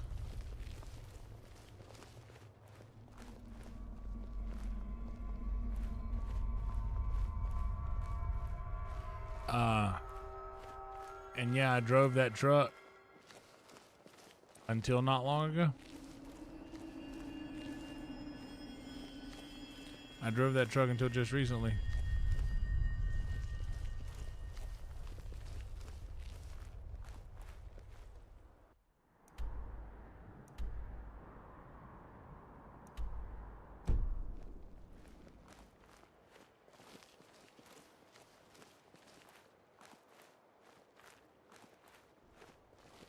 And that was in 2021 when we made that trip.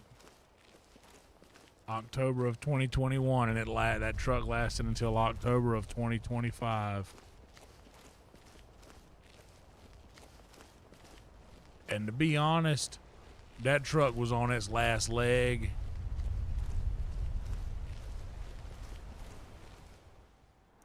That truck was on its last leg when I was driving it.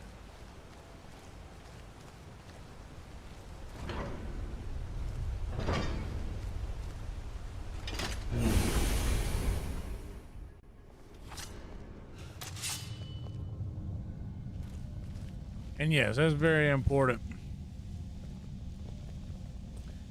You gotta let people know. You gotta teach them or they won't learn.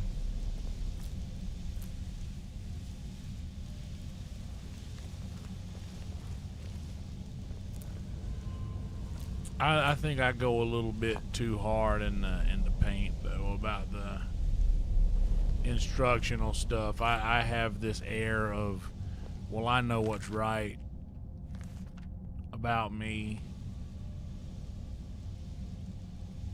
that I might play a little too hard into sometimes. But that's the lesson that I've learned in my years of communicating with people.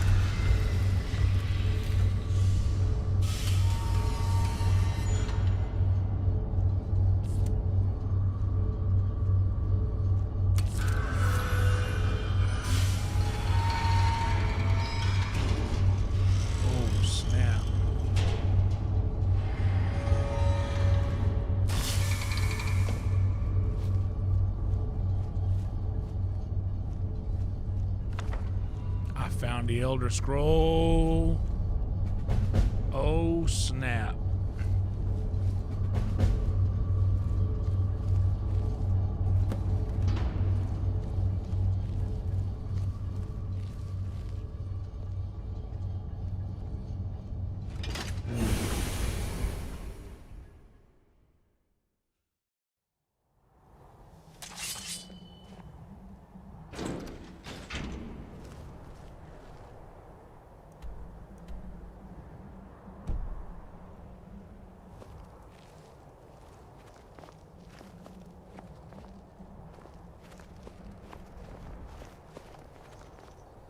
Where is this location? Tower of Zark.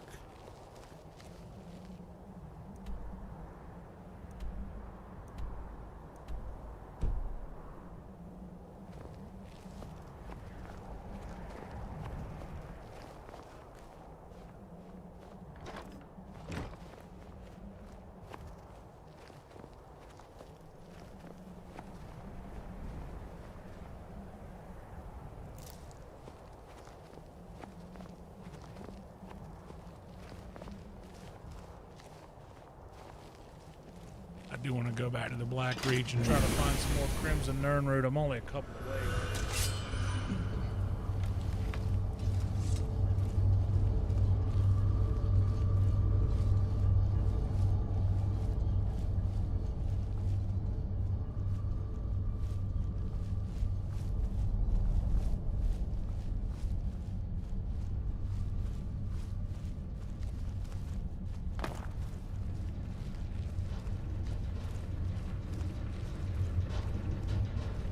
Was lying to Aiden.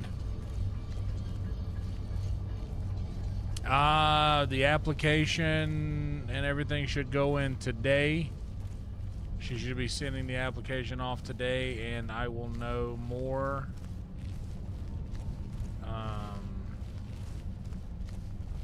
I'll know more within a couple of weeks. I have made arrangements for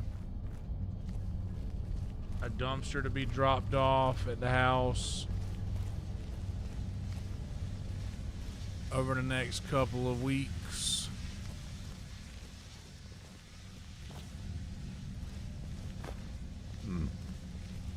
So there will be a dumpster here that I'll be able to like clear out a bunch of junk. There will also be I've arranged cleaners to come in.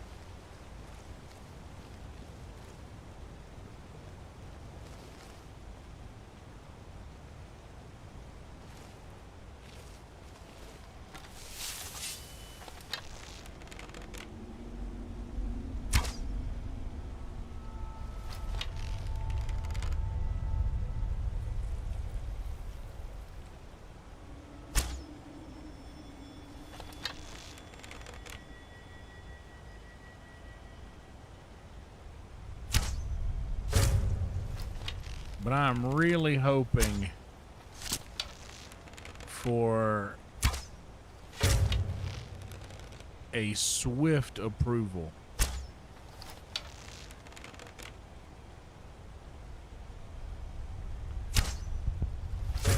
I am truly hoping for a swift approval, you know.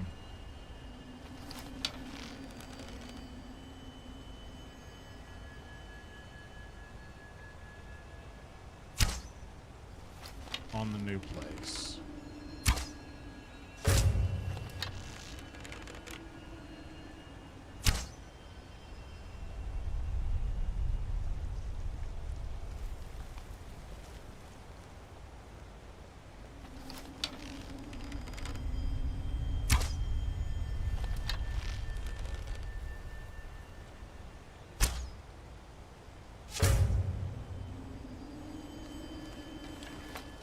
That would just make my world so much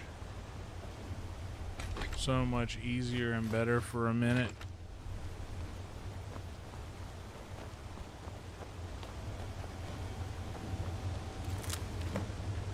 Right, I'm only 7 away from having a full 30. Not that I need a full 30, but I would like 30. There's one.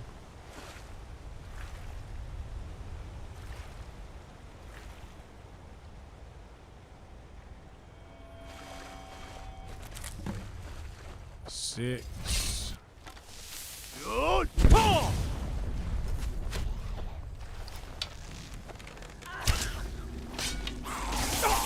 That it? That your best?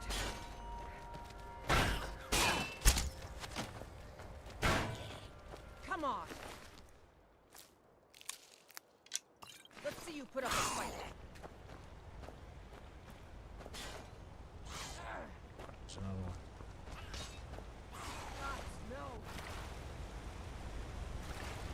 This will leave us at 5.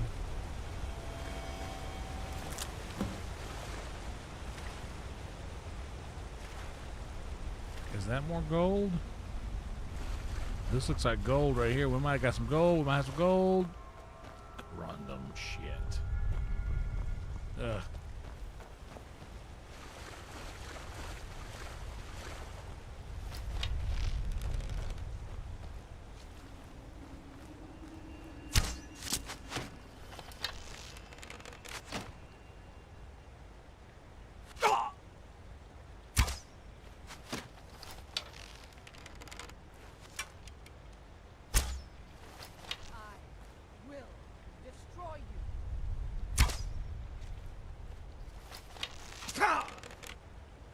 He's getting me.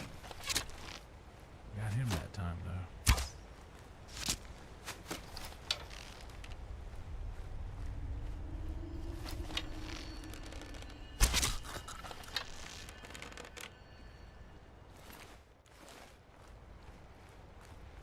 But that is it. So basically, for reference, I am losing my shit. Stressed out of the gills. A stress that is hard to explain because where I'm at, if it doesn't work out and it takes me a minute to find out that it's not going to work out,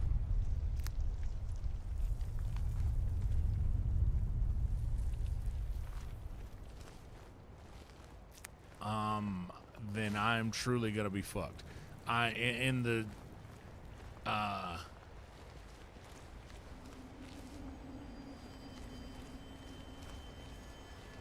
Just in this situation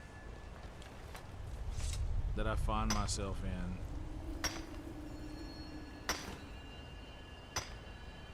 I might end up having to wait until the 25th.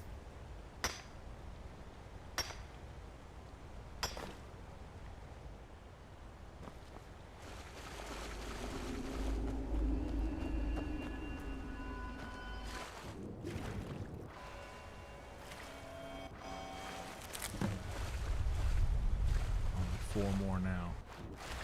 I feel like there's another one over here.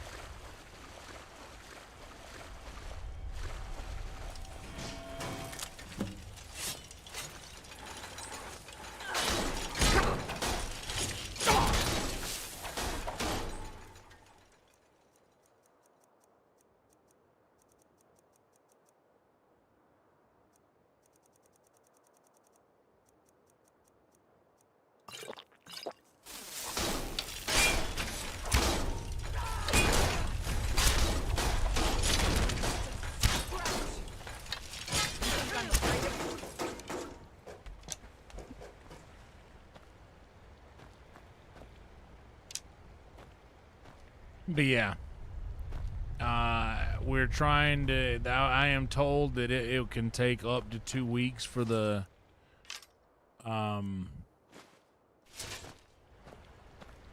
it can take up to 2 weeks for the application to return.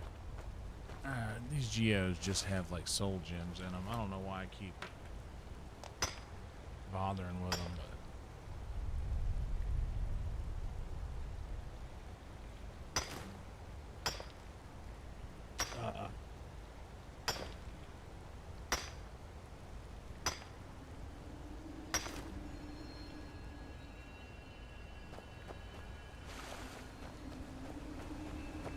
What is this?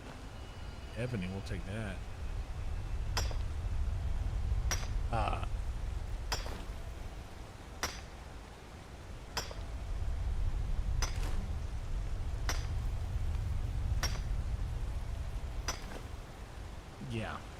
I'm just, man, I am not looking for, if it doesn't work out, bro.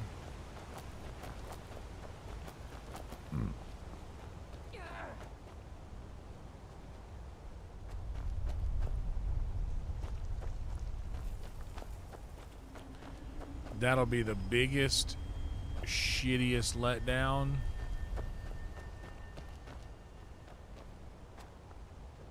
that I have yet to experience, because I have just got my heart set on this place.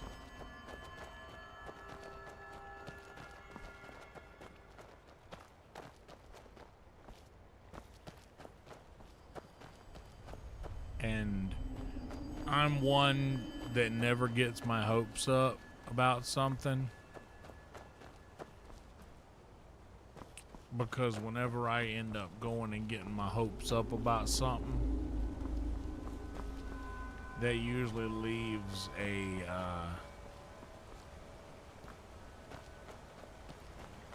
gaping possibility for it to go shittily.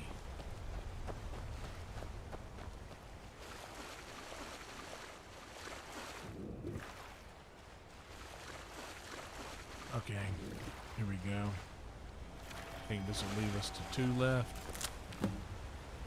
Just 1 left. All I need is 1 more. And this little weird side quest will be complete.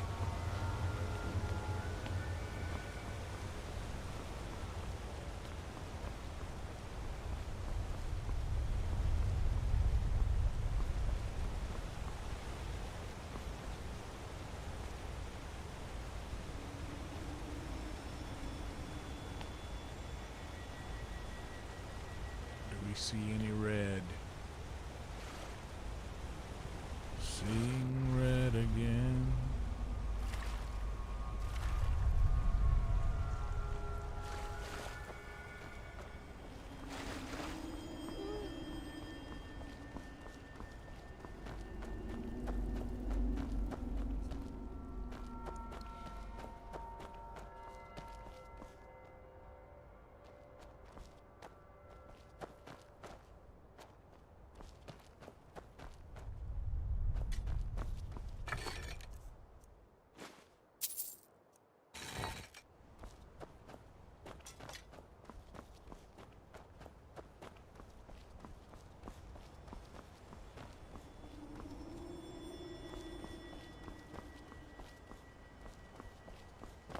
I remember my first playthrough, I really wanted to mine the ceiling in the Black Reach.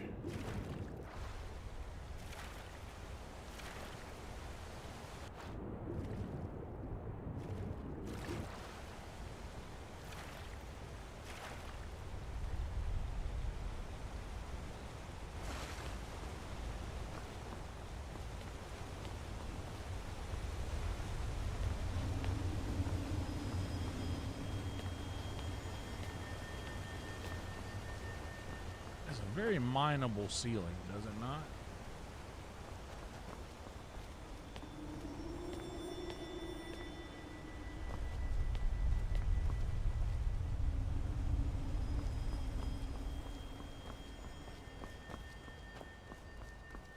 Just 1 more is all we need. We can roam around. Surely we'll find it. Right up under our nose.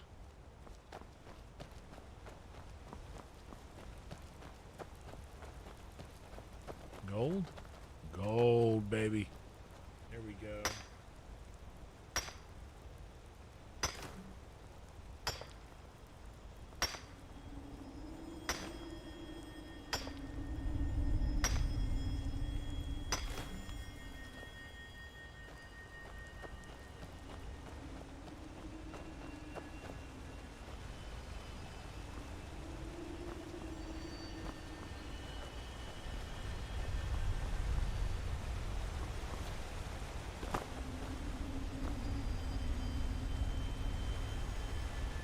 already been over there, looks like.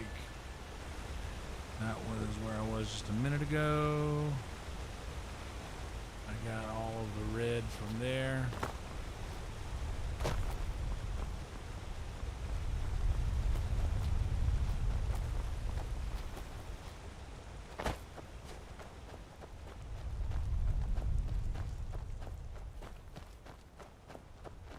Up here, there's bound to be a random one just sprouting out.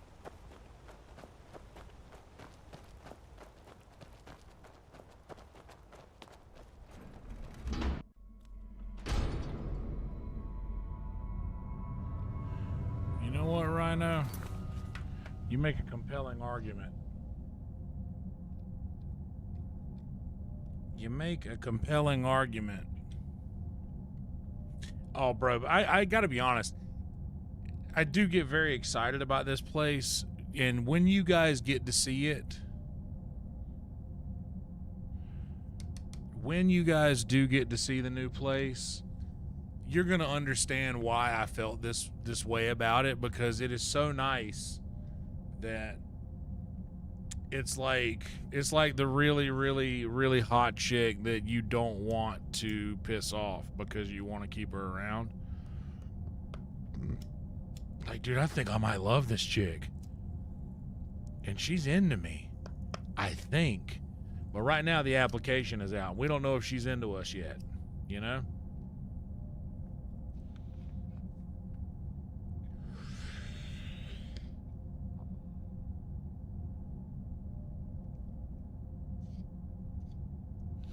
But man, here's the perfect situation. So I have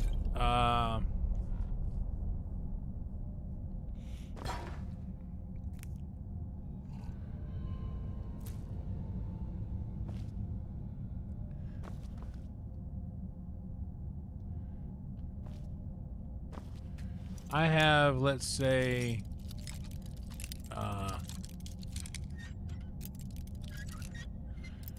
I don't think that'll work out, Rhino.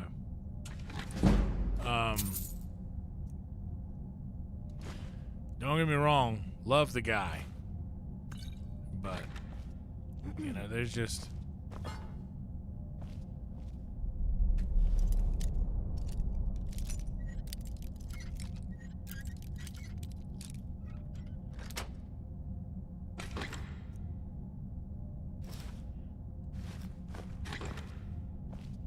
There's just certain big no-nos you can't, like... Certain things you can't do, you know?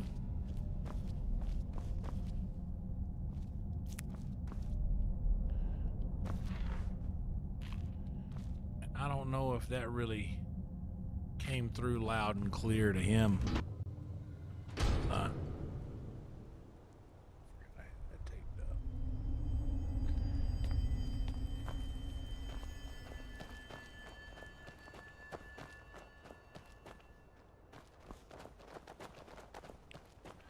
I just need one more now. Got to be one here.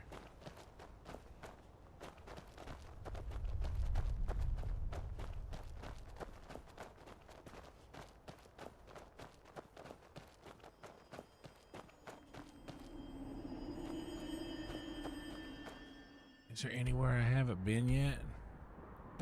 Okay, yeah, so this up here, there'll have to be one up here because I haven't cleared this area yet. One off to the side. Somewhere. Oh, I was telling y'all about groceries earlier. I went and got 3 pounds of hamburger meat.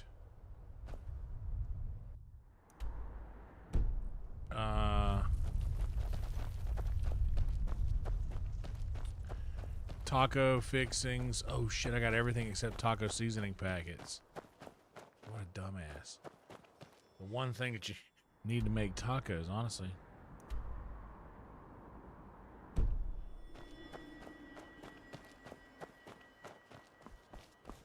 And this is more corundum.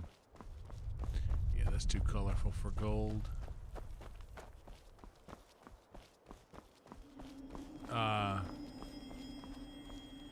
Yeah, so 3 pounds of hamburger meat,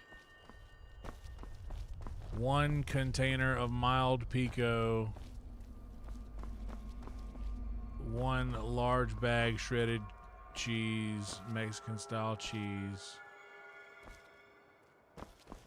1 bag iceberg lettuce, 1 large pack soft taco shells, 1 14-pack Nathan's original hot dogs, all beef. They didn't have the family pack of the HEB Texas Heritage ones that I usually go for.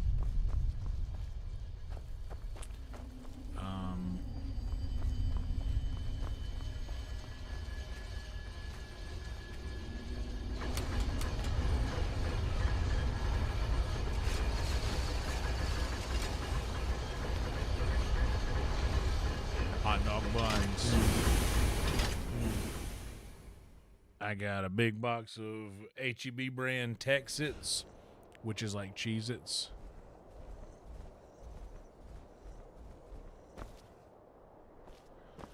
I got a container of caramel and coconut fudge, those Girl Scout cookie, generic brand Girl Scout cookie things. Got some of them. I got a thing of peanuts, dry roasted, of course.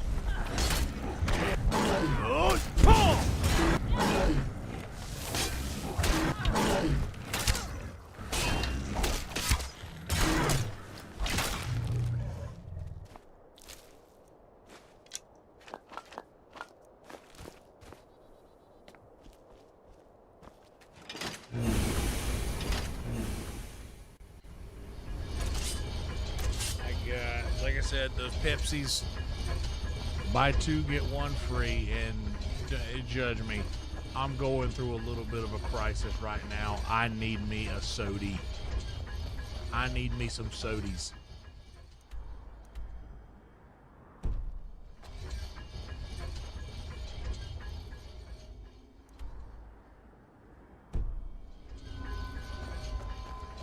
There it is. Here's the last one.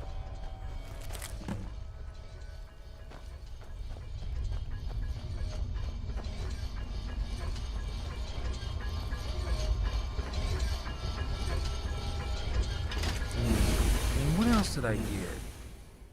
I think that's it. Oh no, I did get a big thing of frozen, some tater tots. More corundum. Ay corundum.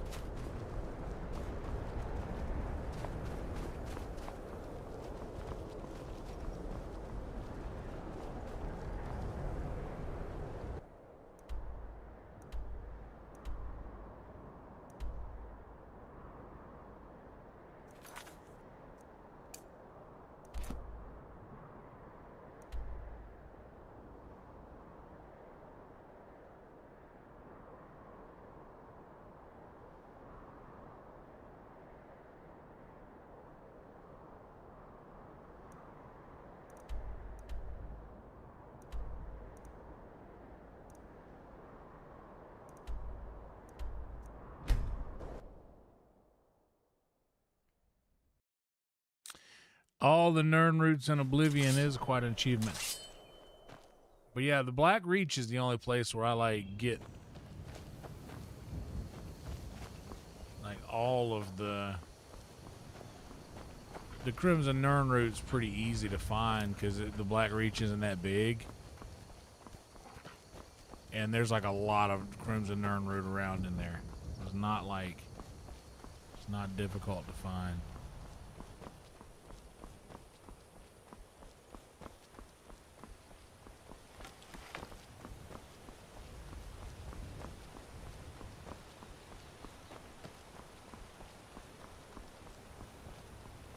I think that's all I got.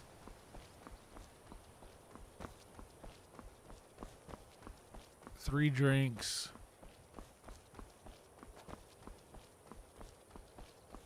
tater tots, 3 pounds of hamburger meat, 1 large box of generic brand Cheez-Its, 1 thing of Girl Scout cookie type sweets. I'm a bit busy. We could always use help picking crops if you need a few extra coins. Actually, I'm growing it if you hadn't noticed. I'm the only person alive that can cultivate Nirnroot from a seed to a fully grown plant. Yes, he was an absolute genius when it came to the Nirnroot. Sinderian made it his life's work, developing all sorts of interesting concoctions.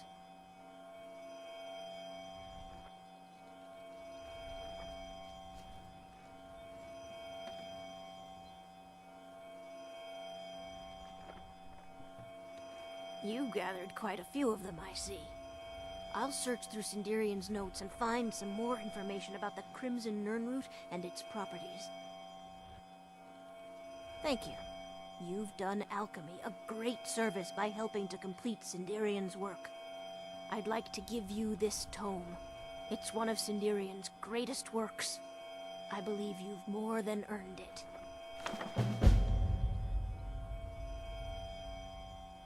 Sinderian's Serendipity. Take this and hold on to it. I'll be back for it later. I'll pay you good. Don't lose it. No time to talk. Snitch or double-cross me and I'll kill you. I mean it. I have a lot to do around the farm, so make it quick, please. What is it you wanted? Be careful. Someone do something.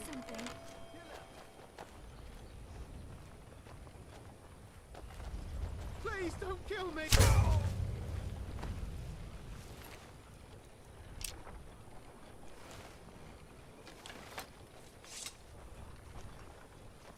Did you see someone run past just now?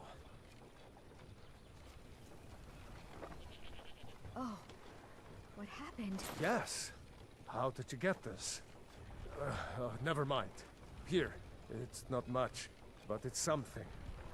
I'm going to track down that thief and murder him. Oh, are ya? Single gold added.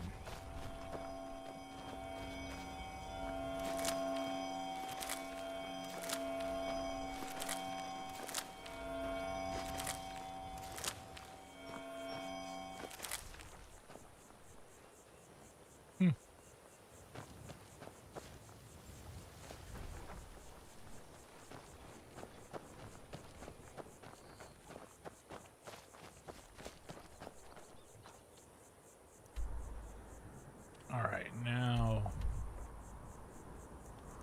Detroit of the world.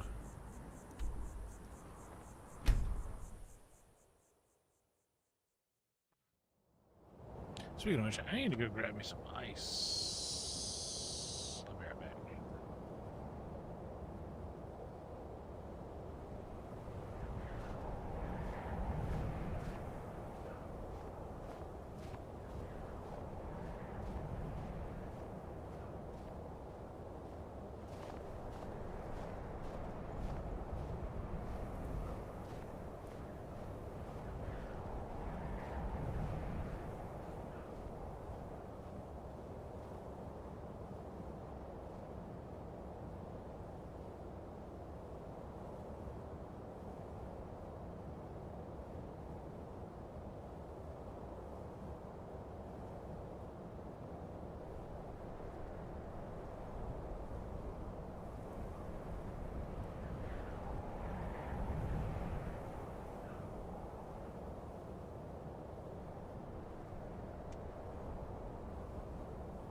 I'm gonna hit the head too while I'm up.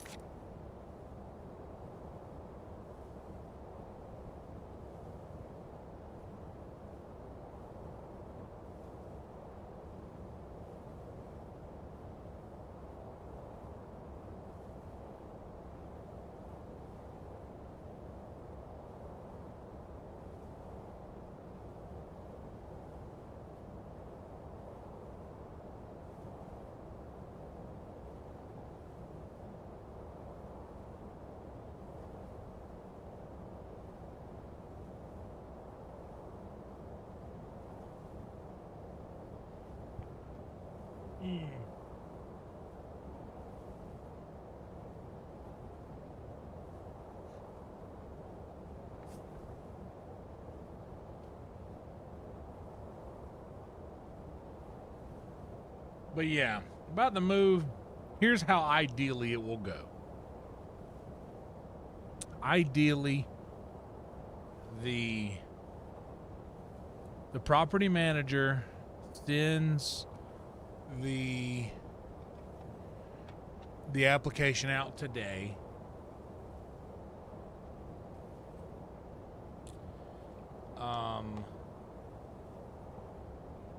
The application gets approved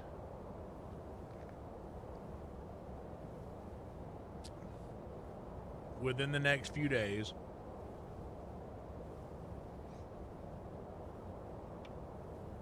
That allows for a move-in on the 25th.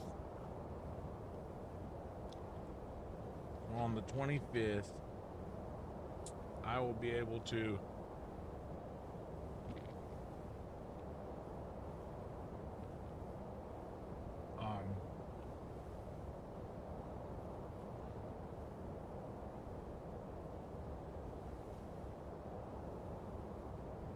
I mean, it's the 11th now. That'll give me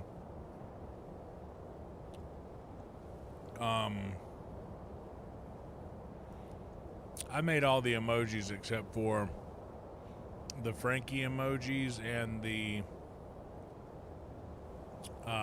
wand, the Merlin emoji.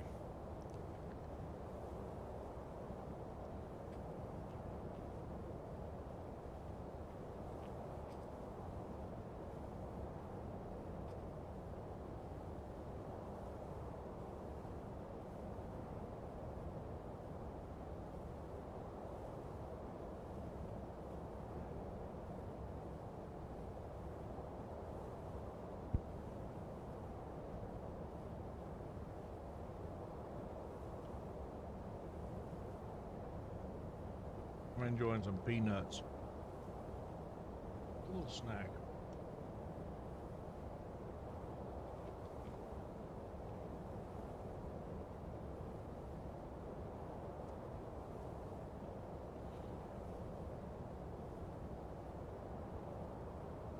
I appreciate that. You have it. The Kell, the Elder Scroll. Tidkrech Kalos. Time shudders at its touch. There is no question. You are doom-driven. Kogan Akatosh. The very bones of the earth are at your disposal. Go then. Fulfill your destiny. Take the scroll to the Time Wound. Do not delay. Alduin will be coming. He cannot miss the signs.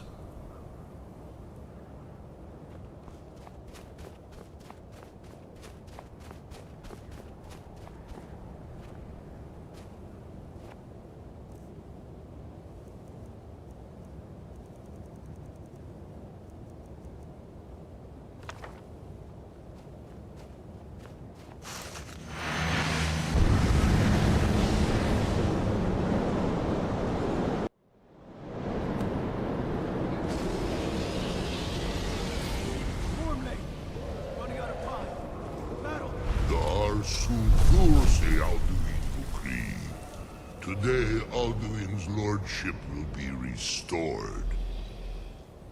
But I honor your courage. Krithwolf Akrin.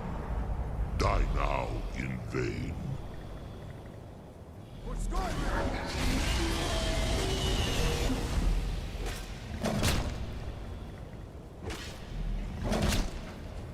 Ideally, like I said, it's the 11th now. So I've got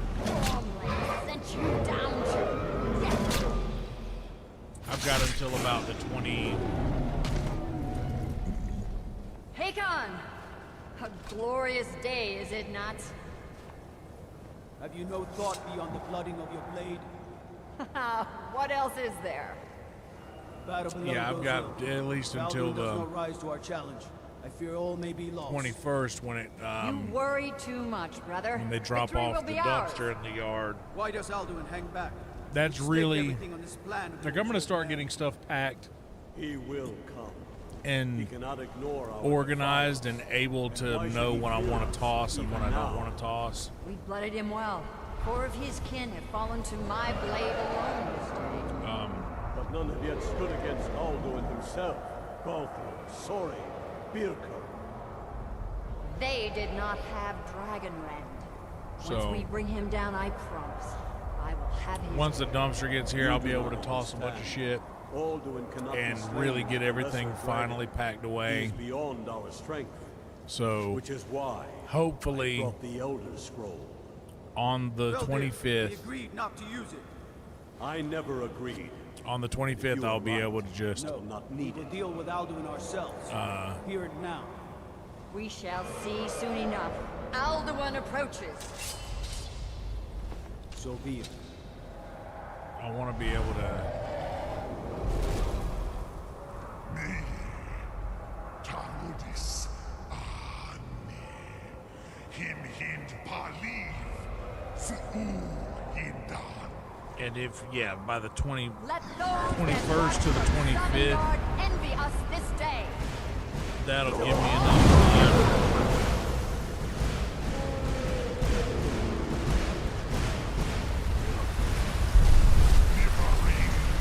What have you done? What twisted words have you created? Tarudis Arnax, my teeth to his left. But first, Dean Cooper.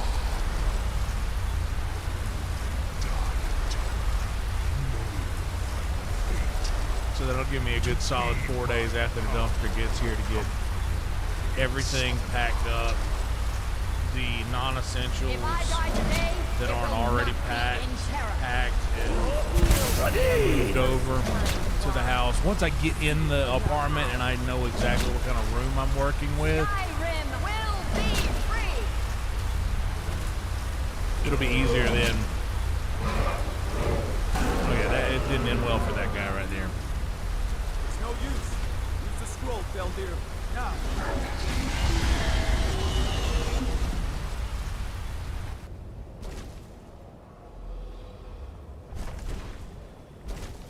Hold Alduin on the wing. Sister Hawk, grant us your sacred breath to make this contract heard. Begone, World Eater. By words with older bones than your own, we break your perch on this age and send you out. You are banished. We shout you out from all our endings unto the last.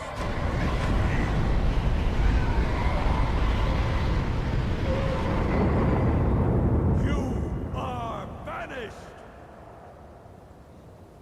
Yeah. Ideally, that's what happens. I get into the apartment, know exactly what kind of space I'm working with, May the spirits have mercy and on that our can souls. judge. And then after the 25th, I'll still have 3 days of a dumpster in the yard to fill up with whatever we don't need in the house, whatever we're going to try to toss. Nakim Silesur. My belly is full of the souls of your fellow mortals, Dovahkiin. Die now and await your fate in Sovngarde. Lost Foot, you are too late, Alduin. Dovahkiin, use Dragonrend if you know it.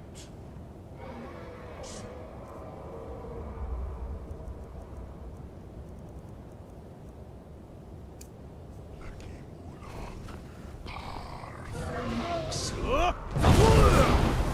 waxed, while yours has waned.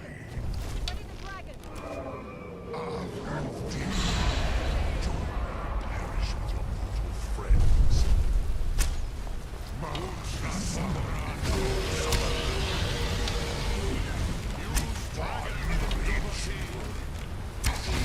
May have picked up the weapons of my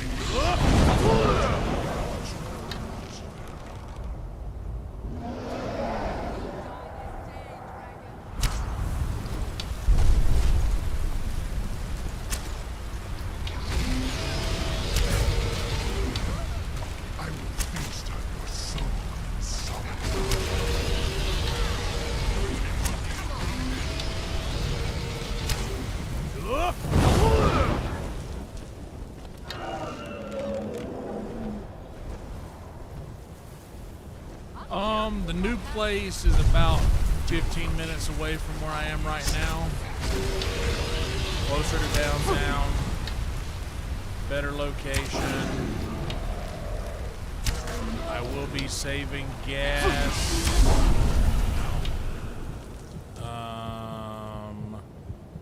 Oh no. Oh god.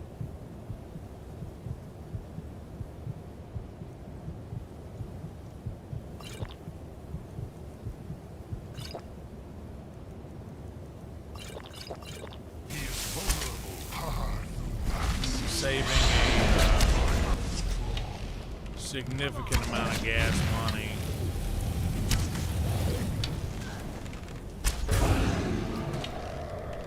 Dwayne, this is it for you, brother. Boom.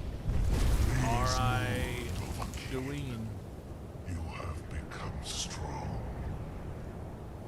But I am Al-Duin, firstborn of Akatosh, Malagi Zoklat. I cannot be slain here by you or anyone else. You cannot prevail against me. I will outlast you, mortal.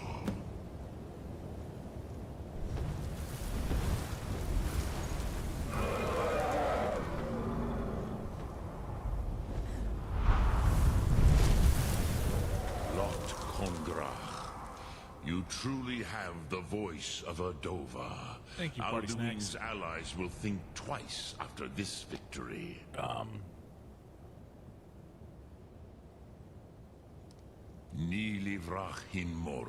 I will say this. My favorite restaurant in all of Austin is called Tyson's Tacos, and this place is not near even the heroes there. of old were able to defeat Alduin in open battle. Alduin always was Pahlok, arrogant in his power. There's a lot of nice apartments in this area. He took domination as his birthright. That I'm This moving to. should shake the loyalty of the Dove who serve him. Yes, one of his allies could tell us. Matmahus. But it will not be so easy to convince one of them to betray him. Perhaps the Hafkasayun, the palace in Whiterun, Dragon's Reach. It was originally built to house a captive Dova. A fine place to trap one of Alduin's allies,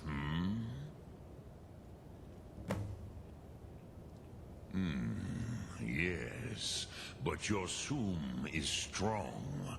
I do not doubt that you can convince him of the need. Yes, this was ages ago, you understand. There were more of us then. Before the Bruniki, the Akaviri came and killed all my Zema. I used to visit him from time to time, nearly crazed by loneliness and captivity. Tiraz Sivaz. He did not even remember his own name.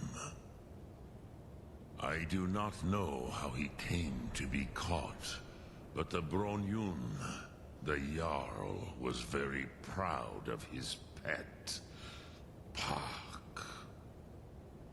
The Hofkasayun has been known as Dragon's Reach ever since.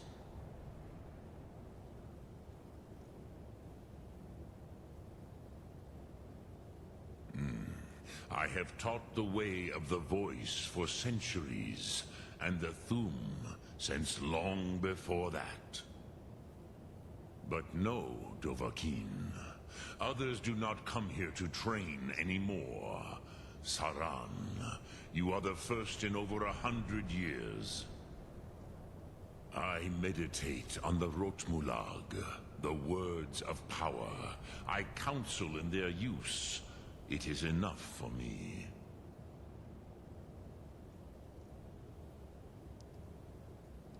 Knowing a word of power is to take its meaning into yourself. Contemplate the meaning of a Rotmulag. You will become closer to that word as it fills your inner self. Will I teach you, Dovahkiin? What word calls you to deeper understanding? What's up, Mike? There are 3 to master. Fus, Faim, and Yol. Oh, snap, we got a raid. Survival raid? Holy smokes. It is called force in your tongue. But as you push the world, so does the world push back. Think of the way force may be applied effortlessly. Imagine but a whisper. Welcome, Raiders. Pushing aside all. Like the video, subscribe to the channel. Welcome to you. What's up, Mike? What's up, Censored? Is Fus. Thank Let you, its Survival. meaning fill you. Sum Ark Mora. You will push the world harder than it pushes back. Good old Skyrim, indeed. Lok Thum.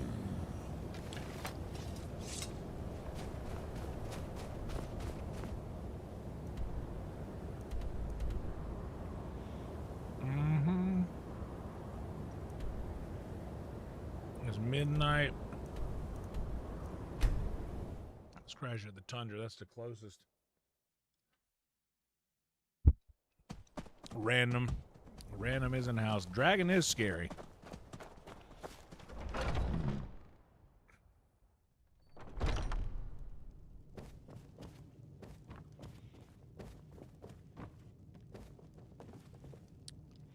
I don't believe I'm going to go downtown tonight. There's always a chance, but I wouldn't. I wouldn't expect it. Hell yeah, censored. Oh, thank you so much, Survival. Appreciate that. Thank you for the raid.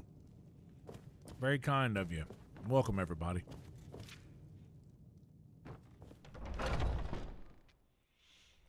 Yeah, beard takes patience. That's for sure. It most certainly takes patience.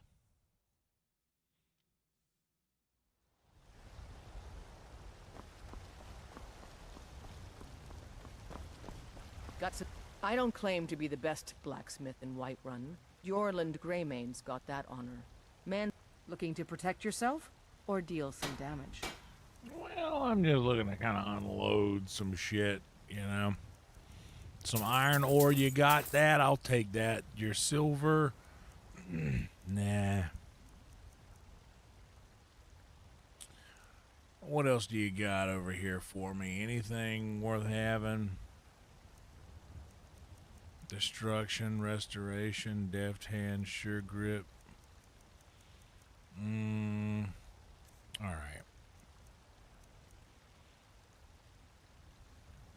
Let's see what we got. We can pawn off to you. Surely we will have a glass battle staff you can get. Fire bolts you can get.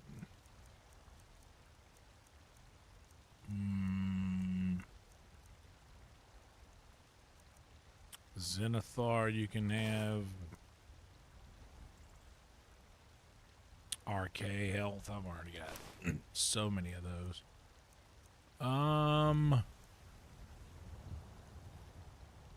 Suppose I can keep these to enchant. I need that to disenchant.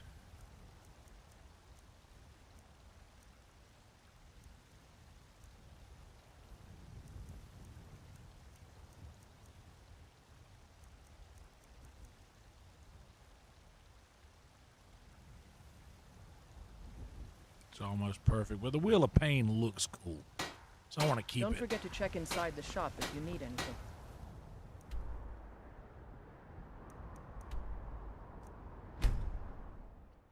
Thank you for reminding them, Censor. Do indeed, guys, like and subscribe, please.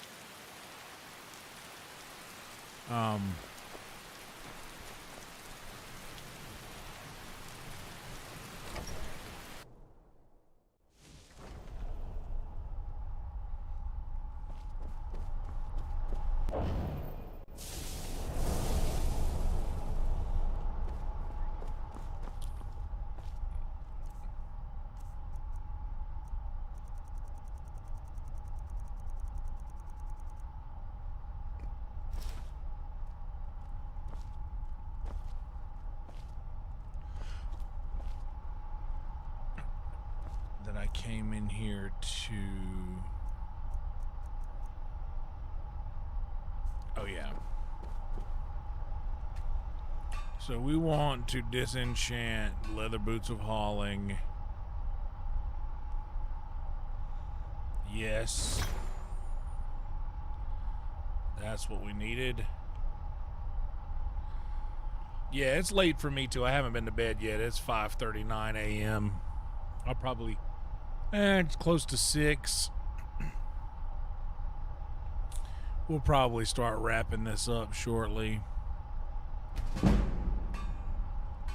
we got carry weight, and we're so close in enchanting to another level.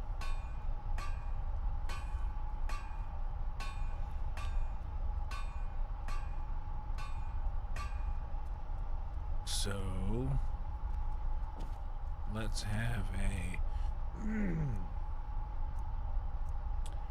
10%. Use this. Take a couple grand soul gems.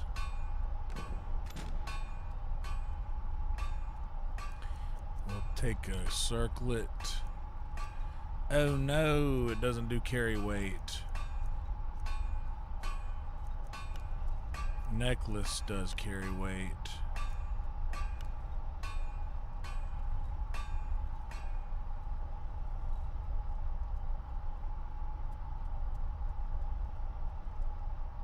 Oh no.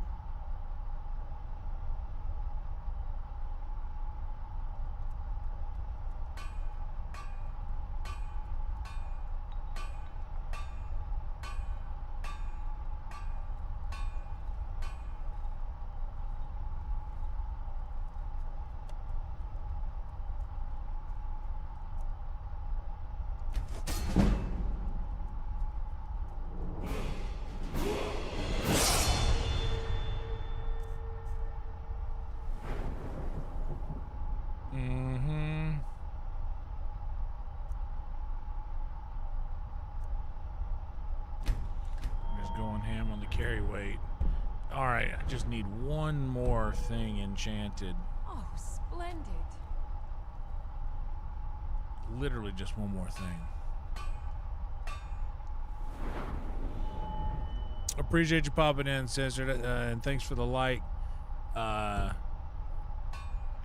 shout out to Survival's community. You guys are incredible. Appreciate you coming over.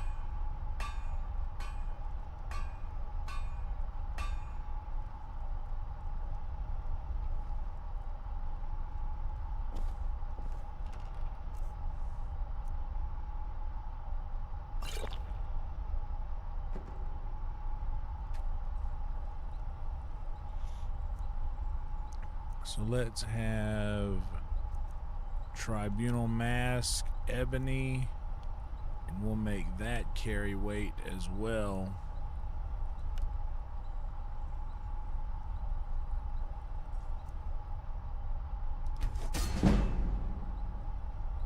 Enchanting increased to 40. So now that means that new enchantments are 60% stronger. Bam. Sick. So now we got to get this to 50 with skill enchantments. I got so many soul gems, that don't matter about that. I'm not even worried.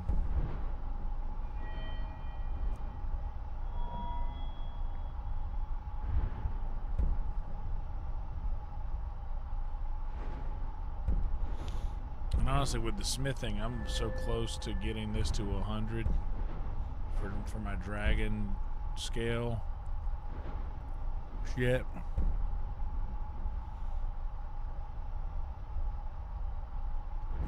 Hell yeah, Mike. How you doing, buddy?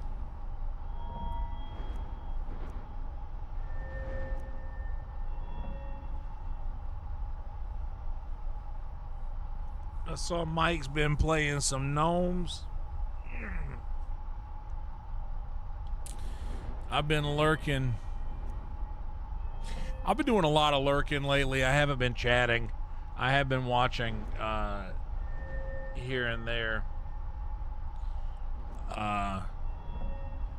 But I've noticed that once I start talking and once I have a conversation, I'm locked in.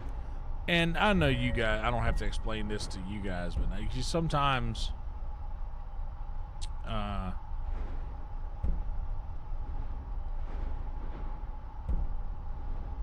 man, sometimes it's just communicating.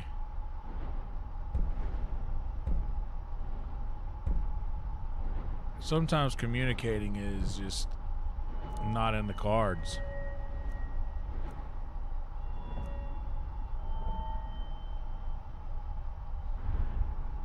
I could probably drop some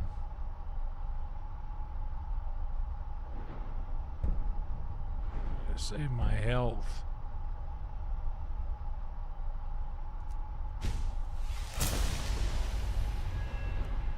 And my one-handed, I could use some here too because that's not really.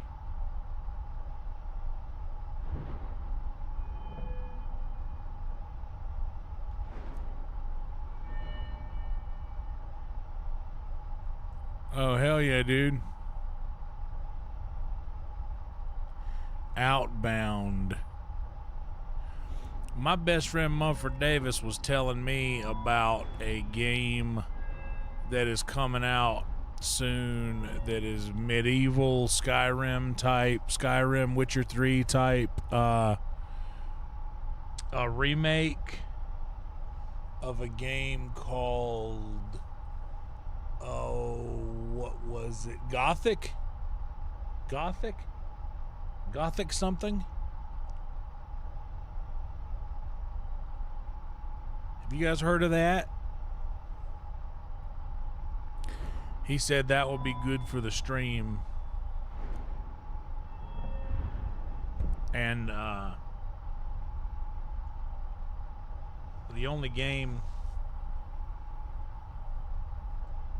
that he has ever suggested to me to play was Witcher 3. And he hit that one out of the park because I fucking love Witcher 3. Is that it? It's called Gothic? He was telling me about that. He said that I would enjoy that and that it would be fun to play and it would probably do well on a stream.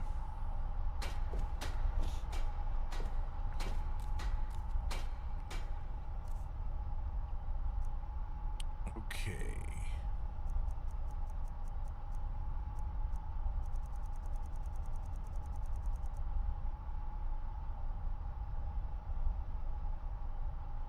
Damn, maybe CCL.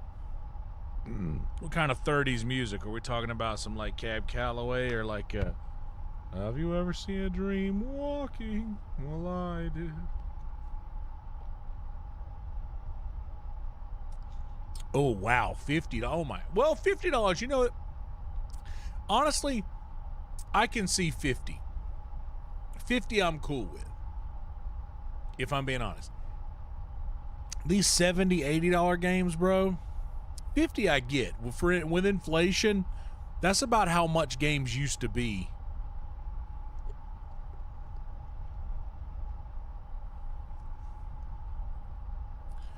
I can actually live with that. That's not awful.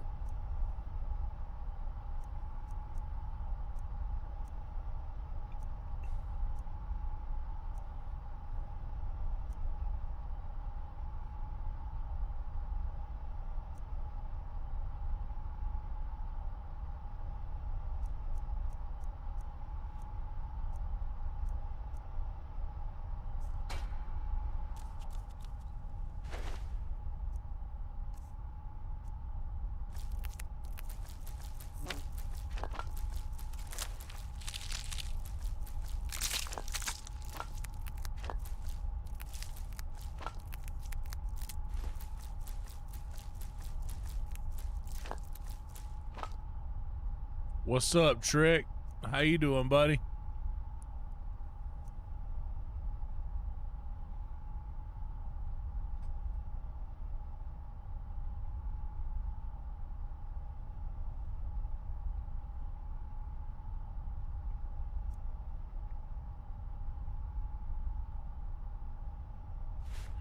Yeah, that would be a lot. 50th. Holy shit, we got 50 likes on this one? No way. That's a lot of likes. Do we really have 50 likes on this? Whoa. Oh no, I need the ore. I'm keeping ore. I'm just putting ingots in here. Oh, so all I have is ore. Joke's on me. Bags on you, Drysdale.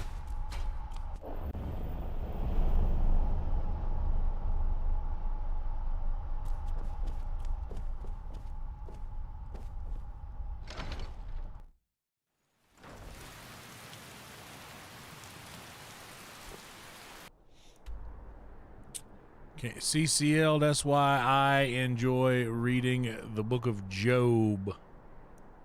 J-O-B, Job.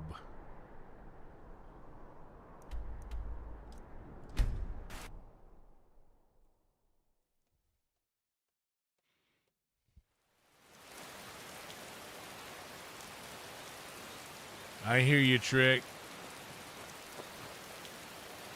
Buddy. That tough love is something you'll look back on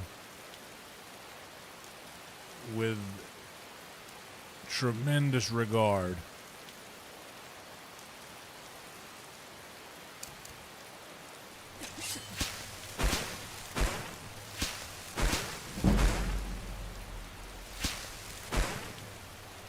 Hell yeah, Tyler. That's what I was going to say. 51. Dude, that's crazy. 50 likes on that's a good, that's good. We haven't gotten that many likes in a minute on this thing.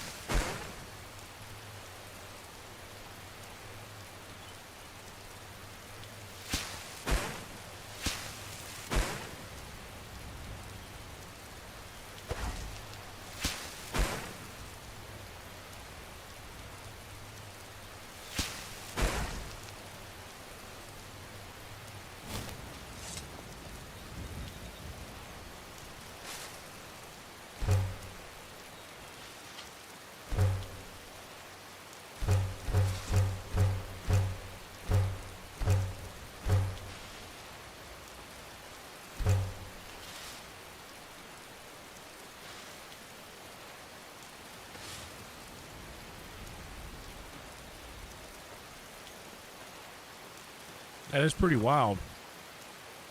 53 is crazy business.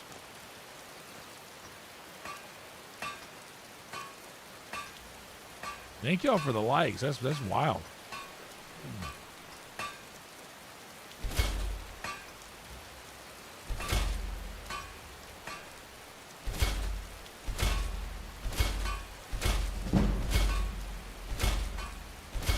We are 3/4 of the way to 100 now on smithing.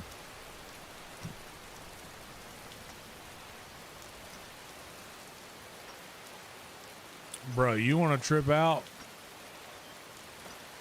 You want to trip out, and this is like, dude, one of my favorite people on earth.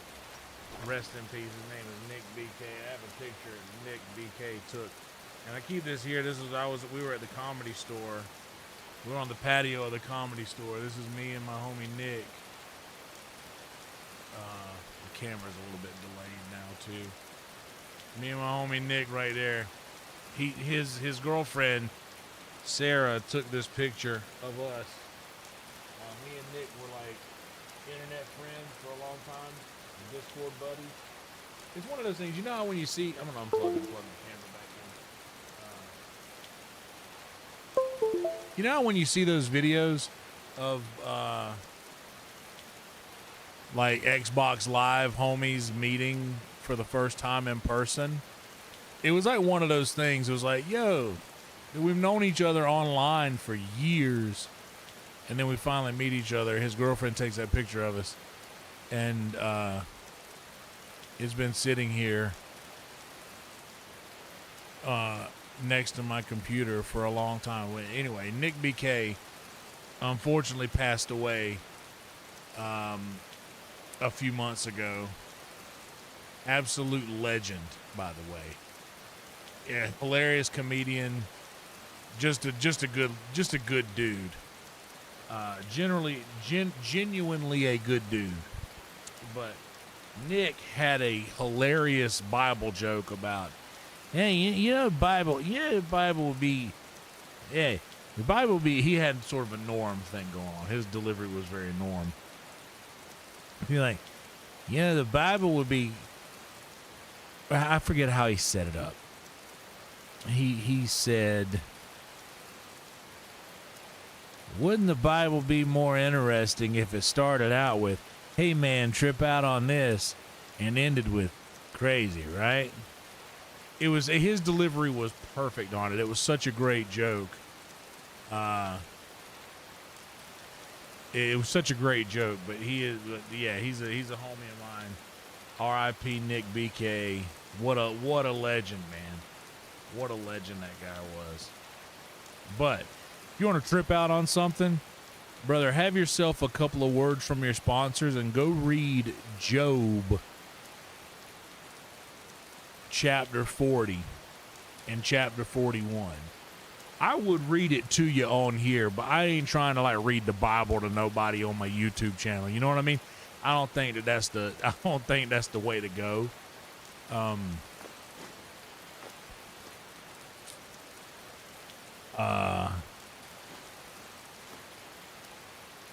Yeah, I don't think that's the way to go. Reading the Bible to people on YouTube. But that's more, I almost don't even want to spoil what it's about. What's up, Knuckle?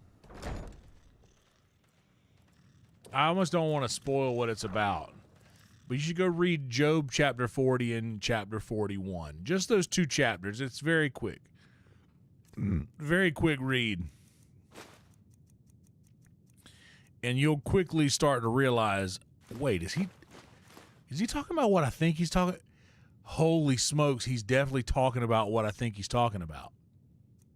Whoa, these are in the Bible? Holy smokes. So it's like those two chapters are kind of like, I don't want to spoil it for you. You should just read it. And thank you for reminding them, Trick. I didn't even know we had that many likes. On the video I have here, we have 4. Let me reload it just to see. I want to look at it. Wow, 53 likes. Holy shit. And we're over 40 minutes of a average view duration, 41-minute view duration. That's strong by any measurement right there. That is strong.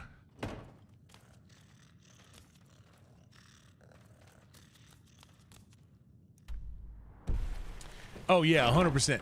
But, dude, I like the book of Job. If you ever want to,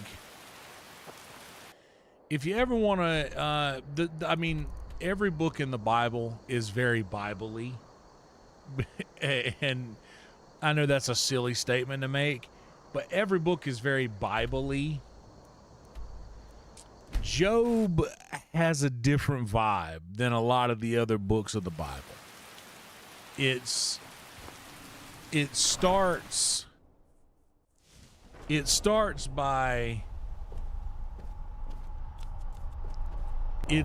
with basically God and the devil having a conversation and then making a wager.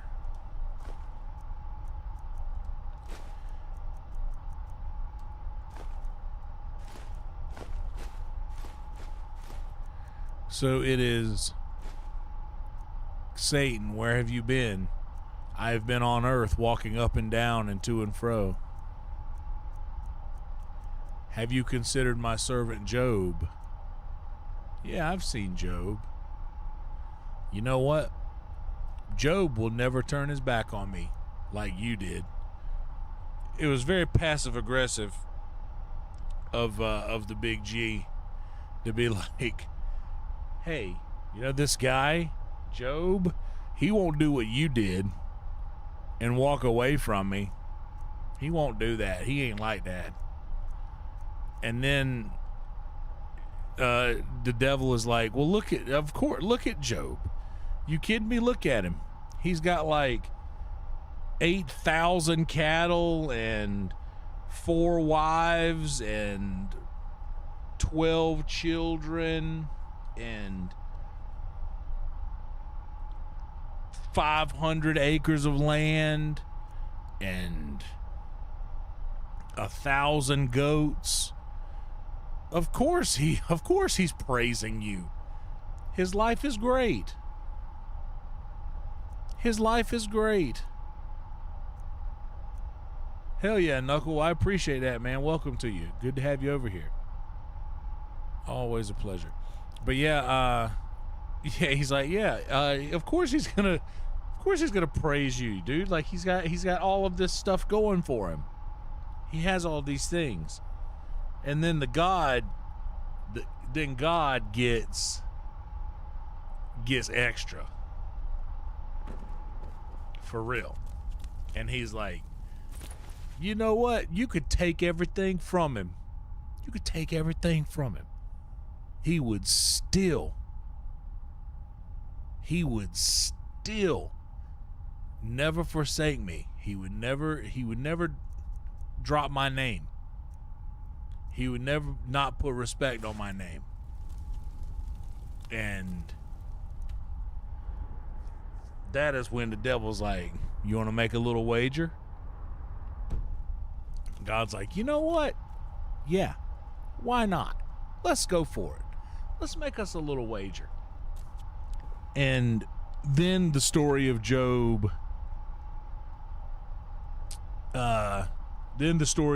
plays out. You should read if you like stories.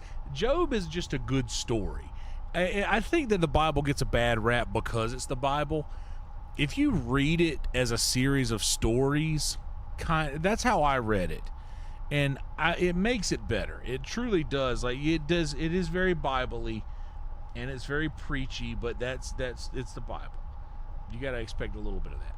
But man, the stories in the Bible are there's some really nice, like you pretty much get like your Genesis, the creation story, your Exodus, the story of Moses and the 40 years in the desert, and then you get your Leviticus, which is basically like a lot of battles and things like that. It's kind of like Two Towers-esque almost. And then Numbers, of course, and Deuteronomy. Those are like basically Numbers is like a ledger almost, like an actual, like you're reading a basic ledger. And then Deuteronomy is like basically your rules and things. And that's the Torah. That's basically your 5 books of Moses. But everything past that, you get like First and Second Kings, First and Second Samuel, and then it starts to really get like when you get past the first, like the actual Torah, like the Jewish Bible, which is basically the first 5 books of the Bible. Once you get past that, bro, and I'm not saying once you get past that is like, but those are the most. It starts out strong with your earliest stories, your earliest Bible stories that everybody remembers, Adam and Eve, and then you get the story of Moses, and all of that starts out very beginning. So you come out strong with the lore. Then you go into a little boring stuff. But once you get into like Samuel and Kings and all of those other books that come after, You get into some nice historical. It's like fantasy. It's literally kind of like fantasy, and not a lot of the Bible thumpers would call that sacrilegious to say. But if you think about it like that and read it like that, I think that it makes it more palatable to the people who would normally not read such things. If that makes any sense. I know there's a couple more things that I need to drop. Oh, extreme conjuring. Okay, we're gonna sell. Anything up here to sell? No. Apprentice alteration. We sell these because we got expert destruction and alteration.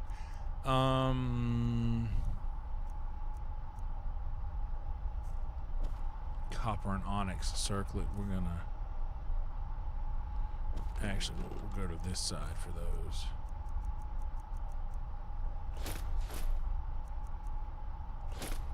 I'm actually gonna put all these necklaces in here.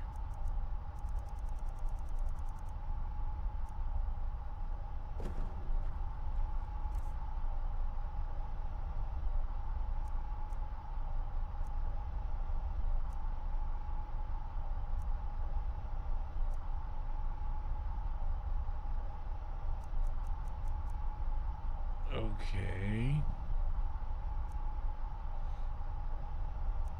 Now we keep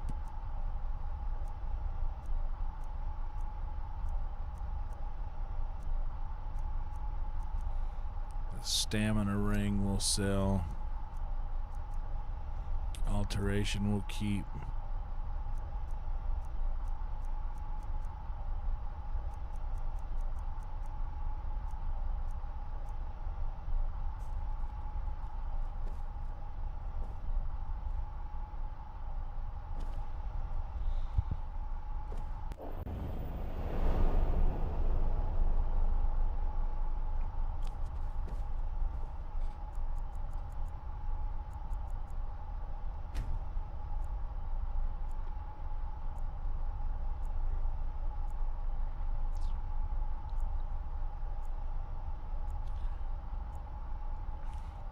Well, the serpent tempted Eve. So the story goes. The serpent tempted Eve, and it worked. And then Eve, acting under the instruction of the serpent, then tempted Adam.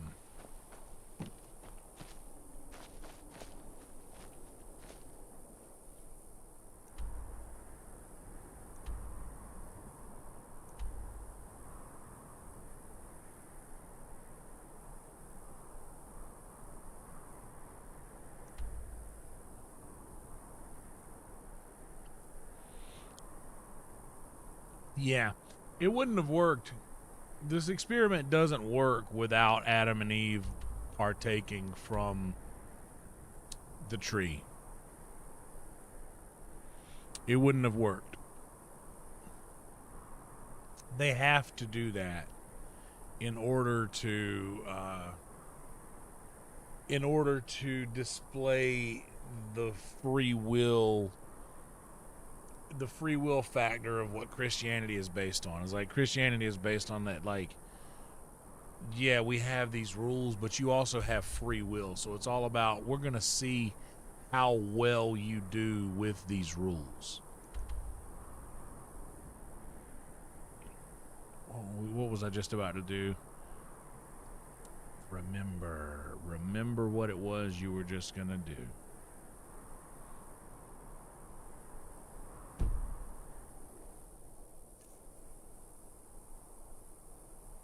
Oh.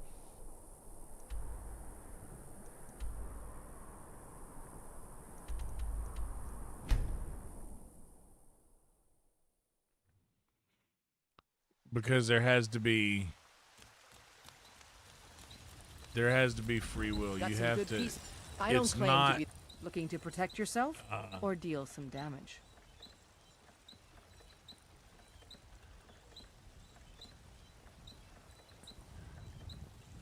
Yeah, it was Ka, K-A, Ka.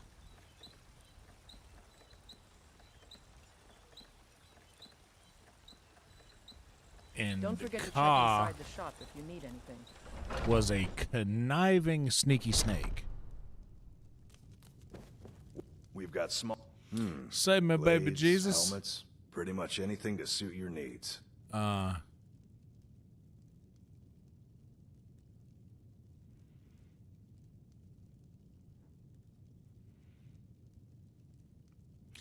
Man, if you look at all religious texts,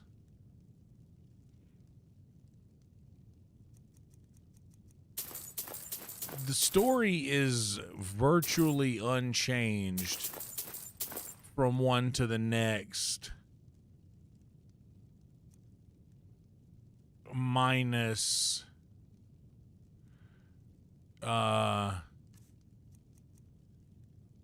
minus a handful of, the heroes are different. The heroes have a different name.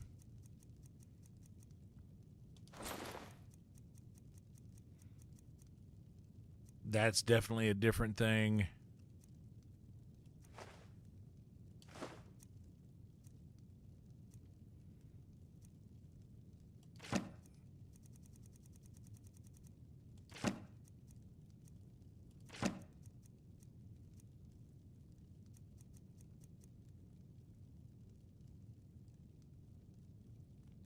Good doing business with you.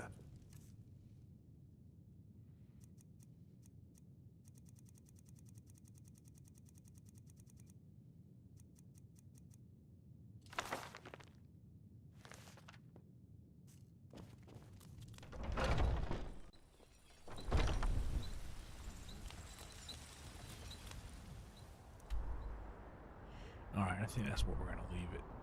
This one. 6:15 in the morning. I wanted to make sure to get a good extended episode of this because I've been cutting these off at about 2.5 hours, 3.5 hours. And it's been a while since I've done like a legitimately, like since we've gone the distance on one of these. So...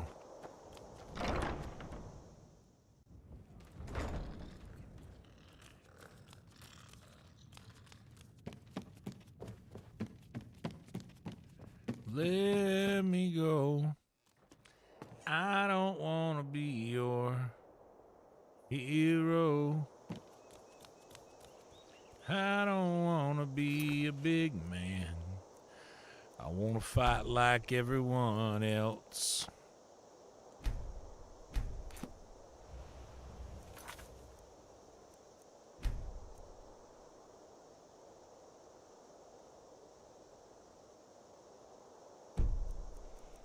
All right, that looks good to me.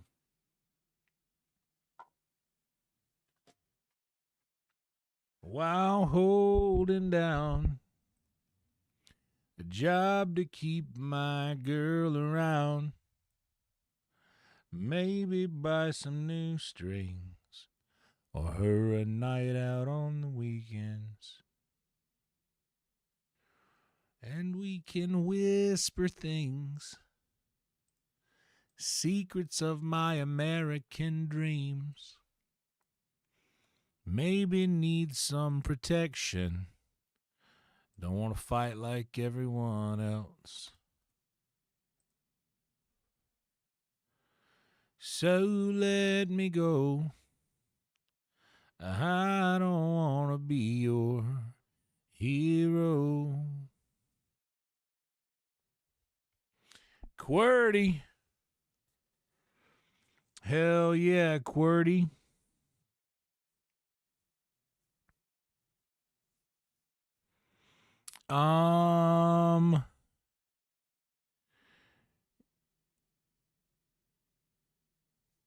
You know, I saw that Cozy Cow subscribed earlier, and she is live right now, so we are going to raid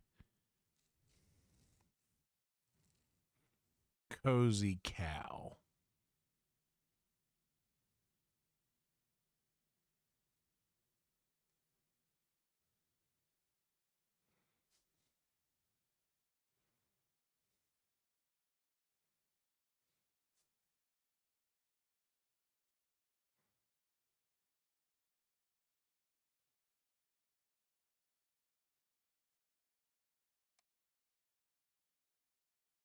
Yeah.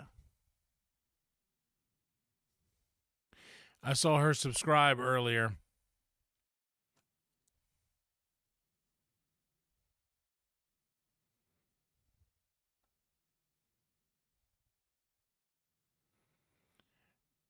Thank you guys so much for being here, guys. This was awesome. You don't have to say anything. I know a lot of guys like to, when you pop in, just like say, "Oh, yonder raid, yonder." I used to have problems with that just because I don't want it to be like, "Hey, I'm raiding you," so that when you get there, you will just take over their chat with just or make it about me. So I would just say, yeah, just tell people to like the video. Tell people to like the video that they went to, and subscribe to Cozy. Are you asking me that, Mike, or QWERTY? Because I'm good if you need to.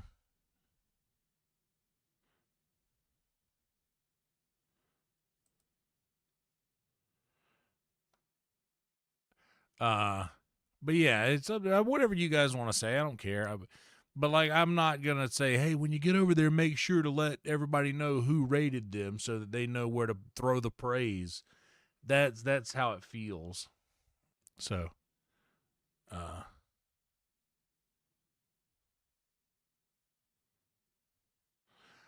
was just, you said something about a quick chat on Discord. I'm down for that if you need to.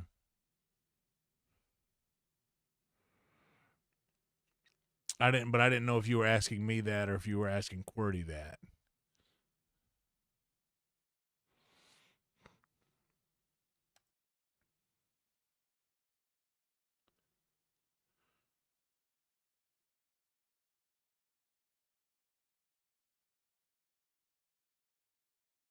Anyway,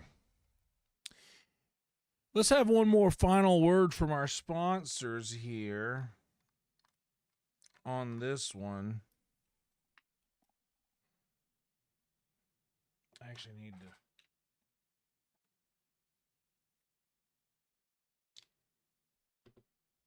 Oh no, you're good, man. I'm all square. I just didn't know if you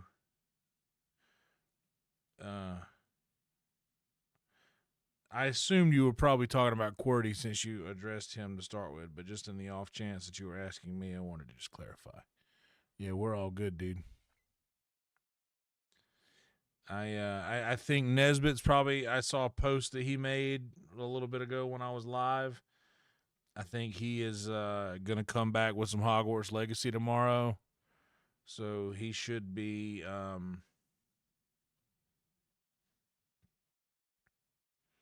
I think he's feeling a little bit better. This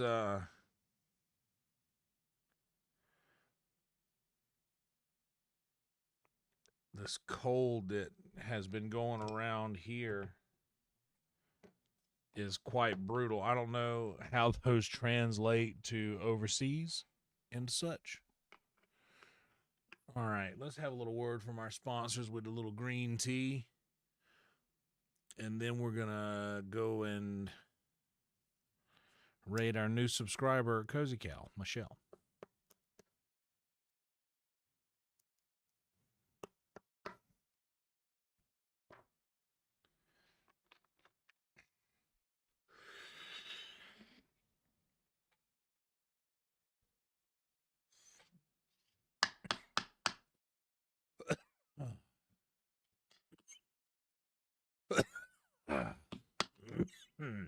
Ooh, that was tasty right there, bro.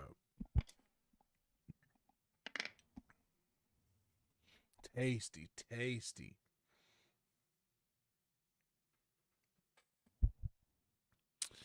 All right. We're not going to dilly-dally anymore, guys. Thank you for being here. Please like this video. And, oh, hell yeah, Mike. Oh, shit. That might be worth pulling a little Red Bull out of the... That might be worth hanging on for. If it's 2 hours, be the first ones on YouTube streaming something like that. Among the first. Hell yeah, appreciate it, Trick. Thank you, Ginge, for being here. Thank you, Mike. Thank you, CCL. QWERTY.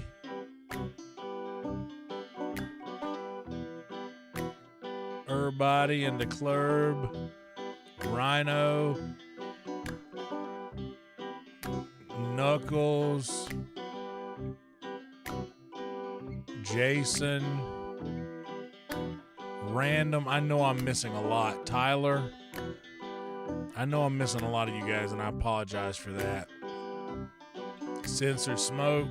Survival Gaming for the raid. Appreciate that, Survival. Kit. Everybody. I know I'm missing a lot of you guys, but thank you all so much for being here. Guys, like the video, subscribe to the channel, do the same thing for Cozy when you get over there, and we'll see you guys tomorrow night, okay? Night, night. Be good people. Roll Tide.